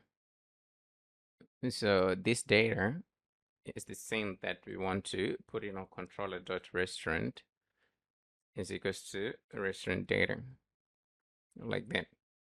Okay, we are going to use it a little bit later. So this one, you can remove it either way. It's okay, but I'm going to leave it like that just in case we need to use it. So now we have this data. We need to have a condition. If restaurant dot verification is not equal to verified, right? And we're going to remove this because it's causing a conflict. So here it's supposed to be the restaurant data, or you can leave it the way it was. But here we ain't supposed to use restaurant.data, right? We're not supposed to use restaurant, but you're supposed to use restaurant.data. Restaurant data dot verification, okay, is equals to verified. Then we need to go ahead and do something else. We are going to do something else over here. So first we need to deal with this particular page. So if it is not verified, we're going to get of all, and we're going to go to the next page, which is going to be our waiting page. So what we can do, this is a waiting page. We can activate everything like that. Let's just go ahead, save. Get restaurant data. Okay, we don't have the restaurant data as yet, so let's leave it like that. It's supposed to be waiting page over here. Let's set a transition. A transition is going to be k transition, and let's set our duration. And for our duration is going to be k duration. Add const like that.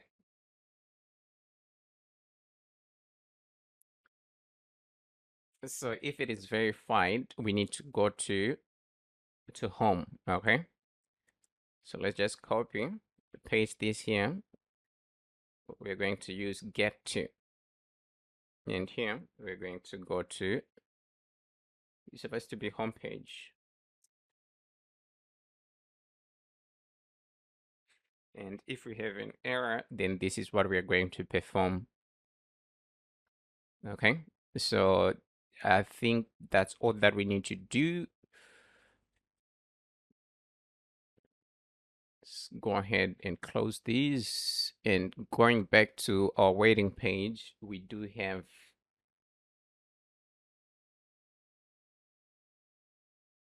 this get restaurant data by ID. That's a function that we need to create. Let's see. Probably not. Probably not, because we already have our data in here. Unless controller restaurant, unless you refresh the application, so you are not going to have this data. So let's say you ain't logged in, right? You are not logged in. You try to log in the first time and you run into an error. You close the application and you come back. So when you come back, you're supposed to be redirected to this waiting page. So this waiting page should get that data from our local storage, because you're not trying to log in this time. We just want to display that page with the data. That's why we do have this function. So if we activate this, we need to go ahead and create this particular function inside of our restaurant controller, right? So Going back to our restaurant controller, we're going to paste this. It's supposed to be not a void, not a void, but it's supposed to be a restaurant response. It's supposed to return restaurant response. Okay, so if you are returning restaurant response, here we need to access our box first. Let's say string ID is equals to box.read. We already have the restaurant ID in there. Okay, so it's supposed to be like that. After we read the ID, we're going to have,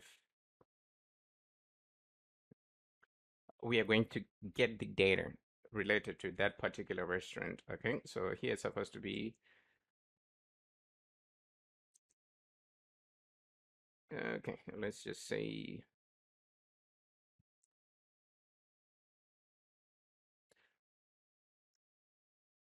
no. We're just going to have a condition. If ID is not equal to now, string data is equals to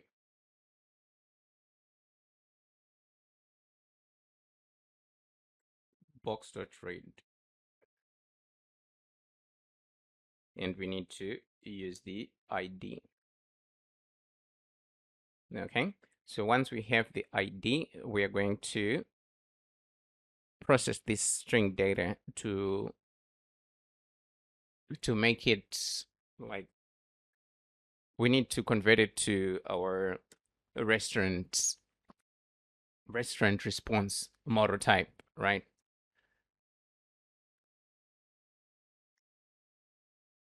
So we can set it like that. Since here we already have the restaurant, that's okay. We are not going to do much. We're just going to leave it like this.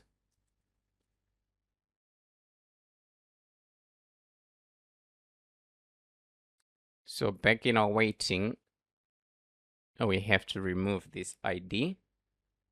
And let's get rid of this ID over here.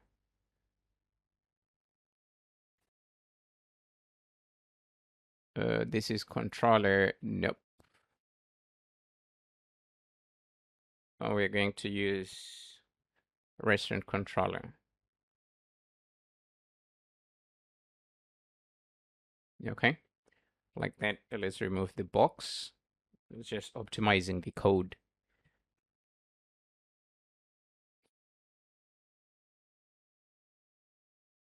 So everything else remains the same. So let's try to log in.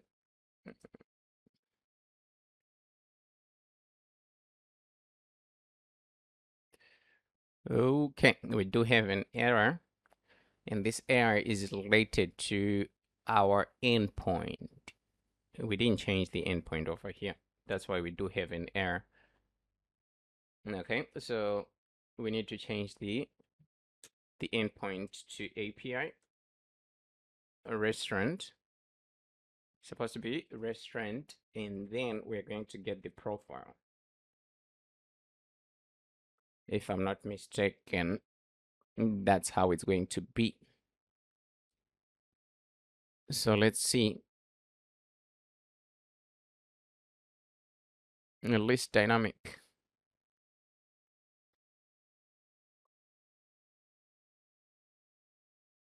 What list dynamic?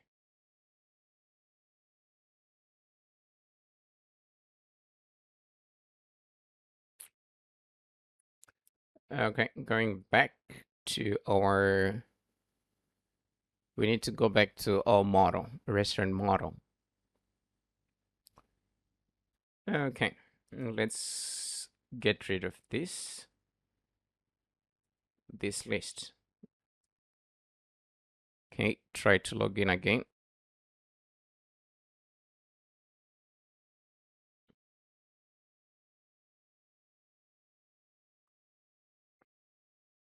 Yeah, this is a little bit tricky. Okay. So headers.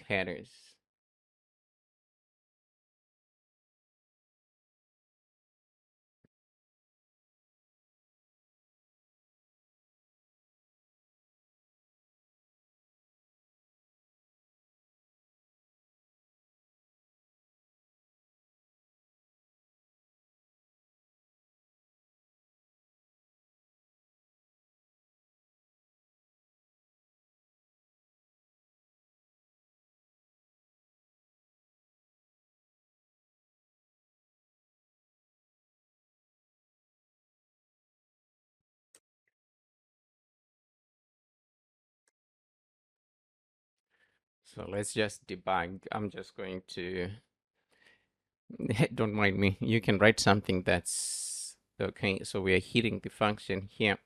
We're hitting this. So that's okay. So that means our problem is coming from here. So the first thing that we need to do, we need to go ahead and just debug. I'm going to print the URL first.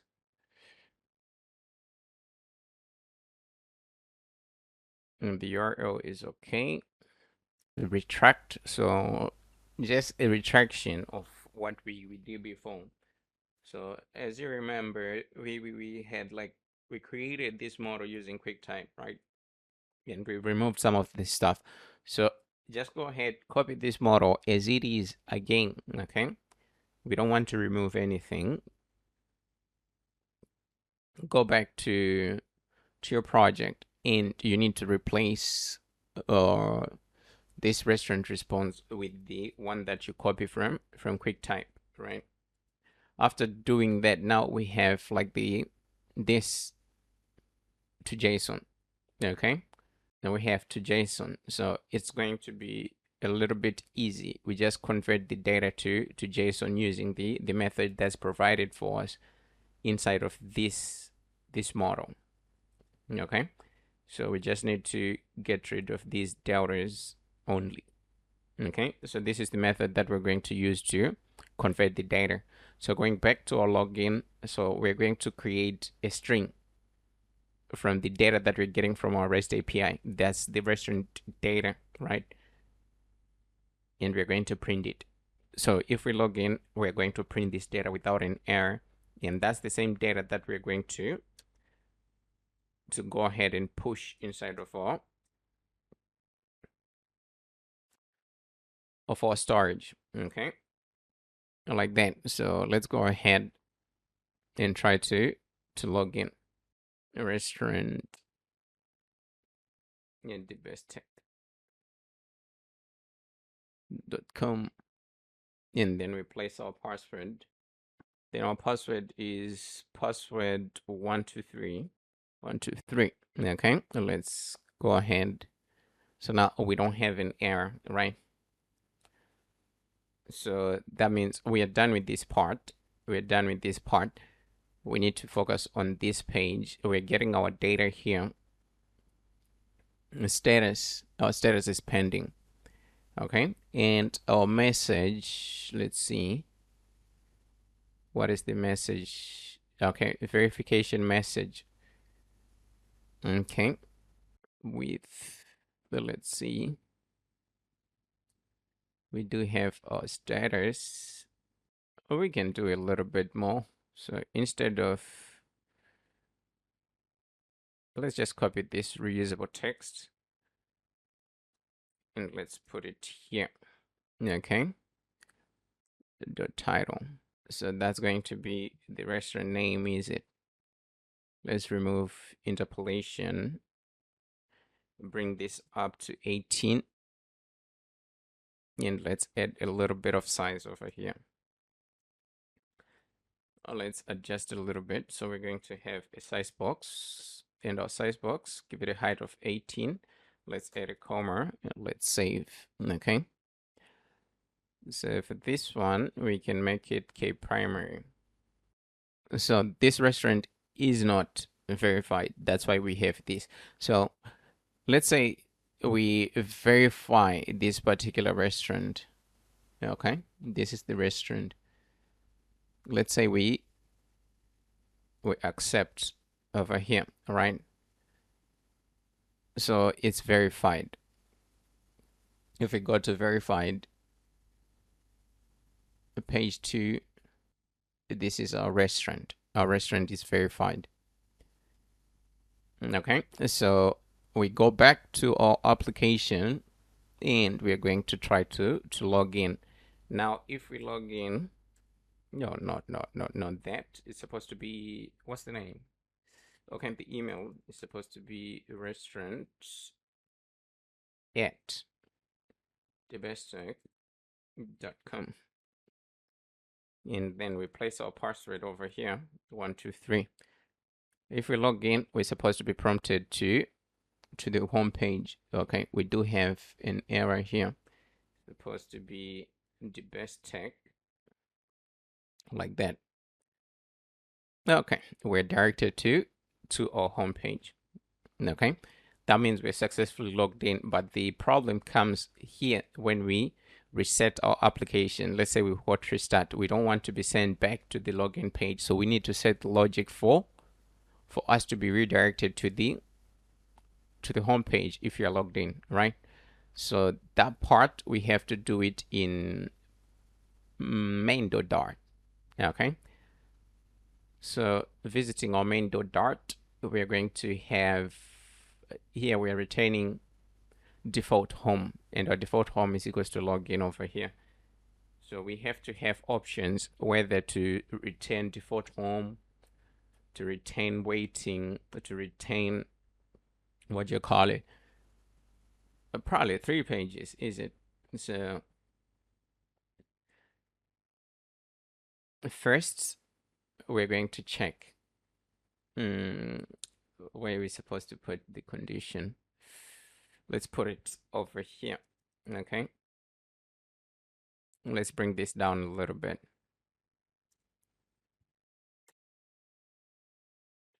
So the first condition, no, not the first condition, but we need to instantiate our box. Final box is equals to get storage, right? After instantiating our box, right at the bottom, we're going to have a token. Let's just create the variables. So we're going to have string, inalienable string, token. Let's call it access token. Is equals to the box.read, and our key is going to be access token, like that. Okay, so that's our first. Next, we need our restaurant ID. Restaurant ID, and our key is restaurant ID. And down at the bottom, we're going to have a verification as well. That's account verification. So verification is going to be verification. Oh no. Let's copy this and let's paste it. No. And paste it here. So for our verification, we have to go ahead and check whether we did the right thing or not. Let's log in verification. Okay. So those are the 3. So we're going to have a condition.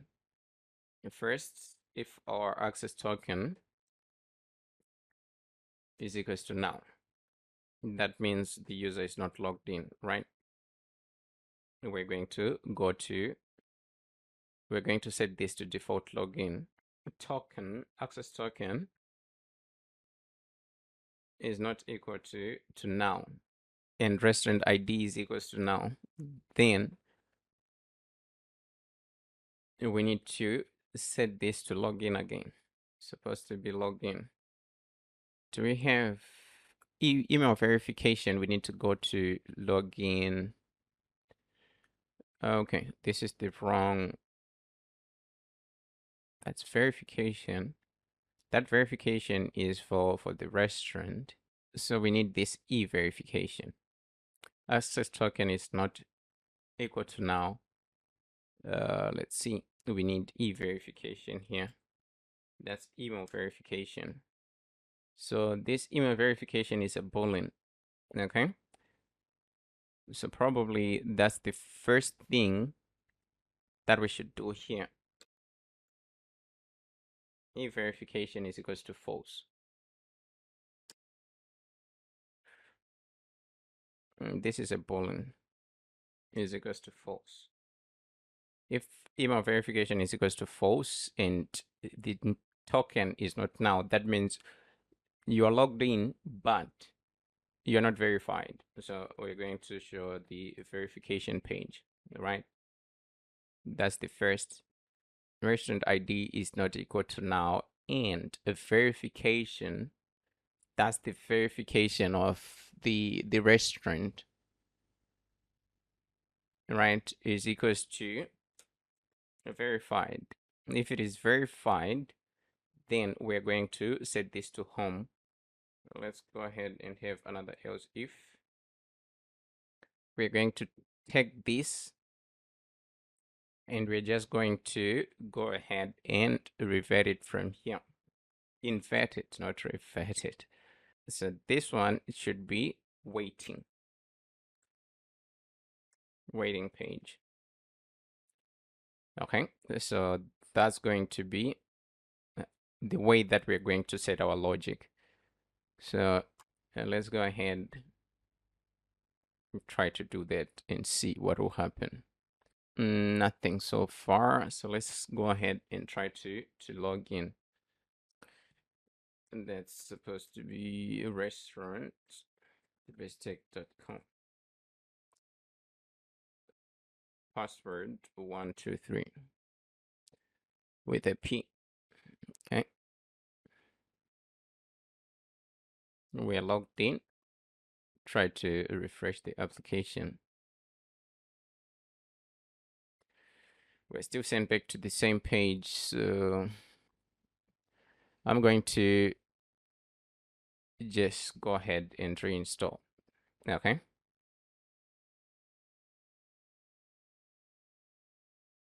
And make some changes. The first change that we're going to make is going to be, main.dart. Okay. Because we're doing this, but we're running into an error. So what we need to do, we have this restaurant ID. Initially, I made a typo when I pushed the restaurant ID into a get storage. So you need to go ahead and change this part. Remove a D and put a T over here. That's the first thing. Next, you need to come and set default home to home over here, right? And then you push back to home. And back in our main.darts, you need to put an uppercase V instead of lowercase. So if you refresh the application, you'll be sent back to this page if you're logged in. Okay.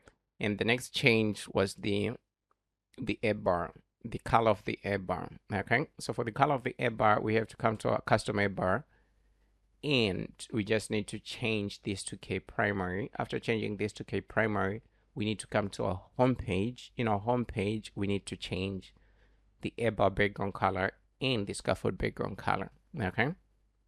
So those two. And back to our app bar, we need to display our restaurant data instead of the static data. So the first thing that we need to do, we need to instantiate our restaurant controller. Okay, after instantiating, we need to go ahead and run this function, get restaurant data. Okay, so on running this function, we're going to get the restaurant data using the restaurant ID, right? And then we're going to just convert the data, the string that we get from our get storage to our restaurant model. And then we're going to save this data to this particular variable that we have on top. Okay, a variable of type restaurant response. Okay, so now that we have this data, we can be able to access it in here in our app bar, and we can display the title of the restaurant, and we can display the address. And on the address, instead of using a reusable text widget, we're going to I just did transferred it from a reusable text to a text widget, and I wrapped it inside of a size box just to give it a little bit of size in order for us to avoid or to get rid of our not our to get rid of the overflow issue. Okay, so by putting this, that means if our text exceeds 0.7, then we are going to just use text overflow ellipses to cut it. Okay, so since this is a restaurant and it's our restaurant and it's our ID, it's not that important to show the whole address, because it's not like we're going to send ourselves stuff, is it? But that's what we did over here. Okay, so that's all. Next, we're going to proceed to creating our hooks. So the first hook will be for the food, to get the food, and we are going to create the functions to add the food. We're done with UI, but we need to create the function to add the food. After adding, then we can move on to orders, just displaying our orders instead of displaying this yellow background that we have. Probably we should just get rid of it now. Okay, so this is new orders. It's just a container. So let's go with gray light with opacity 0.3. Okay, we can leave it like that. Okay, so whatever we are going to put in here, whatever we're going to put is going to come inside. Okay, so let's take, for example, we do have a child, right? And our child is going to be a list view of the orders. So that part will take care of it a little bit later. But before we go any further, let's just go ahead and replace this color throughout our widgets. They should have the same color.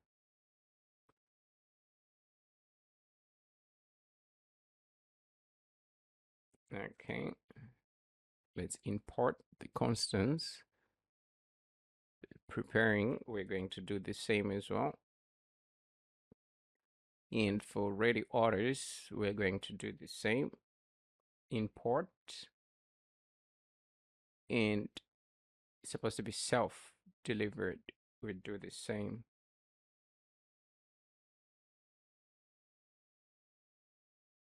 And here we can just go ahead and let's see, close. Let's just save all. Okay, like that, and let's just close all. So if you go to preparing, the background color is always going to remain the same, like that. So that's how we want our application to look. So far so good. Let's go ahead and knock off everything that we need to knock off, including the functions and the hooks. Okay, let's go ahead and create functions to add food. So let our first task be to create the model to add foods, because if we visit models, we don't have the model. Okay, so we need to go to Postman. Right, in Postman, we're going to go ahead and just copy that's supposed to be the payload, isn't it? So after copying the payload, we're just going to paste it here, and then we have to give it a name. Add foods. That's going to be our name. Let's go ahead and copy. After copying, we're going to go back to our application. In our application, we need to create a new model. We have to give it a name, add foods model, and it's a .dot file. Okay, it's supposed to be a .dot file. Let's paste the code. Clear unused packages. Let's save. Okay, so this is what we got. After this, we need to go back to our views. Instead of our views, add feeds, add feed page, right? So, and let's see. This looks a little bit odd. Okay.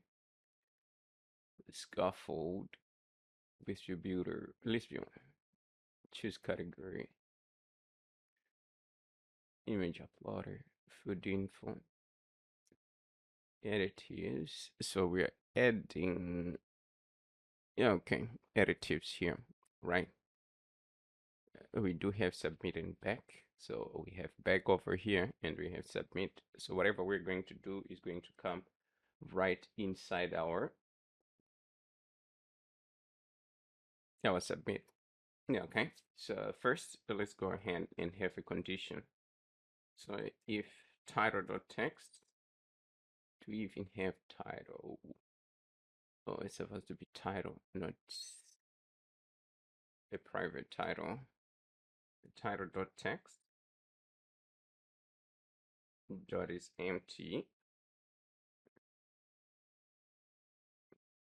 We're going to do the same for description, price, preparation time. Do we have types? Nope.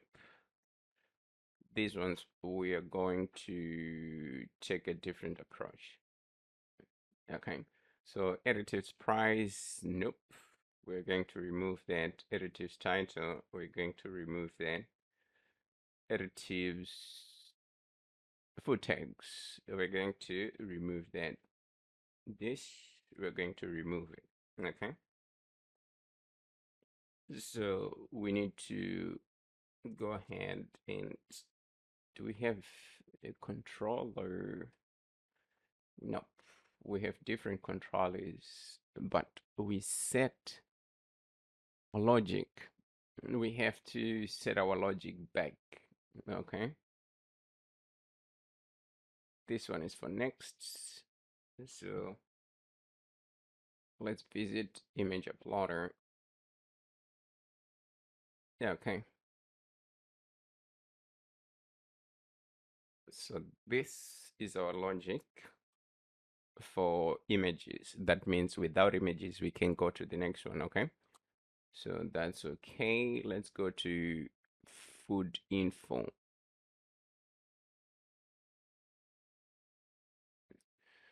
Oh, we do have a problem somehow. For categories, let's see, choose categories, list view.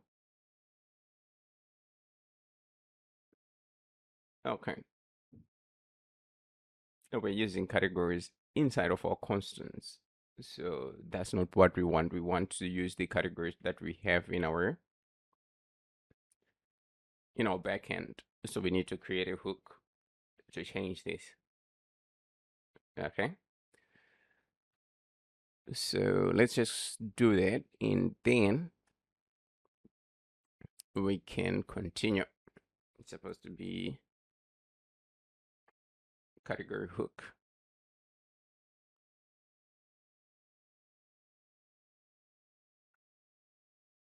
Category lists hook. Okay. Like that. So we need to create our hook first.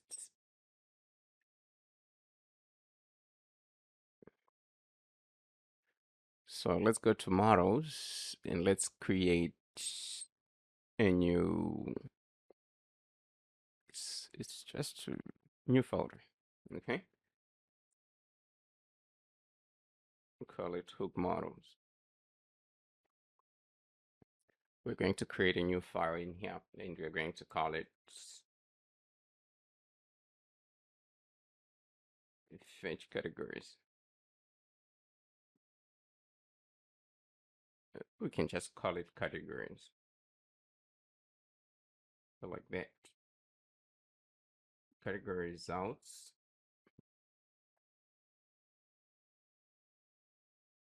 dart. Okay, so we need to create a class, and we need to give our class a name, and we're going to call it fetch categories. So when fetching categories, we're going to return, this is our return hook, our return class, or like what our return class is going to look like. So we're going to have a final list. So here it's supposed to be categories. We don't have a model for categories. So we go back to Postman. We go back to categories, get categories. So this is what our categories look like. We just copy the example results and we go back to our quick type and we call these categories. Okay. So it's going to be a list of categories. After copying that, we need to go back to our application. In our application, we need to create a model. That model is supposed to be in models, okay? And we're going to call it categories like that. And categories model with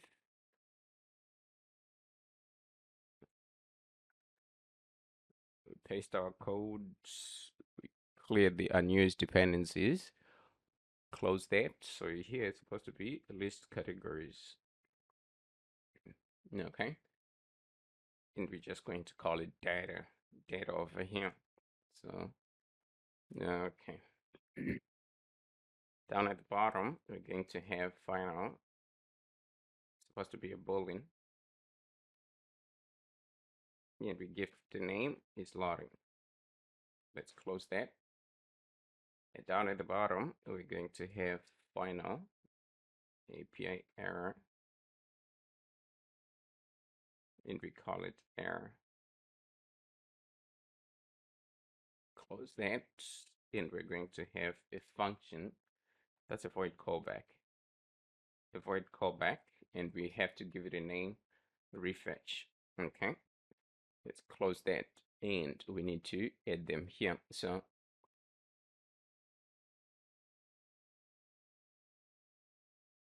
let's see. Okay, void callback like that. Okay, so that's going to be our results whenever we are calling our whenever we are using our custom hook to get the data. We're going to use this model as our result model. Okay, so when we're getting the results back, we're going to have a list of categories. We're going to have this boolean. We're going to have an option for an error and a callback function. Okay, so we're done with this. So let's go back to this list category hook. We already have our categories. So list category hook. What we're going to do in here, we're just going to go ahead and give it a and call our return class, which is fetch categories, right? So here we have to give a name to our hook, and we're going to call it fetch categories.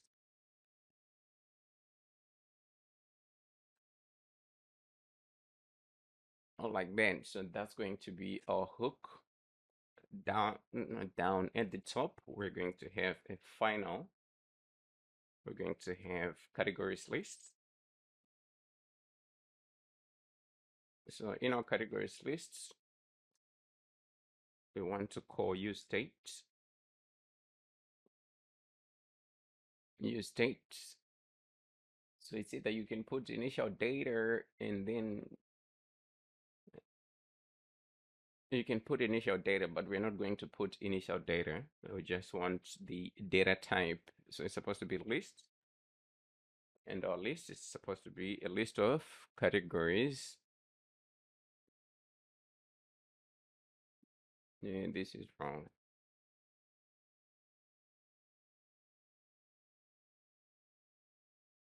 This is the type. You can make it nullable over here. And this is the data, the initial data. So if there is initial data, you can put it inside the bracket, okay? So here we're going to make it now, okay? So it's loading is going to be the same, but for our error, our data type is going to be API error, okay? And initially it is going to be now as well.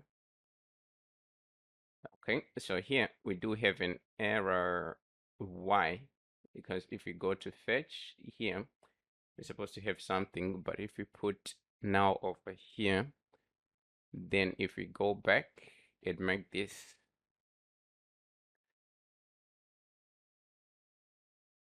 nullable, then we're going to eradicate the error. So down at the bottom, we're going to have final refetch. Supposed to be refetch is equals to no refetch. We're not going to create it here, but we're going to create it down at the bottom. Okay, so let's get rid of that. That's all that we need for now. So now we need to create the function that we're going to call in order for us to get the data. So to get the data, we're going to have a future void.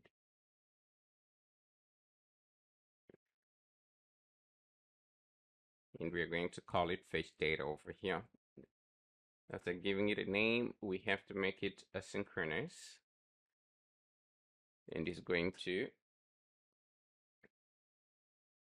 in the beginning, what we're going to do, we're going to set the value of is loading to true. Okay, because when we hit the function, that means we are trying to get the data. So we need to change the state of our loading. Okay, so if we do have a schema in our application, that's when we display the schema. Okay, so in our try catch block, we're going to have a final instance of our response. Okay, so response is equals to await. So here we're going to fetch our data, right? So we need to use http.get. And when getting data, we require a URL. Okay. So first, right at the top, let's go ahead and import. Okay, we're supposed to import HTTP like that. Wow. And before our response, we're going to have our URL. Okay, so our URL, we need to put our base URL first, right? So it's supposed to be app base URL slash API slash category. It's supposed to be category over here. Okay, and this line below will hold, right? Because now we do have the URL.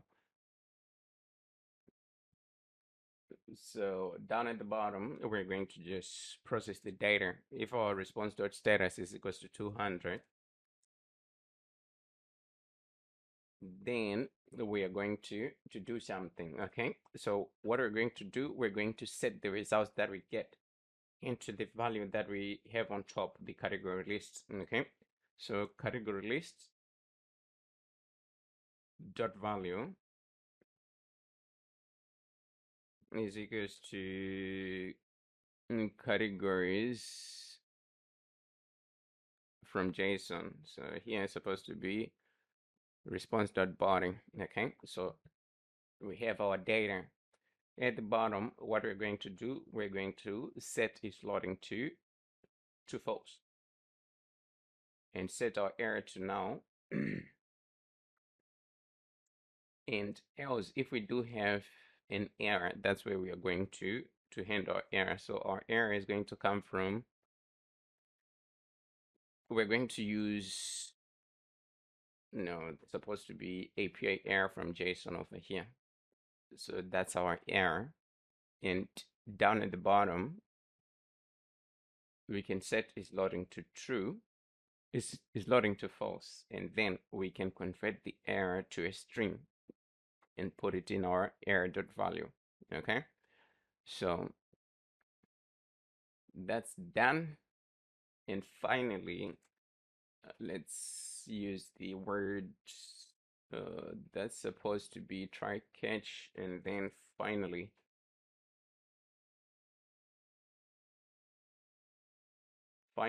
we can just set is loading to false. So no matter what happens right here on top, we need to set this loading to is loading to false. Okay, so that's the function that we're going to use to get the data. So we need to make sure that this function is ran whenever we open this page, right? So we are going to use what we call use effect. Okay,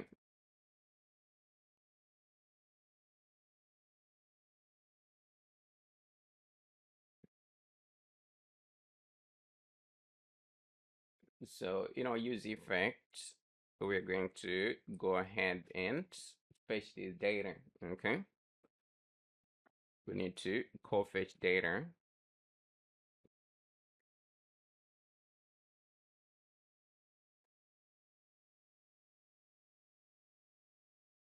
Let's see.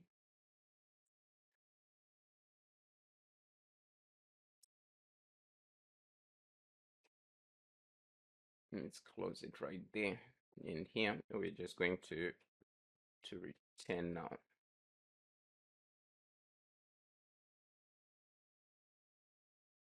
Like that. Okay, so that's what we're going to do to fetch our data. And down at the bottom, we're going to create our void refetch function. Okay, or refetch function, not void refetch, but it's just a refetch function. So our refetch function, when we hit our refetch function, what we're going to do, we want to get the data. Okay, we want to get the data again.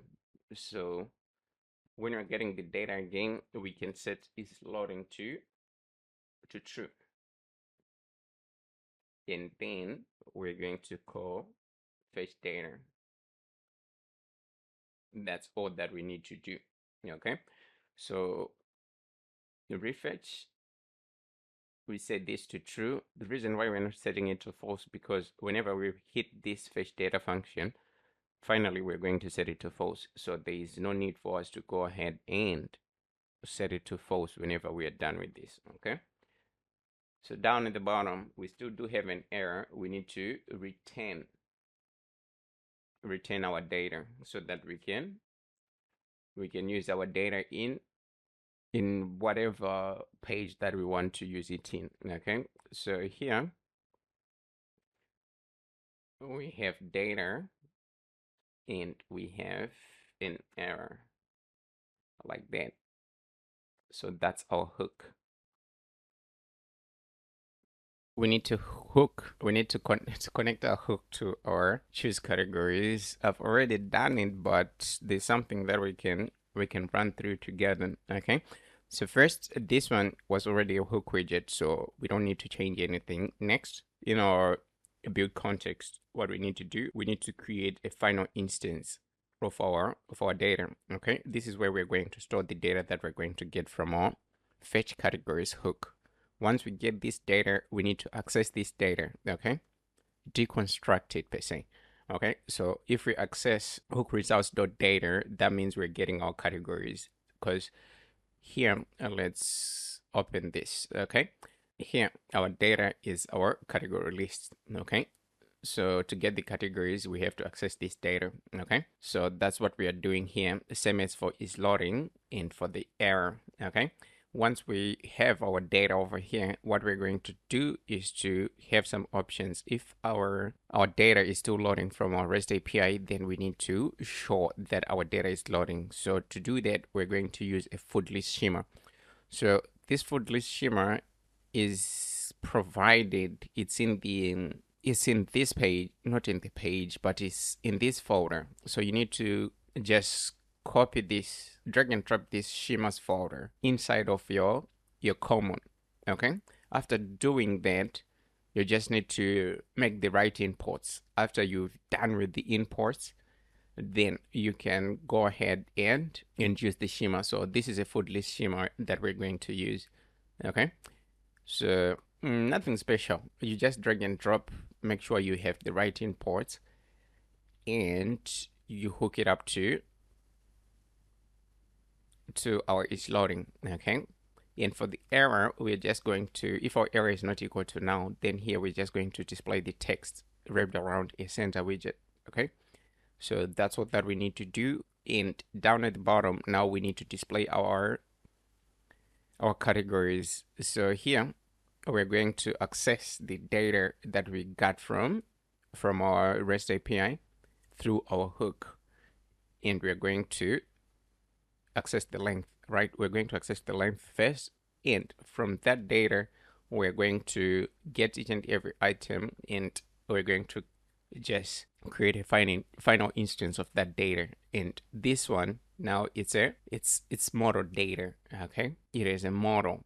We have a structure to our data, so we can use our model to access our data instead of using maps the way that we're doing before. So now if you want to access the ID, we're going to use category.id. Okay, and for the image, we're going to use category.image, and for the title, we're going to use category.title. Okay, so that's all that we need to do for this page. Okay, so if we go back, open our page, our data is loading first, and we have our models. No, we don't. We have our categories, not our models. So now these categories are coming from our REST API. So if we click, we can go to the next. Now for images, we set the logic already. So what we want to do, we need to upload images in order for us to go to the next page. Otherwise, we won't get to the next page. Okay.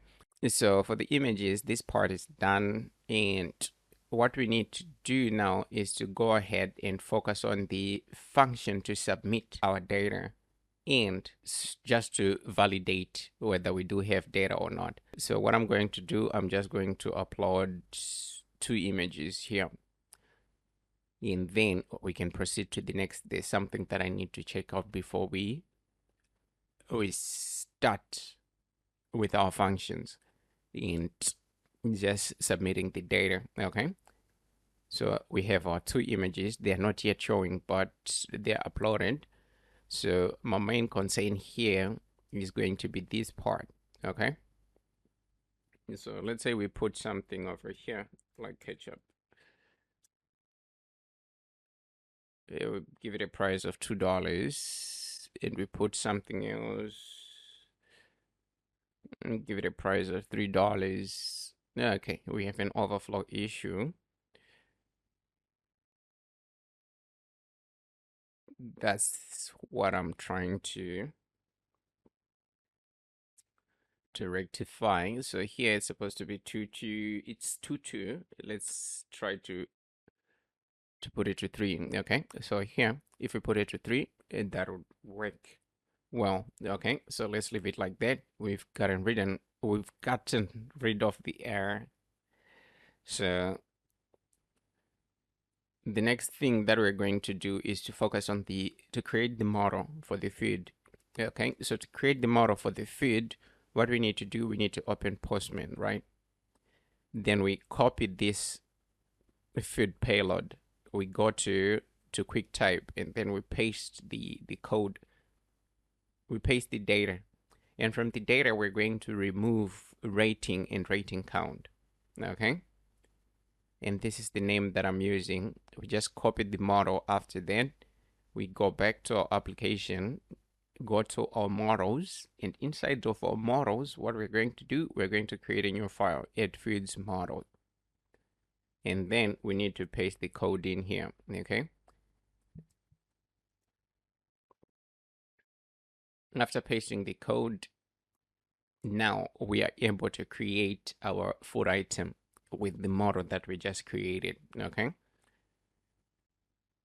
and one other thing that you need to do, remember, like before, when we were adding additives, we created additives model.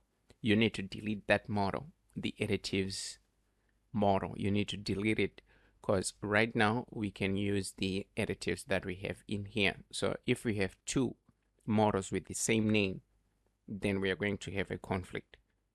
So to just resolve the conflict, you need to delete one, and then you import from this page. Okay,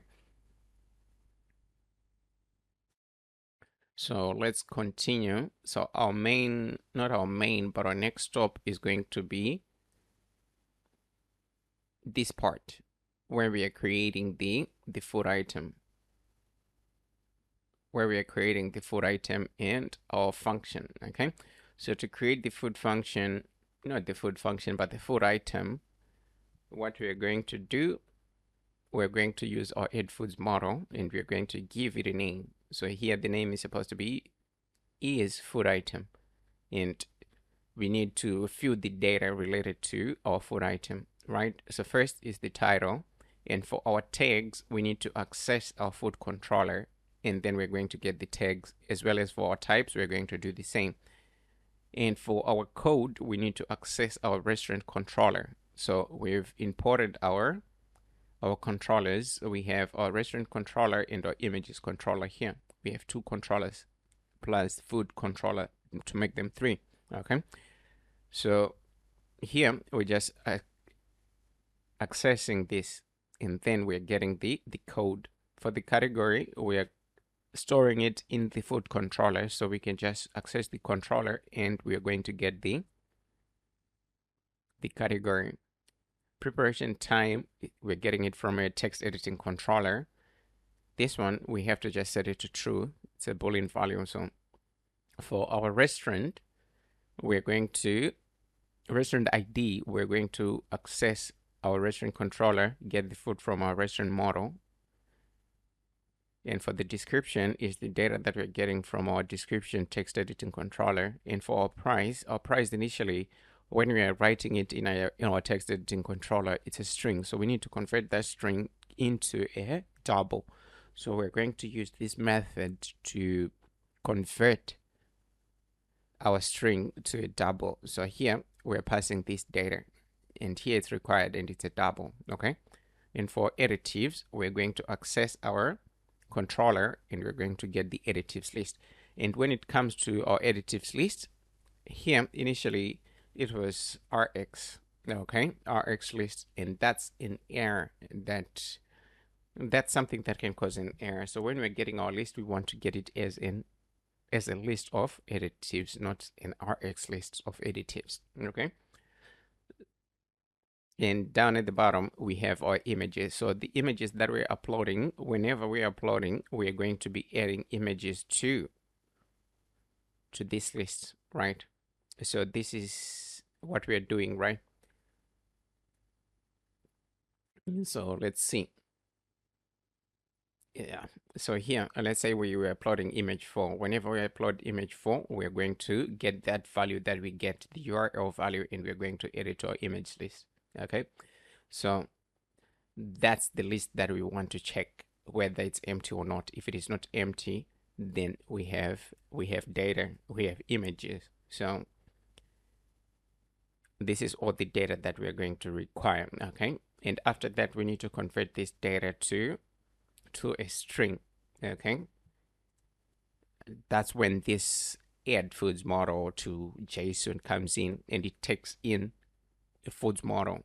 Okay, so this is the name that we're going to, this is the data that we're going to push to our method to convert the data to a string, and then we have our data over here. So what we're going to do, we're just going to print the data. We want to see whether we have the correct data or not.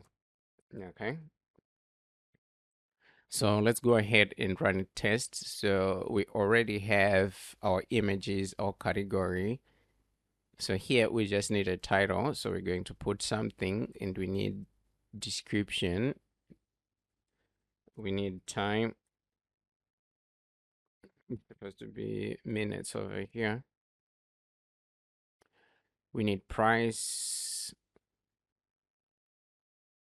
Let's just go ahead and add something like that. Let's press next. So here,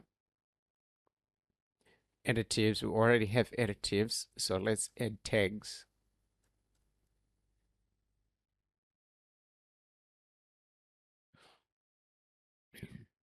So on submit, we are going to print this data. So let's just go ahead and make this a little bit bigger so that we can see what we are dealing with. Okay, so this is our data, right? So everything that we need checks out. Our restaurant ID, our category ID, our code, our images, everything checks out. So now the thing is to go ahead and upload this to our backend, right? So to upload this data to our backend, we need to create a function. In this function, we're going to create it inside of our controller, right? So I've already created the function. So we're just going to run through explaining everything. So this is our function. Okay, it's a small function. So let's just run it through. So here, first we need to create our function, give it a name. That's the same name that we're using in our add foods, right? This name. And we need to have to get data, string data as an argument. This is the data that we are passing to our function, right? And first, before anything, we need to have our token. So to access our token, we're going to create a string, and this string is going to read data from our get storage. So you need to instantiate get storage right on top. After instantiating get storage, now you'll be able to access the data that's inside of our get storage, and you need to create a slotting. So you need getters and setters and the RX pool for that particular value. So for this one, it's quite easy. You can come to this particular page and you can just copy this. You can come to the restaurant controller, you can copy slotting, right? And you can just go ahead and paste it inside of the foods controller, because it's the same. Okay, you can just paste it here because it's the same. And we need our URL. Okay, URL is equals to URI.parse. So first we need our base URL, and we need to access API restaurant. And down at the bottom, we need to create our headers. So headers is going to consist of content type and authorization. So authorization, we're going to pass a bearer token, right? So that's how we're supposed to do it.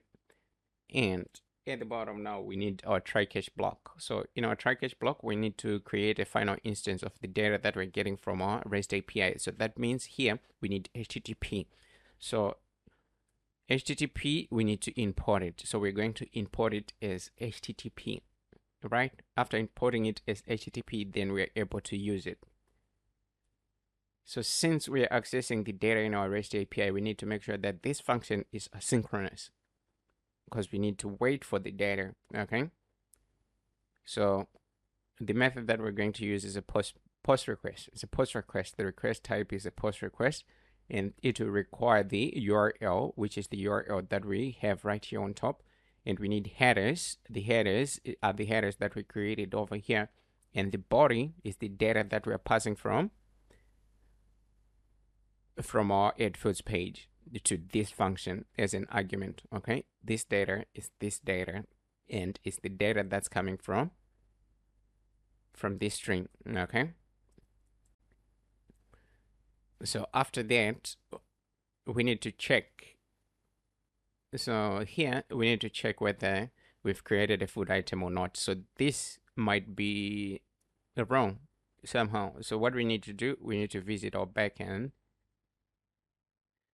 So in our backend, we need to check the way that we're creating food. Okay, so that's posts, add food. When adding food here, it's supposed to be 201, not 200.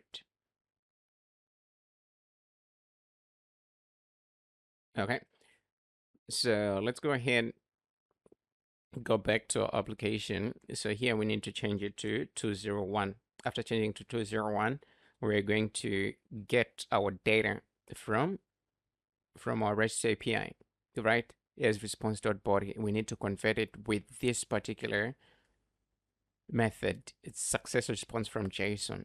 Okay, and we're going to store the data in here.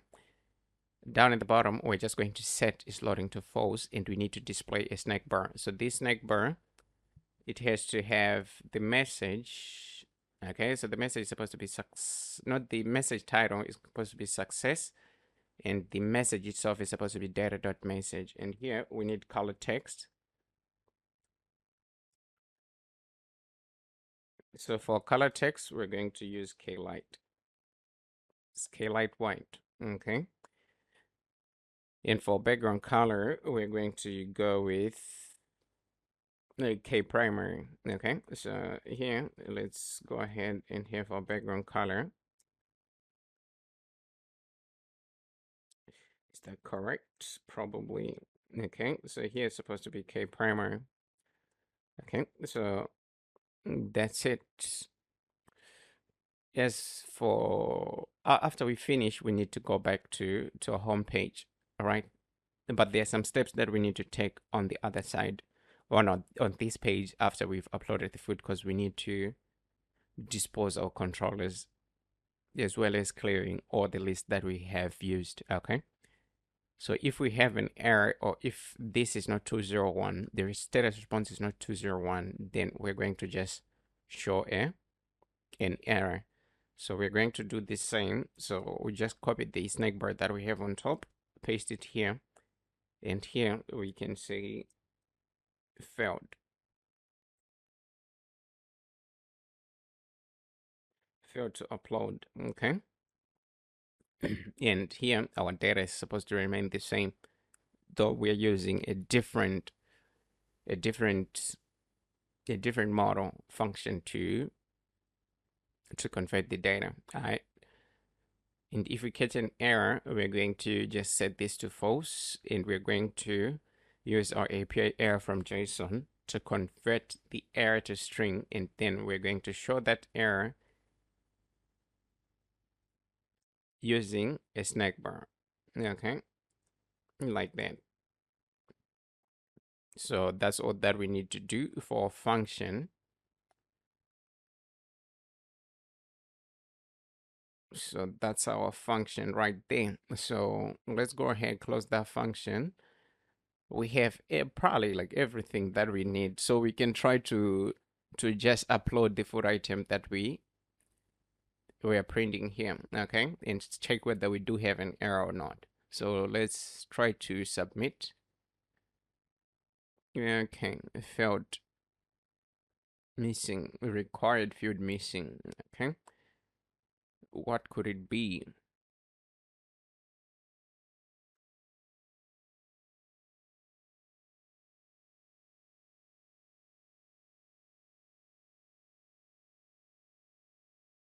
Types, tags, title,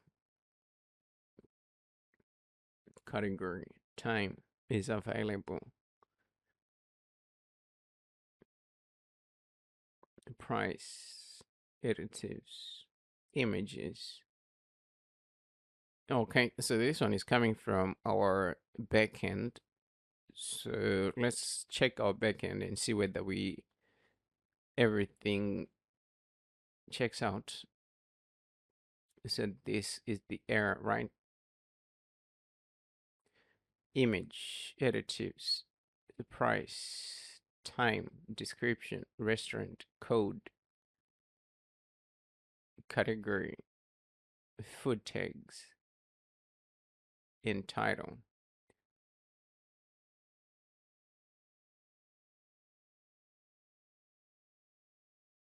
Hmm.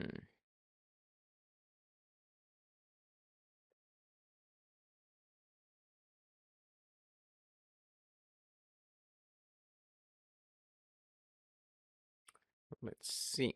Okay, I'll go through it and see whether which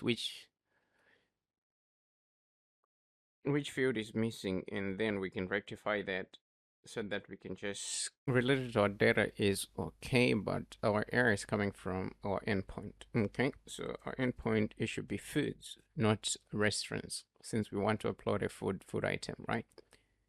So let's try to upload this item. Okay, we successfully add a food item.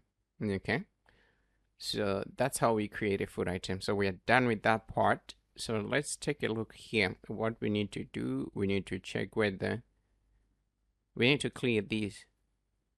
Okay, each and every time that we add a food item. Okay, so we're going to images dot images. Let's see. Dot. Do we have clear? Nope, we don't. So we're just going to set it to an empty list. It's supposed to be, let's open the controller. Images controller. This one is supposed to be set images. Okay. Or what we can do, we can just create another function here. Reset list. So this list doesn't require any argument, and we just need to clear the lists. And here it's supposed to be a void, not a set. Okay, so that's how we're going to clear our list. So coming back to this particular section, we need to reset lists. Okay, that's done after we've uploaded the food item. Okay, so the next one is going to be for the additives. Okay, so we need to access the controller dot additives lists dot nope dot clear. We want to do the same for our food tags as well. Tags, we need to clear that list, and we need to do the same for types. So we'll be clearing this list. These ones will be cleared out whenever we dispose. So everything now is okay if we try to add any other food item. Okay, so we're done with our food items. So now let's say we want to get the food related to that particular restaurant, to this particular restaurant of ours, not to display this data. So what we're going to do over here, let's save this page, and we're going to just close right about everything because we're done with that section. We need to go to foods. We need to create a list, a model related to our food. So we need postman. We need postman.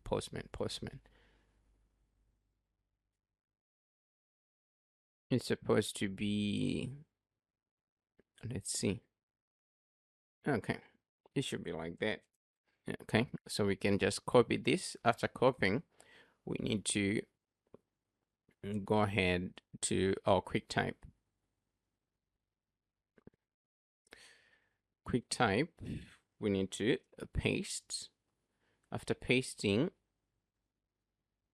a food model, we can just call it food model. Okay, let's see. Here it is. String, code, boolean, string, double, string. Okay, so this checks out. So we need to create the foods model inside of our models. New file, and we're going to call it foods model. Okay, like that. So this one is supposed to be a dot file, not foods. It's supposed to be foods. And here, model. Paste the codes. After pasting the codes, we clear the unwanted packages, and let's go ahead and just, we can remove this part. Okay, after removing the part, we can import this one from our add foods. Okay, so that's what it is going to look like, our model. So let's close our model.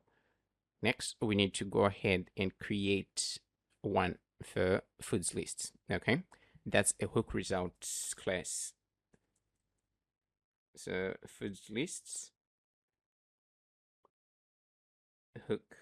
Okay, dart. So let's just copy. Oh, this is a hook. This one shouldn't be in hook, but it should be in hook models. Food lists results. Like that.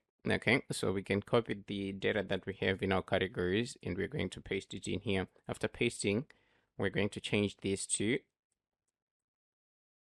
fetch foods. Fetch foods, that's the same title, and here we're going to have a list of foods model. Okay, like that. So let's get rid of unused packages. So we're done with that part. The next thing is to create the hook itself. So we need to create a new file, and we're going to call it food list hook, and it's supposed to be a dot file over here. So we can just copy the hook that we have here, the category list hook, and we can paste the code in here. After pasting the code, we need to change the return type, and we need to change the name. So the name, we're going to call it fetch food lists. Okay, that's the first. And now we need to change the return type to fetch foods. It's supposed to be foods, if I'm not mistaken, Anna. Okay, we need to import that. Our data is different, so now we just need to work inside to make necessary changes. And so here it's supposed to be foods. Yeah, this ones we're going to get by restaurant, is it? So we're going to deal with this part a little bit later, but we need to change this model to foods model. That's the first. And here, foods model from JSON, and everything else remains the same. So our main concern now is going to be the endpoint. Okay, if it list.value, that's going to be, so our service endpoint is our main focus right now. So we want to get foods by restaurant. Okay, so to get foods by restaurant, before we even go any further, what we need to do here, we need to create a final instance of our box is equals to get storage. Okay, after instantiating our box, here we're going to have string id is equals to box.read. So it's supposed to be restaurant id. So far so good. Next, we're going to focus on this, and then we can just finish up and hook our food list to this page of foods list, fetch foods list hook to our page. In our backend, we're using this function to get foods by restaurant foods. Like, we're going to use this particular endpoint, right? So let's just go ahead and copy it. After copying, we go back to our hook. So it's supposed to be foods, then restaurant foods. Then here we need the ID. Okay, the $sign ID. Like that. That's all that we need to do. That's a get request. Okay. So we need to hook this hook to our food list. So if we go to views, feeds list, we need to change this stateless widget to a hook widget. Okay. After changing it to a hook widget, now we need final hook result is equals to, it's supposed to fetch food lists. Okay. And down at the bottom, we're going to have final food lists. So let's just call it feeds is equals to hook results dot data. And final is loading is equals to hook results dot is loading. Let's close it. Final, not refetch. We don't need refetch. We need error is equals to hook results dot error. Okay. So down at the bottom, what we're going to do, we're going to check if our data is loading. Then we're going to go ahead and return foods list shimmer. Okay, let's close that. It consts. Okay, down at the bottom, if we do have an error, or error is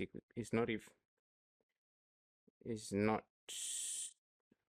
equal to null, we're going to return center, and we have to give our center a child, and our child has to be a text widget. And inside of this text widget, we're going to display error.message. Okay, so let's just go ahead, close it. And down here at the bottom, we need to add a null checker. This remains the same. In this, it has to be a foods model. So we need to copy the model name, and we go to our food tile, and we need to change this. Let's import our foods model.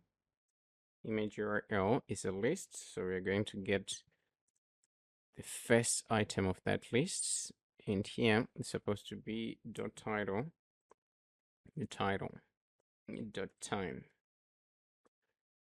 So we have 4 errors. So here we need to pass the additives lists, as well as here. And we need to access the index, and we're going to get the title. And down at the, not down at the bottom, so here, let's remove consts, food lists. Okay, so we need to hot reset. After hot resetting, then we are going to be able to test our foods. Okay, so that's how it's going to look. So this is the item that we uploaded recently, isn't it? And so here we need to just adjust a little bit when it comes to our schema. Okay. So if we go back, okay, it's covering the whole page.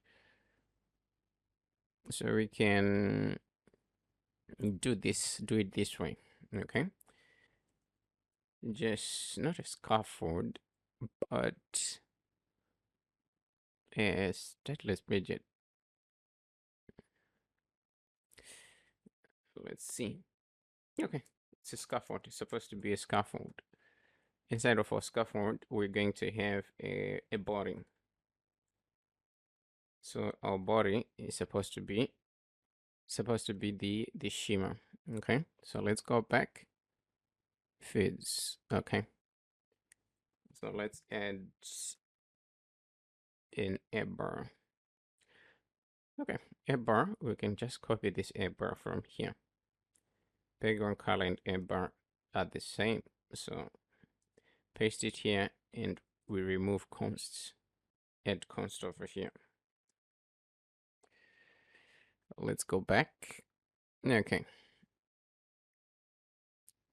Scaffolds, background color. So the body, we need to wrap it in a widget. And this widget is the widget that we're going to use. Okay. F consts will go outside like that. So that's going to be our shimmer. Okay. So now it will be appealing that way. Okay. So that's all that we need to do for this page. So we're done with our foods. The next thing is our orders. In this section, our primary objective is to focus on getting restaurant orders. So to do that, we are going to work on our backend. Okay. So what we need to do, we need to create a function and we're going to call it get restaurant orders. Okay, that's going to be our name. Mind the spellings though. Restaurant orders. Wow, still the same. Restaurant orders. So our function has to be asynchronous. It is going to take in a request and a response. After taking in a request and a response, we need to return something, okay? So here we're going to have our requests and we're going to have our response. So the first thing that we need to create a variable. So we're not going to use const, but we're going to use let this time, okay? We're going to call this a status, okay? Let's just call it status, not order status, like that, okay? Right at the bottom, we're going to have an if statement.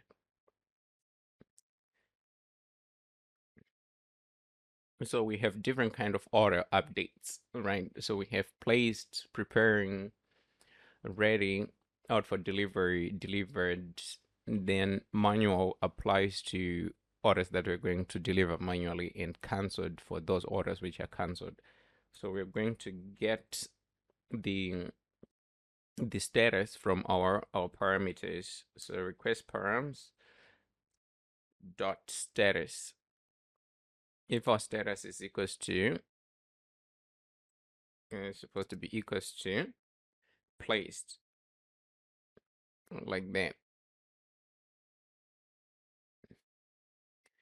Then our status, the status that we created on top, is equals to placed. So we're going to do the same for all our orders that remains, okay?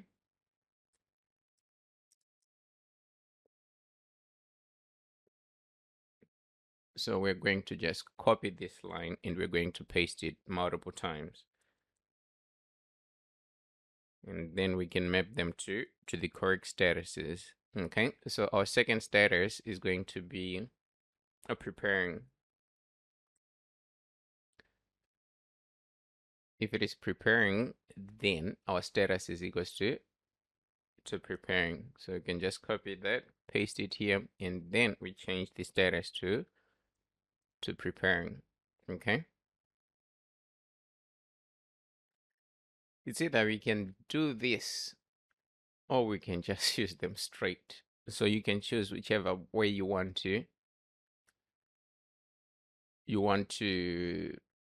Use.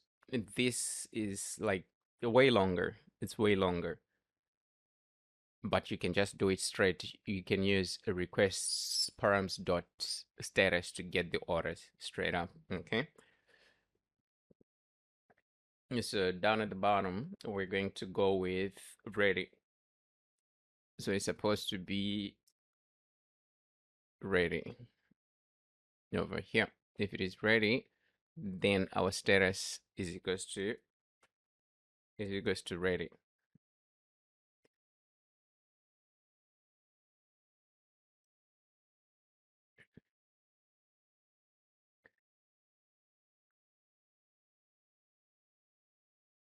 And down at the bottom, we're going to go with out for delivery. It's supposed to be delivered with a capital letter D. So these statuses has to match the ones that we have in our order status. They have to match with these ones. Okay. So don't get it confused, like where are they coming from? They're coming from our order status. So that's going to be our status here, and down at the bottom, if it is delivered, then our status is going to be delivered. So we can just copy that, go right at the bottom, paste that.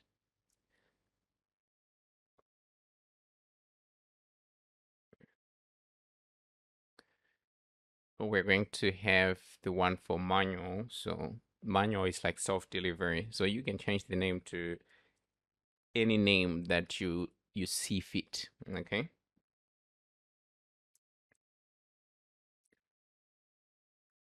And the last one, we're going to go with, what do you call it? We're going to go with cancelled. Okay, these aren't supposed to be, this is supposed to be just equal. Okay, so my bad, this is my mistake. Let's just rectify it before we proceed. Okay, so here it's supposed to be cancelled. And let's have our condition like that. So those are our conditions. Right after our conditions, now we can have a try catch block. In our try, we're going to create a variable. So this one is supposed to be orders is equals to, wait.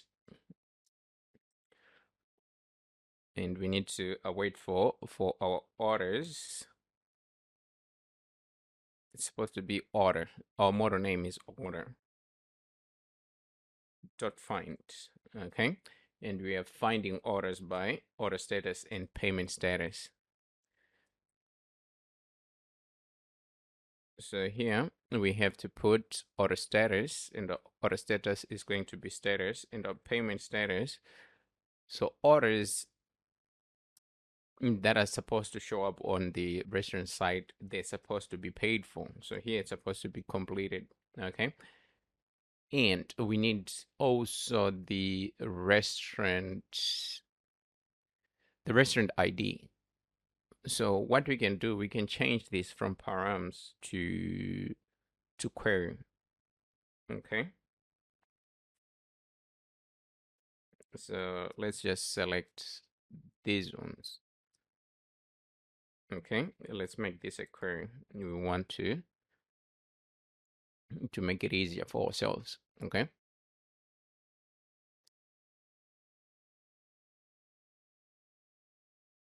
So here we need to get the restaurant ID. So we're going to have ID is equals to request params dot ID. We're going to pass the restaurant ID as ID.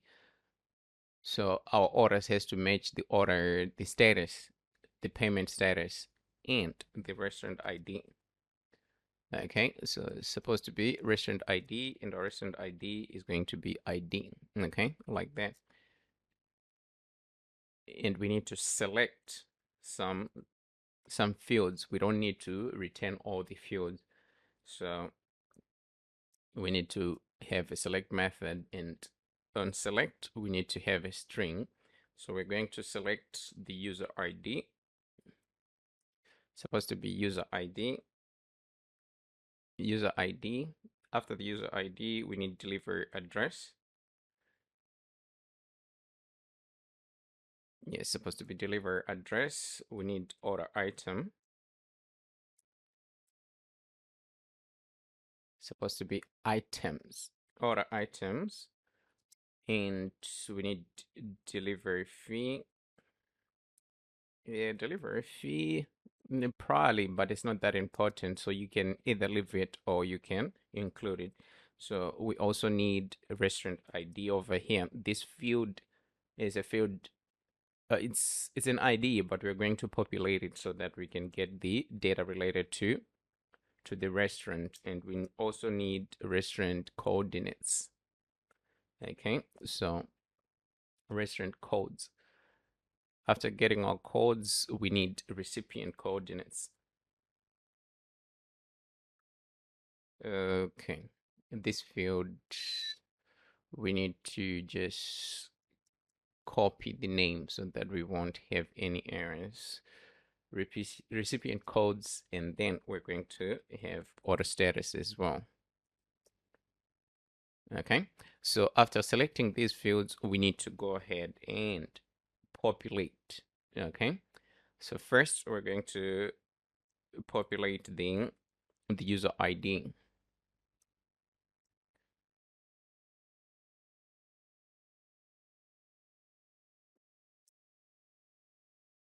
So here we're going to have user ID, not user ID, but we're going to have path. So our first path is going to be the user ID. And from the user ID, we need to select some fields. So let's bring this path down. Let's add a comma. And from that, from the user ID, we are going to select. Here we need a phone number. That's supposed to be phone. And we also need the profile. Okay, like that. That's the first. Next, we need to go ahead and populate another field, which is the restaurant ID. Okay, so let's close that. Down at the bottom, we're going to have path, and our path is going to be the restaurant ID. And we need to select some fields. So when it comes to our restaurant, we need to select. We're going to have a title. That's the title of the restaurant, and we're going to have coordinates. It's supposed to be codes, image URL, and logo URL, as well as the time. Okay, down at the bottom, we need to go ahead and populate another field as well. So we have a lot of fields to populate since we were sending IDs instead of the data. So we need to select a path, and our path is going to be order item. We need to access the order items. So in order items, we're going to populate food ID. We need the data related to the food to that food ID that we passed when we are creating an order.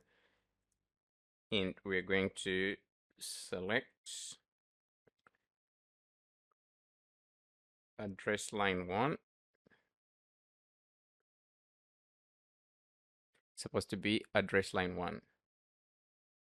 Not address line 1 when it comes to the food. This one might be a mistake, but we need title. After the title, we need image URL, and we need the time. Okay, so the one that we're going to populate below, that's where we're supposed to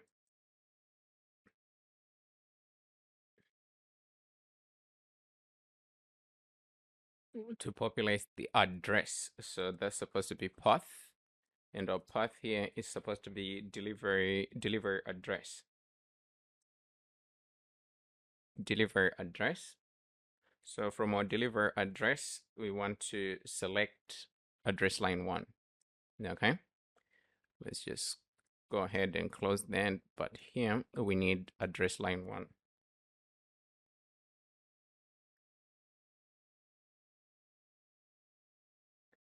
line 1. Okay, so that's all that we need to do over here. After we have all this data, we need to send back a response, right? So it's supposed to be response.status, and our status is going to be 200, and we need to pass our data as a JSON, and our data over here is going to be the orders. Okay, so let's close that. If we have an error, then we're just going to return a 500 with the error message. So that's all that we need to do for our orders. So what I was saying before, like you can get rid of all these, okay? Instead of putting them like this, you can just go with request params.status here. But either way, I'm going to go with this just in case.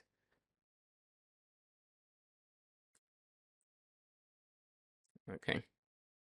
So that's our function to get restaurant orders. So here we are going to go to our routes. It's supposed to be orders, and we're going to copy one of the routes that we have, and we're going to call get restaurant order. Okay, so here we can say orders. So it's supposed to be API orders. Okay, or we can just give it a name like rest orders, and then we're going to require an ID. That's the restaurant ID. So that's how we're supposed to get our orders. So I'm going to create a few orders using our front end. So you can do the same, like purchase some items so that you can have orders to work with whenever we are going to get the data. Okay, but as for our backend, this is what we need to do. So we need to go ahead and create one more function to update to update the order status. Okay, so what I'm going to do, just in our orders, we're going to create one, and we're going to call it update order status. Okay, so when updating order status, we're going to take the same. Our function is going to be asynchronous, and is going to take in a request as well as a response. Okay, and we need to close it. So we need to have a try catch. So in our try, we're going to, before our try, we need to have the order ID. Okay, so we're going to have const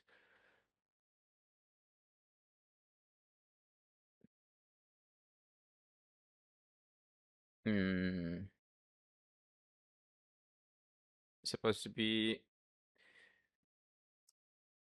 order ID is equals to request params dot. Let's go with ID. Okay, and we also need the status that we're updating it to. Okay, so this one we're going to go with order status. So our order status, we're going to get it from our params, not params. Let's go with query dot status, like that. Okay, so here we need to create a variable, and we're going to call it updated order.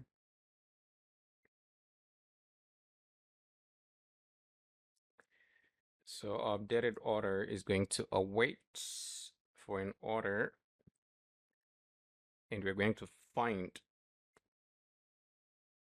and update, find by ID and update. Okay, so we already have our ID. So here we're going to use order ID, and we need to update the order status. Okay,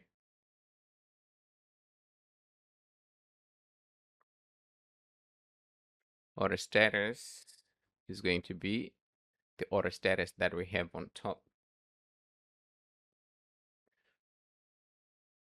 And here we're going to have new to true, and then we can just close that. So down at the bottom, we need to check, like, if updated order, then we're going to send a 200. Okay, that's supposed to be a response.status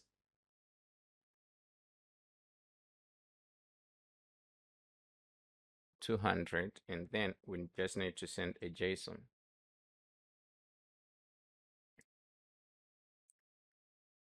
So over here, we're going to have our status, and we're going to have our status is true. It's supposed to be in braces. And we're going to have our message. Our message is going to be order status supposed to be a string. Okay.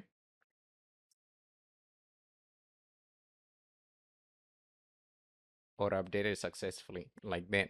Okay.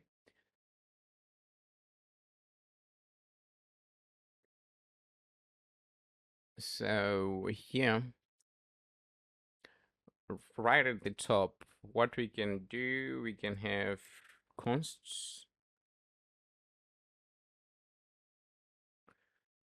Nope.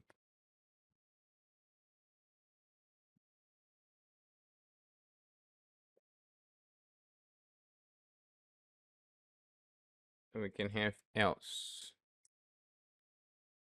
So let's say we have a situation whereby the order is not found. Then we're just going to return 404. And here it's supposed to be false. And our message is going to be order not found.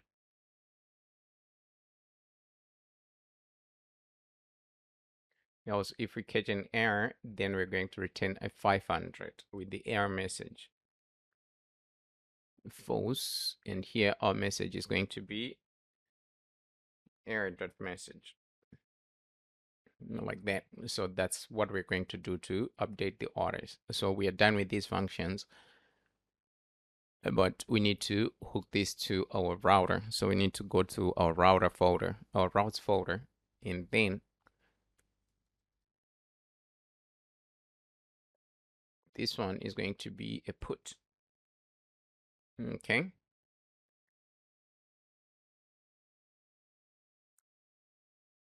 Update order status. So if we hover over, we're going to require order an ID. Okay, that's the ID that we are passing over here. And the status is going to come from params. So we don't need to put it here. We just need to include it in our params. So that's all that we need to do. Next, we're just going to get our orders, display them, as well as just making sure that we can update our orders.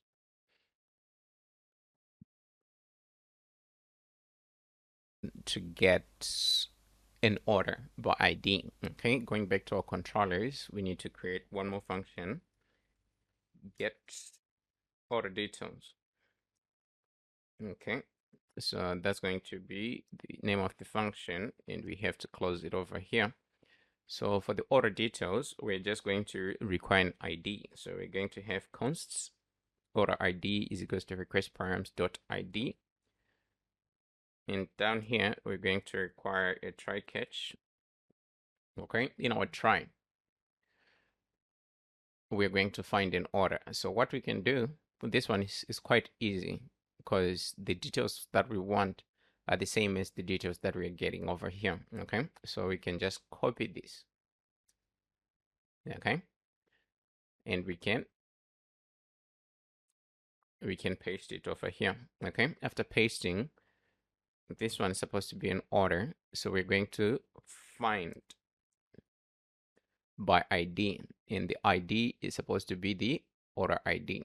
Okay, so we can just replace this with the order ID. So after populating all the data, we need to just return the order. Okay, so that's all that we need to do to get an order by ID. Going to our routes, we just need to go ahead and have a get request. Let's see. In here, we need to pass the ID. It's supposed to be get order details like that. Okay.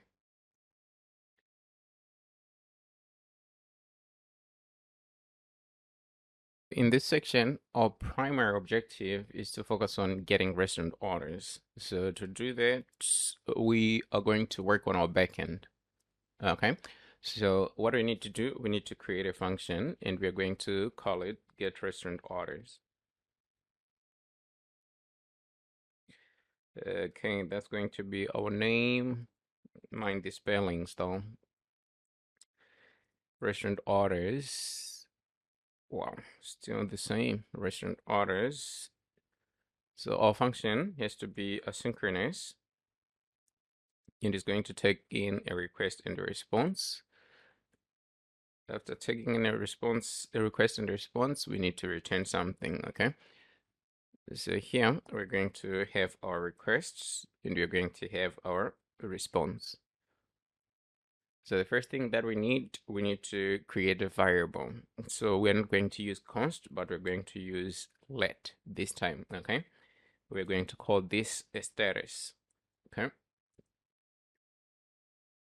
Let's just call it status, not order status, like that, okay? Right at the bottom, we're going to have an if statement.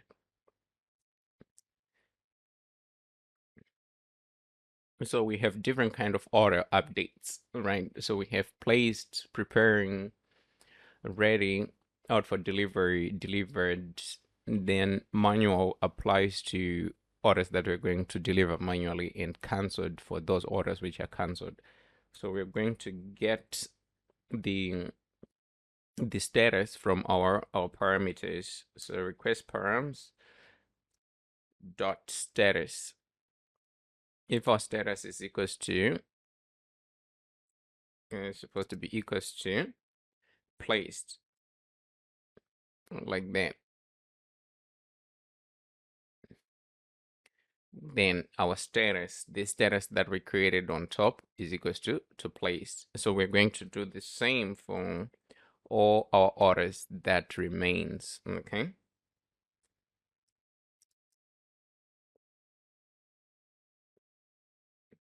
So we're going to just copy this line and we're going to paste it multiple times. And then we can map them to the correct statuses, okay? So our second status is going to be preparing. If it is preparing, then our status is equals to preparing. So you can just copy that, paste it here, and then we change the status to preparing, okay? It's either we can do this or we can just use them straight. So you can choose whichever way you want to use. This is like way longer. It's way longer. But you can just do it straight. You can use a requests params dot status to get the orders straight up, okay? So down at the bottom, we're going to go with ready. So it's supposed to be ready over here. If it is ready, then our status is equals to ready.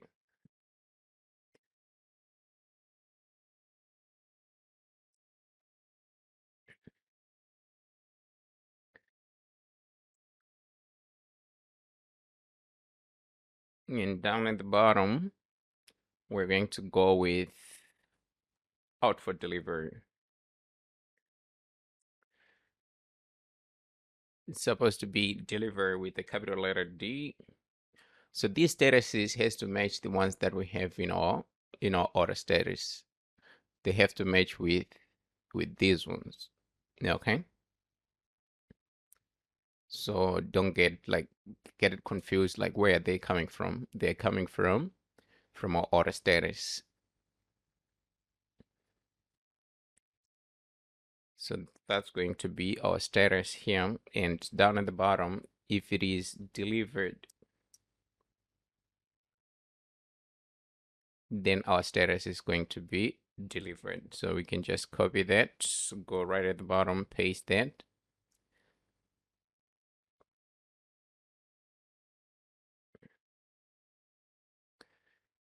We're going to have the one for manual. So manual is like self-delivery. So you can change the name to any name that you see fit. Okay.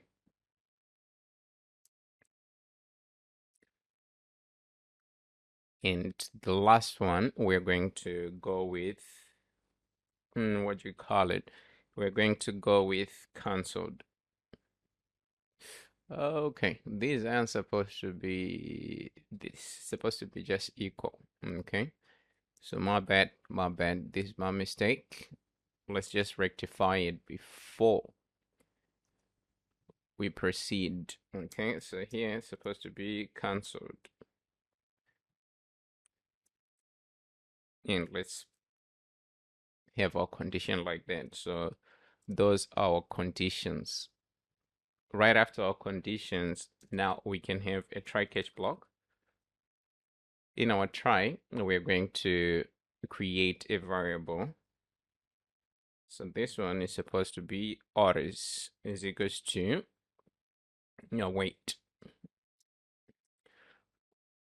And we need to wait for our orders. It's supposed to be order. Our model name is order dot find. Okay, and we are finding orders by order status and payment status.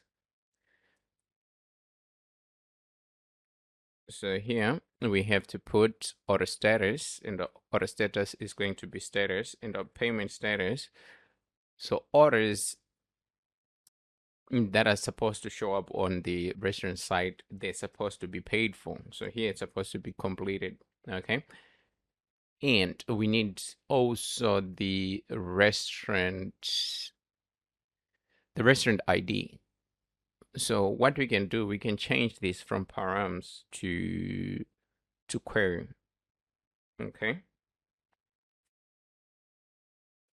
So let's just select these ones. Okay, let's make this a query. We want to make it easier for ourselves. Okay.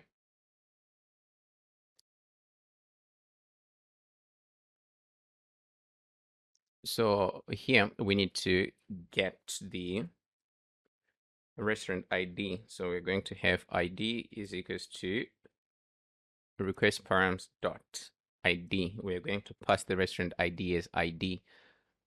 So our orders has to match the order, the status, the payment status, and the restaurant ID. Okay, so it's supposed to be restaurant ID, and the restaurant ID is going to be ID. Okay, like that. And we need to select some fields. We don't need to return all the fields. So we need to have a select method, and on select, we need to have a string.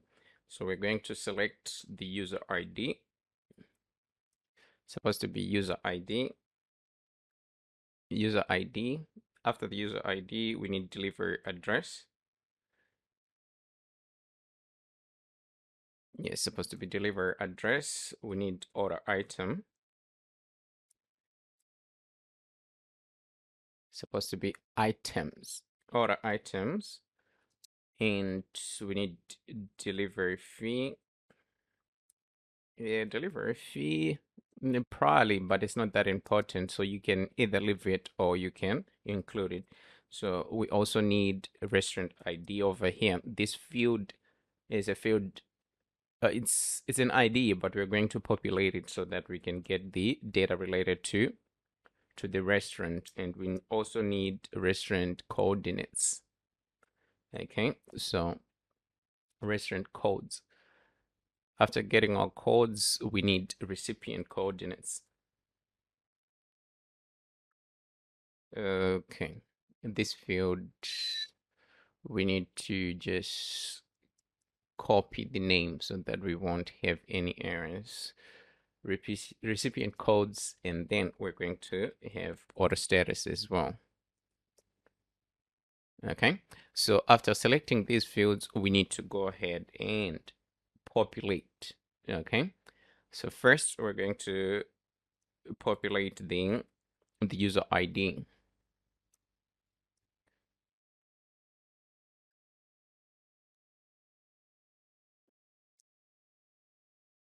So here we're going to have user ID, not user ID, but we're going to have path. So our first path is going to be the user ID. And from the user ID, we need to select some fields. So let's bring this path down. Let's add a comma. And from that, from the user ID, we're going to select. Here we need a phone number. That's supposed to be phone. And we also need the profile. Okay, like that. That's the first. Next, we need to go ahead and populate another field, which is the restaurant ID. Okay, so let's close that. Down at the bottom, we're going to have path, and our path is going to be the restaurant ID. And we need to select some fields. So when it comes to our restaurant, we need to select. We're going to have a title. That's the title of the restaurant, and we're going to have coordinates. It's supposed to be codes, image URL, and logo URL, as well as the time. Okay, down at the bottom, we need to go ahead and populate another field as well. So we have a lot of fields to populate since we were sending IDs instead of the data. So we need to select a path, and our path is going to be order item. We need to access the order items. So in order items, we're going to populate food ID. We need the data related to the food to that food ID that we passed when we are creating an order.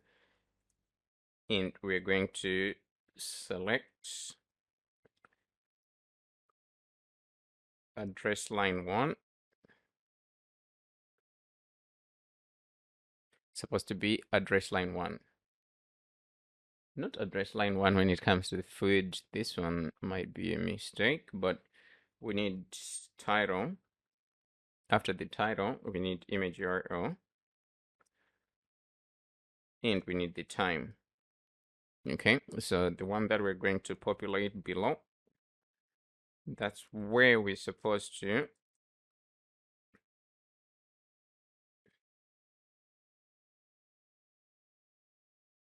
populate the address. So that's supposed to be path, and our path here is supposed to be delivery address.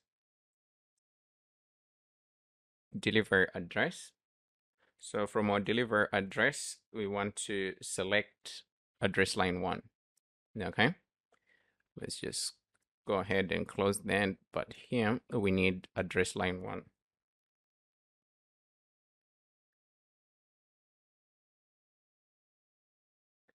Line 1. Okay, so that's all that we need to do over here. After we have all this data, we need to send back a response, right? So it's supposed to be response.status, and our status is going to be 200, and we need to pass our data as a JSON, and our data over here is going to be the orders. Okay, so let's close that. If we have an error, then we're just going to return a 500 with the error message. So that's all that we need to do for our orders. So what I was saying before, like you can get rid of all these, okay? Instead of putting them like this, you can just go with request params dot status here, right? Like that, then you can get rid of this.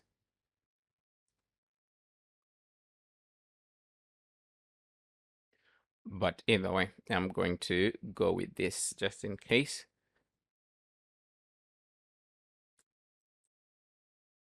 Okay. So that's our function to get restaurant orders. So here we are going to go to our routes. It's supposed to be orders, and we're going to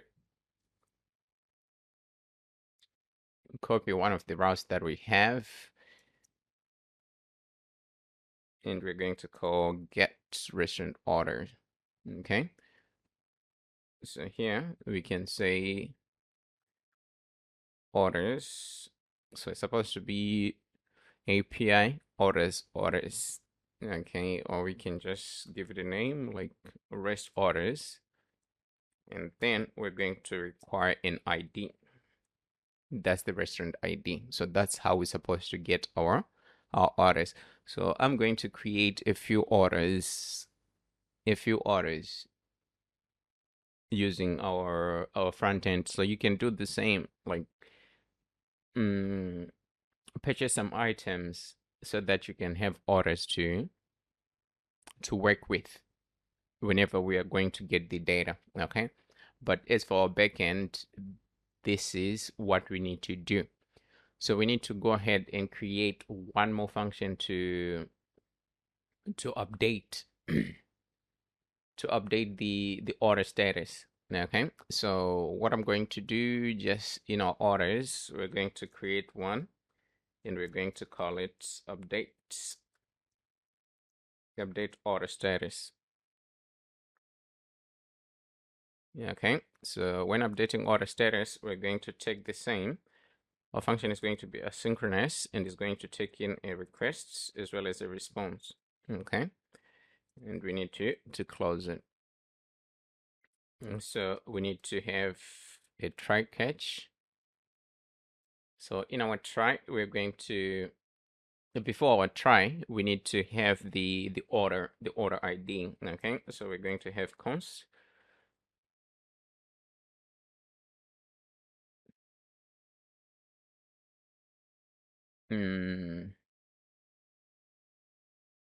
supposed to be order ID is equals to request params dot. Let's go with ID. Okay, and we also need the status that we're updating it to. Okay, so this one we're going to go with order status. So our order status, we're going to get it from our params, not params. Let's go with query dot status, like that. Okay, so here we need to create a variable, and we're going to call it updated order.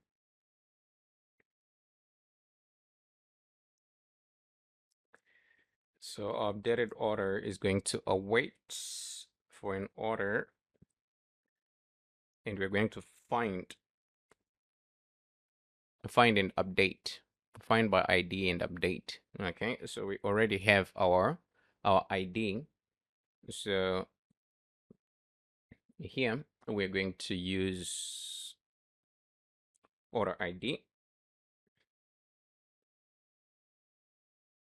and we need to update the order status. Okay,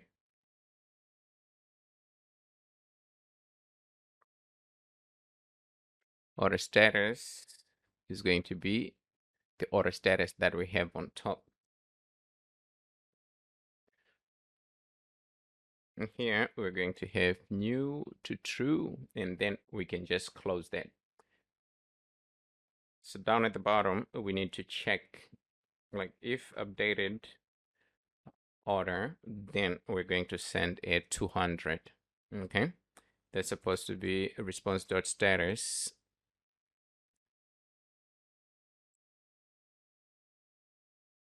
200, and then we just need to send a JSON.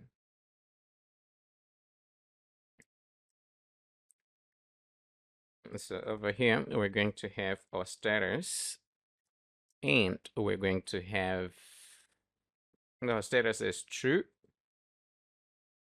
It's supposed to be in braces. And we're going to have our message. Our message is going to be order status. It's supposed to be a string. Okay.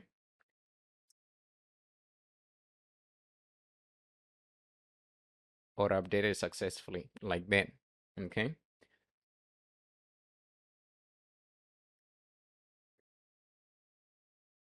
So here,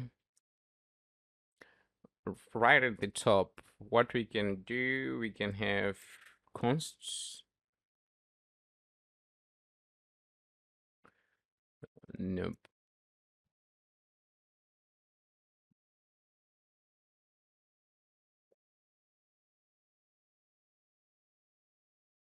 We can have else.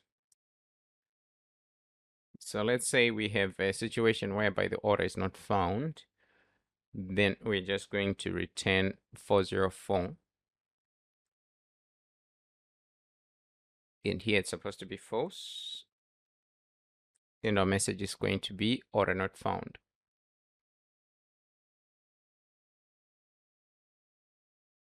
Now, if we catch an error, then we're going to return a 500 with the error message. False. And here our message is going to be error.message. Like that. So that's what we're going to do to update the orders. So we are done with these functions, but we need to hook this to our router. So we need to go to our router folder, our routes folder, and then this one is going to be a put. Okay.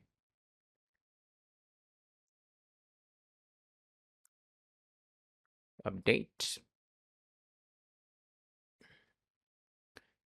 order status. So if we have an over, we're going to require order an ID.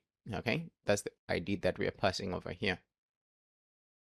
And the status is going to come from params. So we don't need to put it here. We just need to include it in our params. So that's all that we need to do.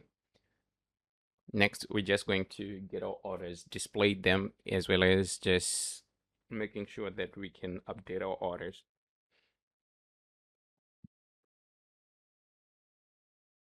To get an order by ID. Okay, going back to our controllers, we need to create one more function, get order details.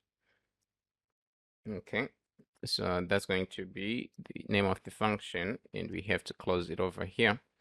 So for the order details, we're just going to require an ID. So we're going to have consts order ID is equals to request params dot ID.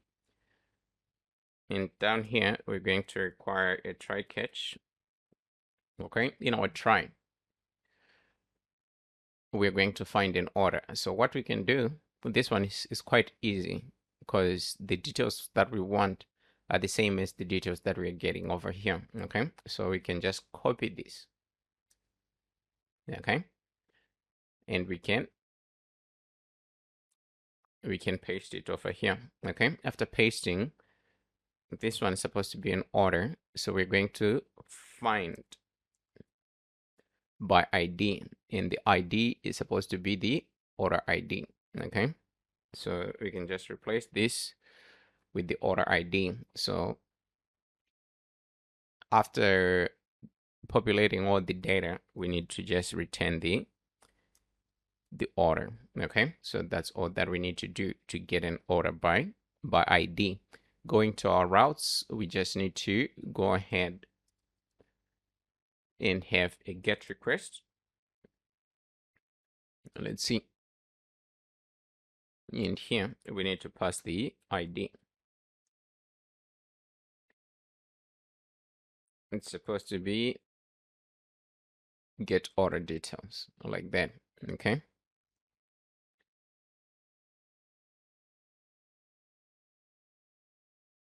And just try to get the orders because we want to create the model for our orders first. So I've already like not created an order, but I've already ordered something. So if you have that's the client app. We have a client app. That's the app that we created before, right? So if you have the client app, you can go ahead and order something. Okay. So here, coming to our restaurant app, I've added this chicken and chips. Okay. So this is the food that I'm going to order. I'm just going to reorder it again so that we can be on the same page, and then we're going to get the order that we purchased together. All right. So here I'm just going to go to search. In search, I'm going to search for chicken. I'm just going to go with chicken. Okay. So we want to order this particular food item. Okay. So I'm going to add ketchup, and I'm going to add a cup like that, right? Okay. I'm going to place an order. So here, like, make sure that your distance is approximate to your restaurant. So here, our restaurant and our address, they are closer to each other. So I'm going to proceed to payment. Okay, so if we proceed to payment, we are taken to this page where we're supposed to finish our payment, right? Chicken@a.com. Okay, you can just put a random email. Either way, it's okay. Okay, so that's our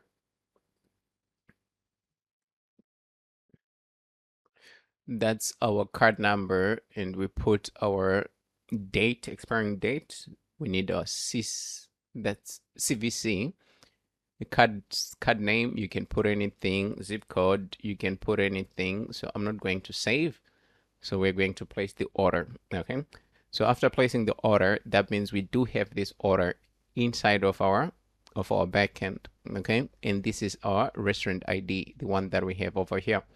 So this is the ID that we want to use to get the order, right? So with this done, that means we have two orders in our restaurant. So we need to create a request in Postman so that we can get the data. After getting the data, then we can go to Postman.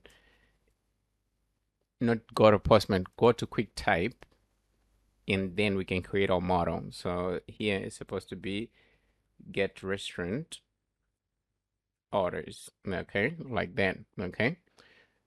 So here, let's go with this one, and we change it a little bit. Our backend is on localhost 6018. In here, we're going to go and get orders, and we're supposed to get rest dash orders. Okay. And here we need the restaurant ID, and then we need some queries. Okay. So I'm going to open the database. In the database, I'm going to go to restaurants. Let me check whether we do have restaurants open or not. Okay, these are foods. These are restaurants. Okay, so this is the restaurant that I'm looking for. I'm going to just copy the ID. After copying the ID, go back to Postman, paste the ID, and we need a query. So the query is supposed to be status is equals to preparing.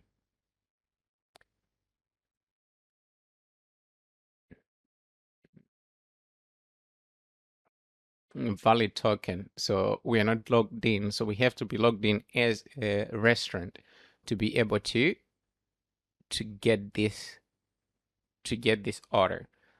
So the trick or the shortcut to it is to just go back to our restaurant. Okay, this is our restaurant application. So this hook, that's a food list hook. Let's see. We're just getting it with an ID over here. So that won't hold. We only got category lists. They don't have any. Okay, so what we're going to do over here, let's go ahead and try to log into our restaurant. So we go to auth, and inside of auth, we're going to go to log in. Okay. Best URL, it's 13. Okay, so that's okay. Restaurant at the best tech, and the password is the same.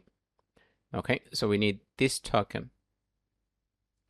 Copy the token, go to our user token. We're going to replace the current token with the token that we just copied. And we go back to our orders, the restaurant orders, go to authorization. In authorization, we're going to use beer token. And our beer token over here, let's change it to a state variable, a state environment variable. Okay. Okay, so we're going to go with user token. So we go back to, let's go to our body, not our body, but params. Okay, let's send the request again. So here we don't have anything. So we need to go ahead and check whether we made a mistake or not. So backend, supposed to be rest orders. Okay, so that checks out. So it's supposed to be orders, API slash orders slash rest orders.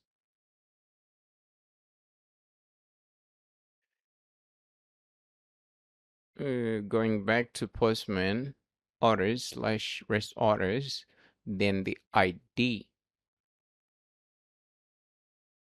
After the ID, we need to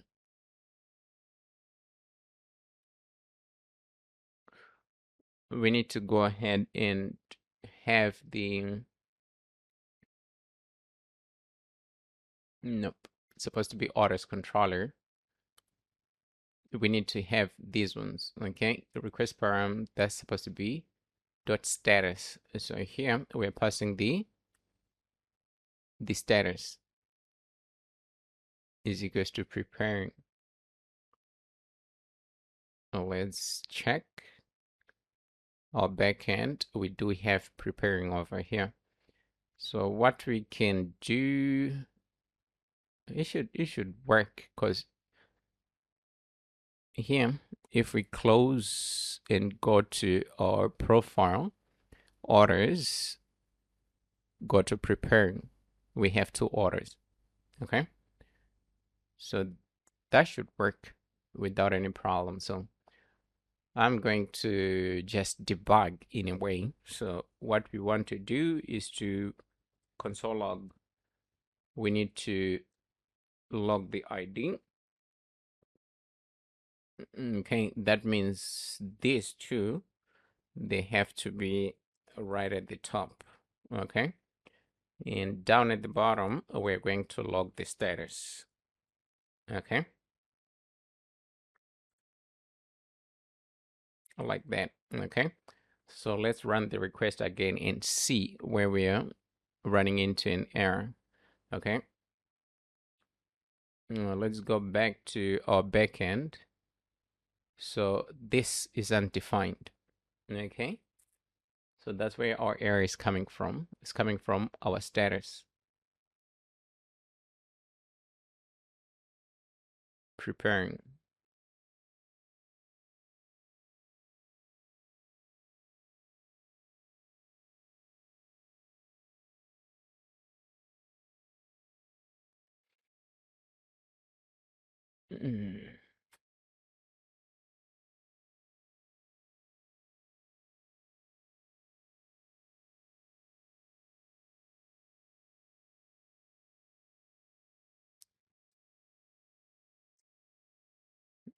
Let's see whether we're doing the right thing or not.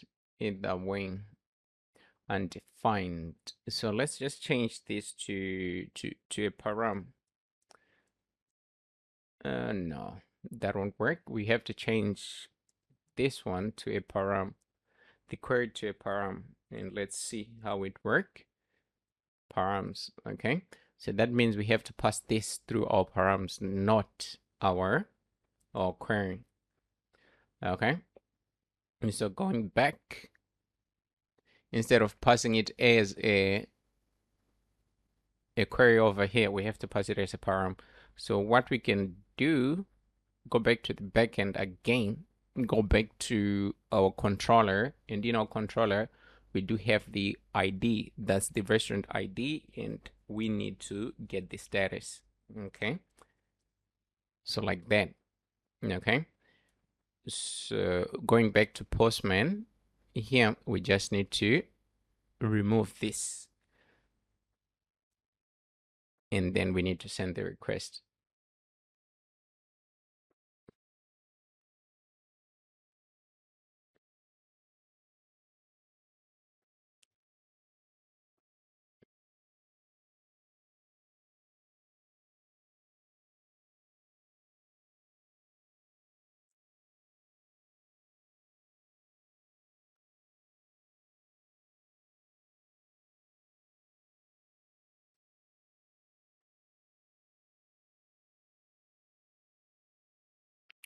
Okay, so this is a little bit tricky. So let's just print the status as it is coming from our our params. Okay, that way we can be sure whether we're getting it or not.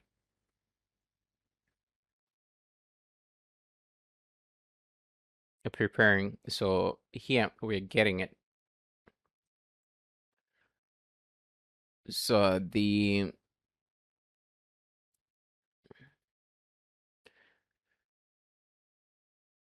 approach that I suggested earlier on is the one that's more viable rather than using this kind of status, this kind of conditions. Okay, so let's try to send this again. Okay. Okay, we send, but we don't have data. That's a little bit odd. So, but if we go back to our backend, we have everything over here.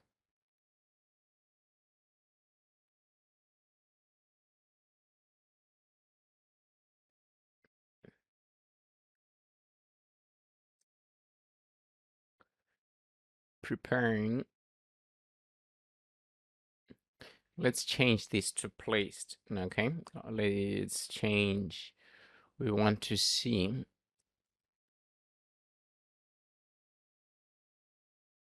Okay, so our orders are under placed and not.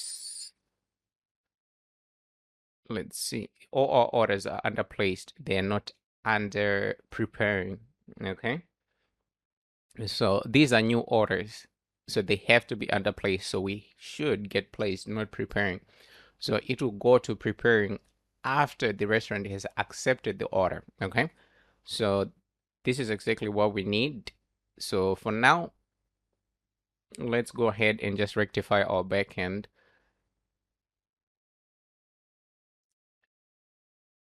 We can get rid of these conditions. Okay. Like that. So we're going to use it like this. Or what we can do, we can have const status is equals to request, not body, but request params dot status. Like that. And then here we're going to just place the status. So we can run the test again.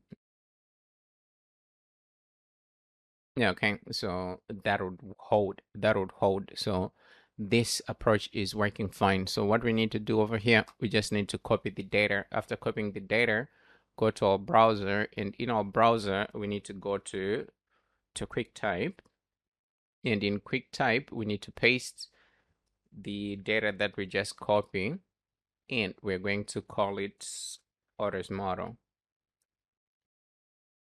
like that. Okay, let's copy it here.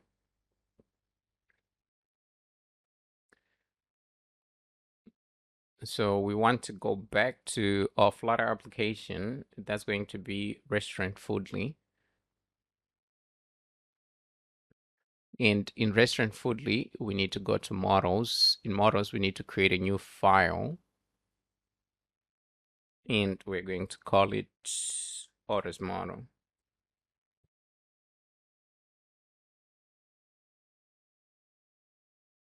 And it's going to be a .dot file. Okay, let's paste the code. Get rid of the unused dependencies. After that, what we can do is to, yeah, we want to get rid of these two. Okay, the latitude and the longitude delta.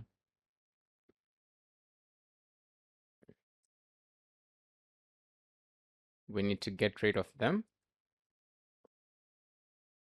Okay, so we've gotten rid of them. So far so good. So let's leave it like this. We need to go back to our application, which is this application, so that this one can load. Okay, can finish loading. So we're done. The next thing is to create the model, not the model, but the hooks to fetch the data. Okay, so this one, new order is going to be placed orders. Preparing is going to be prepared, ready. It's going to be ready, picked up, out for delivery. Self-delivery is going to be manual. Delivered is going to be delivered, and cancelled is going to be cancelled. Okay, so let's go ahead and create the model, not the model. Create the hook, and then we can put the hooks over here. We can hook the hooks to the appropriate widgets. Okay, let's go ahead and create the hooks to get the orders. So we're going to create a new file inside of our hooks, and we're going to call it orders.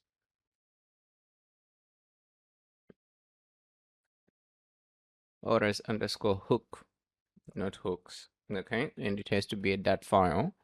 After creating the file, we just need to go ahead and copy one of the hooks that we have over here. And we need to paste the code in here. So in hook models, we need to create another file, and we're going to call it orders results. Okay, results with a U, and it's supposed to be a .dot file. Okay, and let's go ahead and copy one of the files, and we're going to paste it in here. So instead of saying fetch categories over here, we're going to say fetch orders. Okay, so it's supposed to be orders.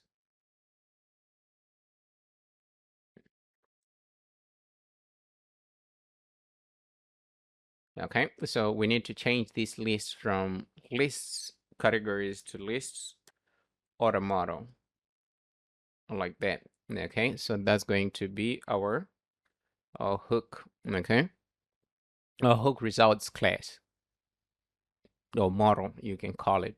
So here our return type is going to be different. So here it's supposed to be fetch orders. Okay, and we need to import. So here we do have an error because of the difference in return data types. Okay, so here it's supposed to be not order model, but not order item, but order model. So here it's supposed to be order model from JSON. So that's the change that we need to make. And here we need to change this from, we have API It has to be orders. Then, okay, let's visit our postman so that we won't. Okay, so it's going to be like that. Rest orders ID, then the name. Okay, so let's go ahead and just make a change. The change, okay, we can bring back the simulator. It will bring back our, wow,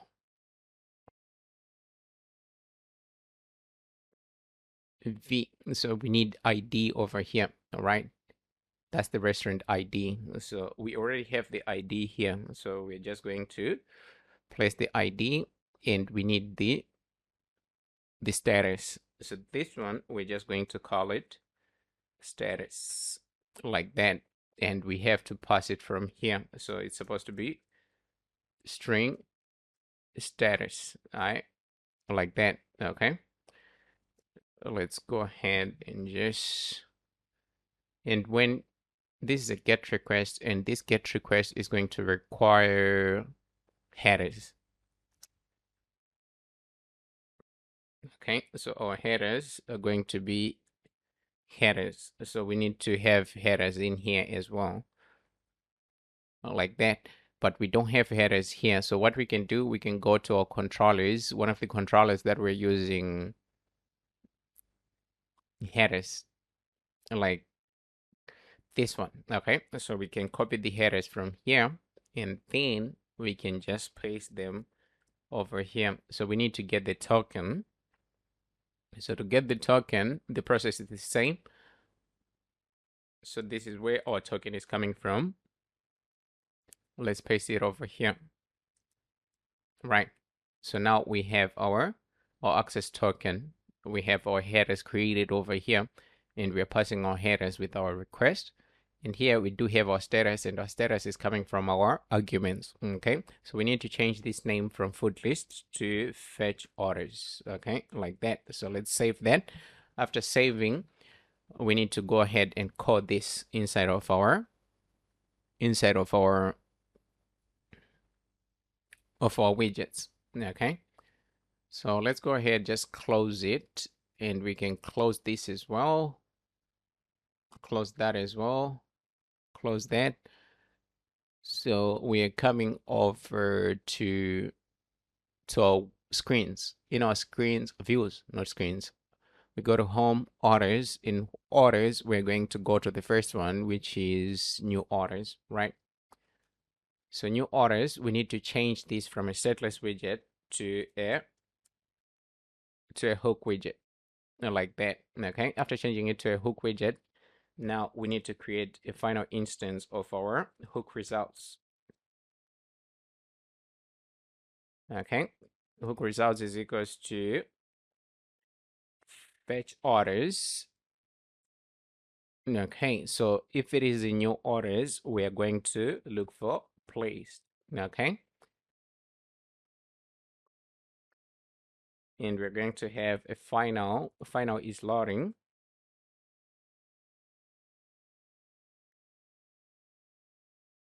So is loading is equals to hook results dot is loading,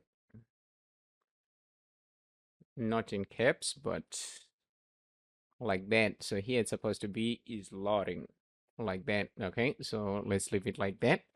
Down at the bottom, final data is equals to hook results dot data, and we're going to have one field for the error is equals to hook results dot error. So this is all that we need, and we're going to have a condition. If it's loading, then we are going to go ahead and display the schema. Okay, so we're going to return here it's supposed to be food list schema. Okay, like that. So let's close it, and then let's go ahead and add const over here, like that. Okay, probably bound to run into this error because we changed our widget from setless to hook, but So you see, we have like a loading, a schema, but we are not yet displaying the results, okay? So here in our container, we only have these two, so we need to give this container a child. In this child, we are going to go ahead and have a list view.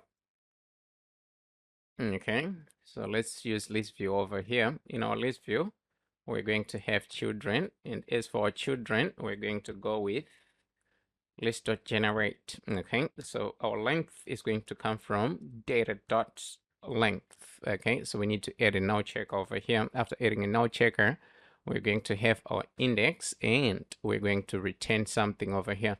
So instead of having an arrow function, we're going to have braces, and in our braces, we need to return the widget that we want to display. Okay, so let's say we want to display a container for now, and we need to add a bracket of, not a bracket, but we need to close it.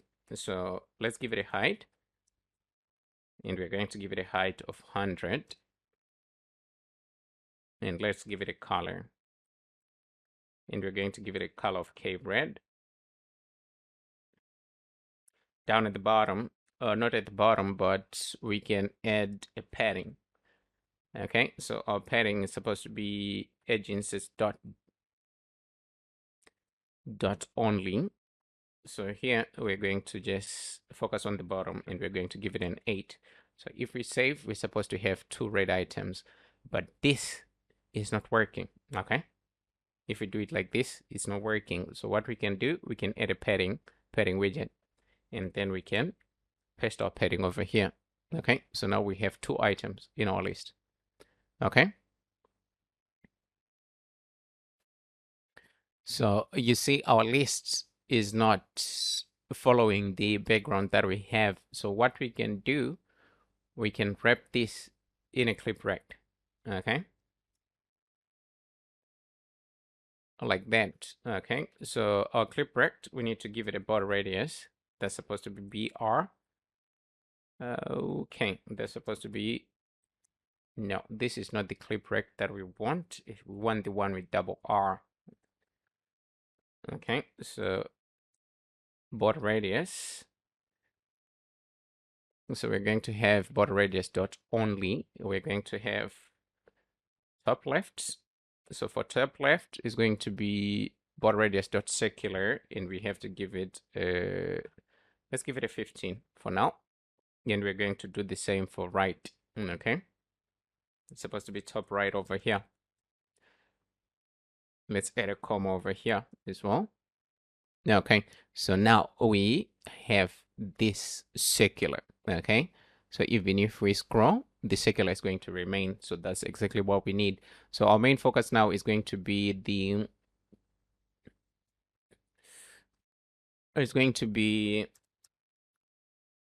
widget itself. But before we go to, now we do the widget first, and then we can just go ahead and finish on all the widgets that we're about to display. Okay, so this widget is going to be a little bit similar to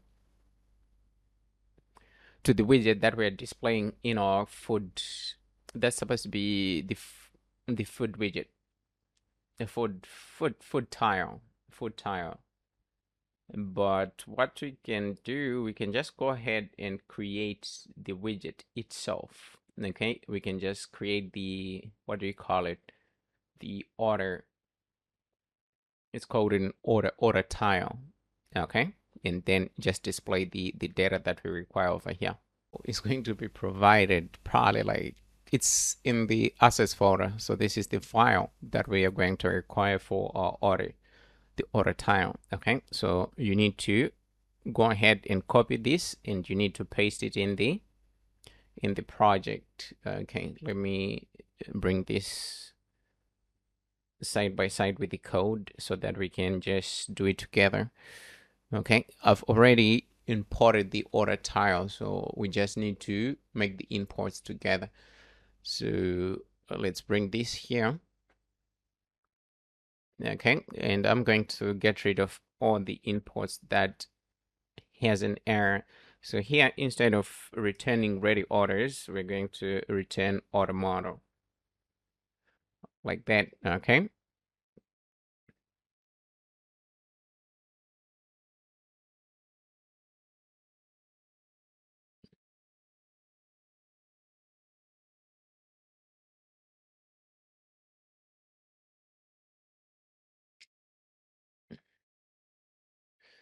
Let's get rid of all this. Okay.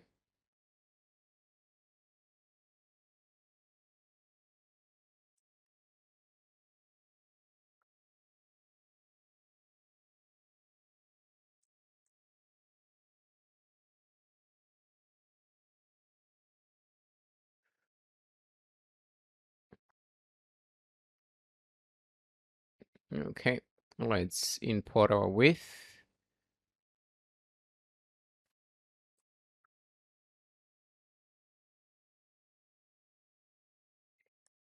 Let's make it K off white. Let's go with light white. Like that. Let's import the reusable text widget. After importing that, we import our app style. After our app style, probably we need to get rid of that.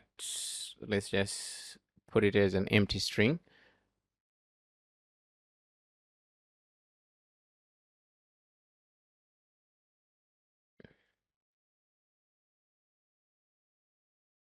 Okay, so we're going to put it like that, and then we're going to work on our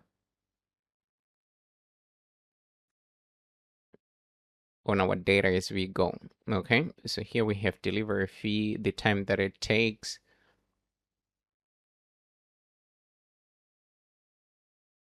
Let's add a const over here. And let's remove this. .r, so we get rid of these consts.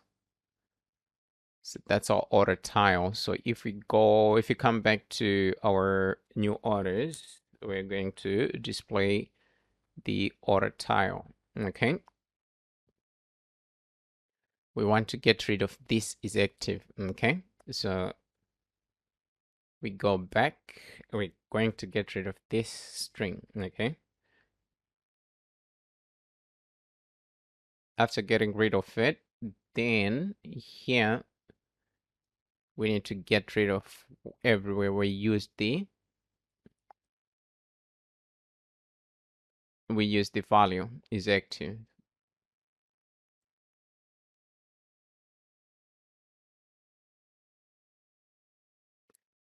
Coming back, our order is going to be not data, but here we can say final. Supposed to be final order is equals to data, and we need to access the index. So let's just close it. So here we're going to pass the order, not orders. We're going to pass the order, and let's go ahead and cut this. Okay, and let's save. Yeah, okay. So that's going to be our orders. So we need to get rid of this part. Okay, we just need to display the. This is the restaurant. No, this is the. Not the. This is the address of the person who's receiving the order, right?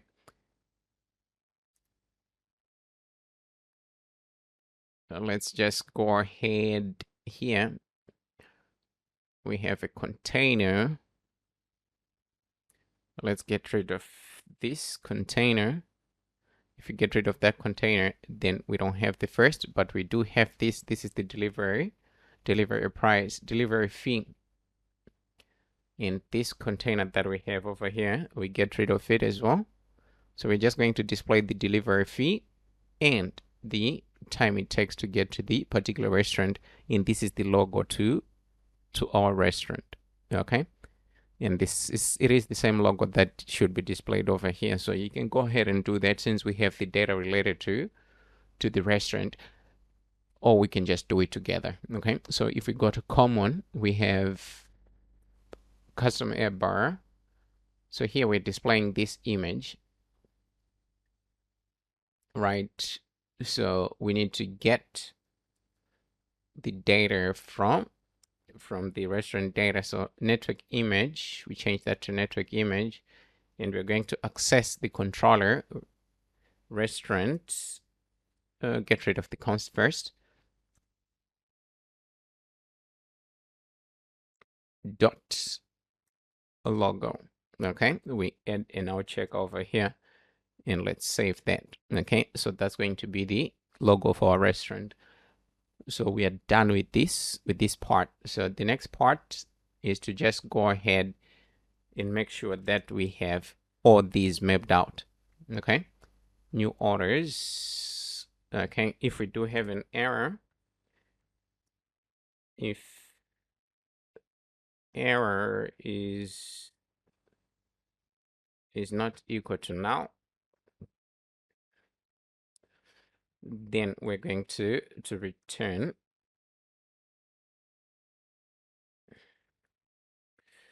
center. Okay, it's supposed to be center over here. Our center, we give it a child, and in our child we're going to return let's just return a text widget.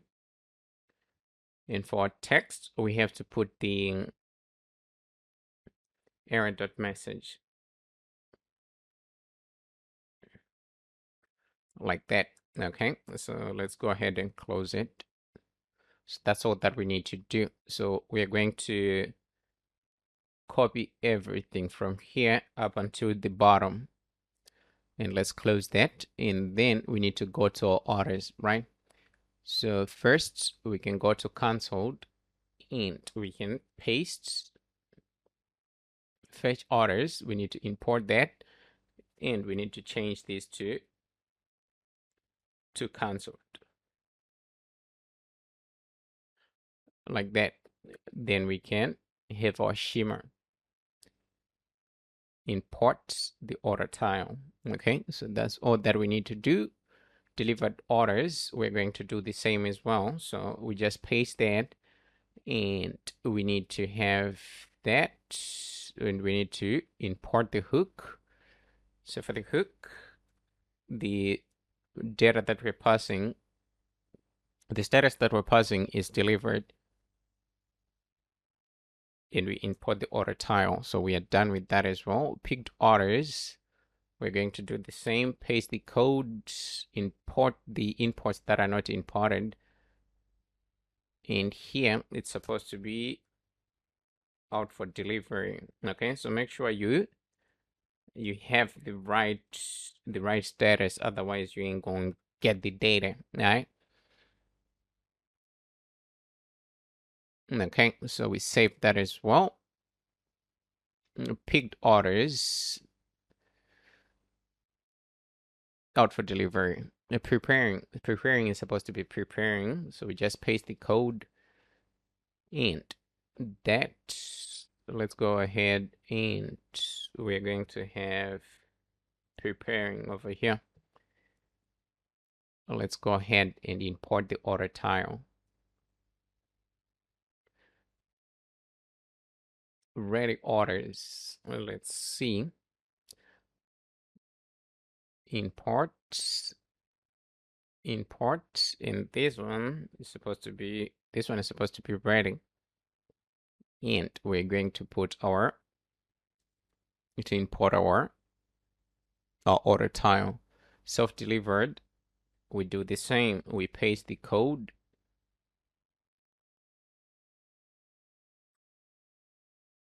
We import the inputs that are required, and here we have to change it to ready. Okay, so if this is too fast for you, what you have to do, you just have to map them to the data that we have in our order,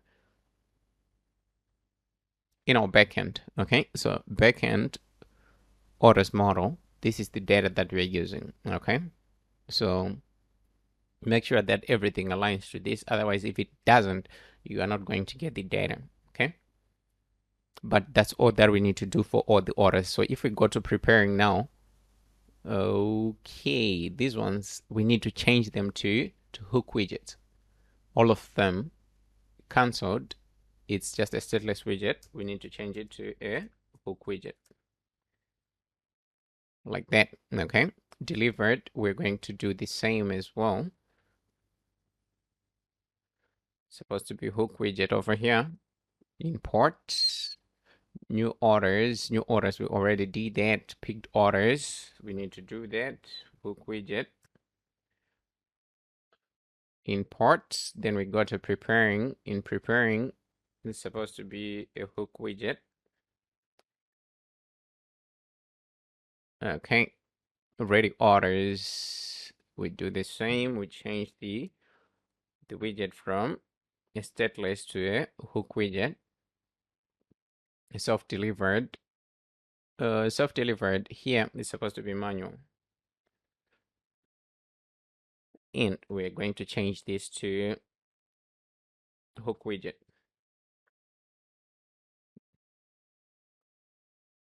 Okay, so let's go ahead and just save all. Okay, file, save all. Then I'm going to close all. And then I'm just going to rerun the code so that we can see whether we can get our data. So we're getting our data here. That's okay. If we go to the second one, we have our schema loading. We don't have data, so that's working. Third one, working. Fourth one, working. Fifth one, working. Sixth one, working as well. And the last one is working. So we are done. Okay, so new orders.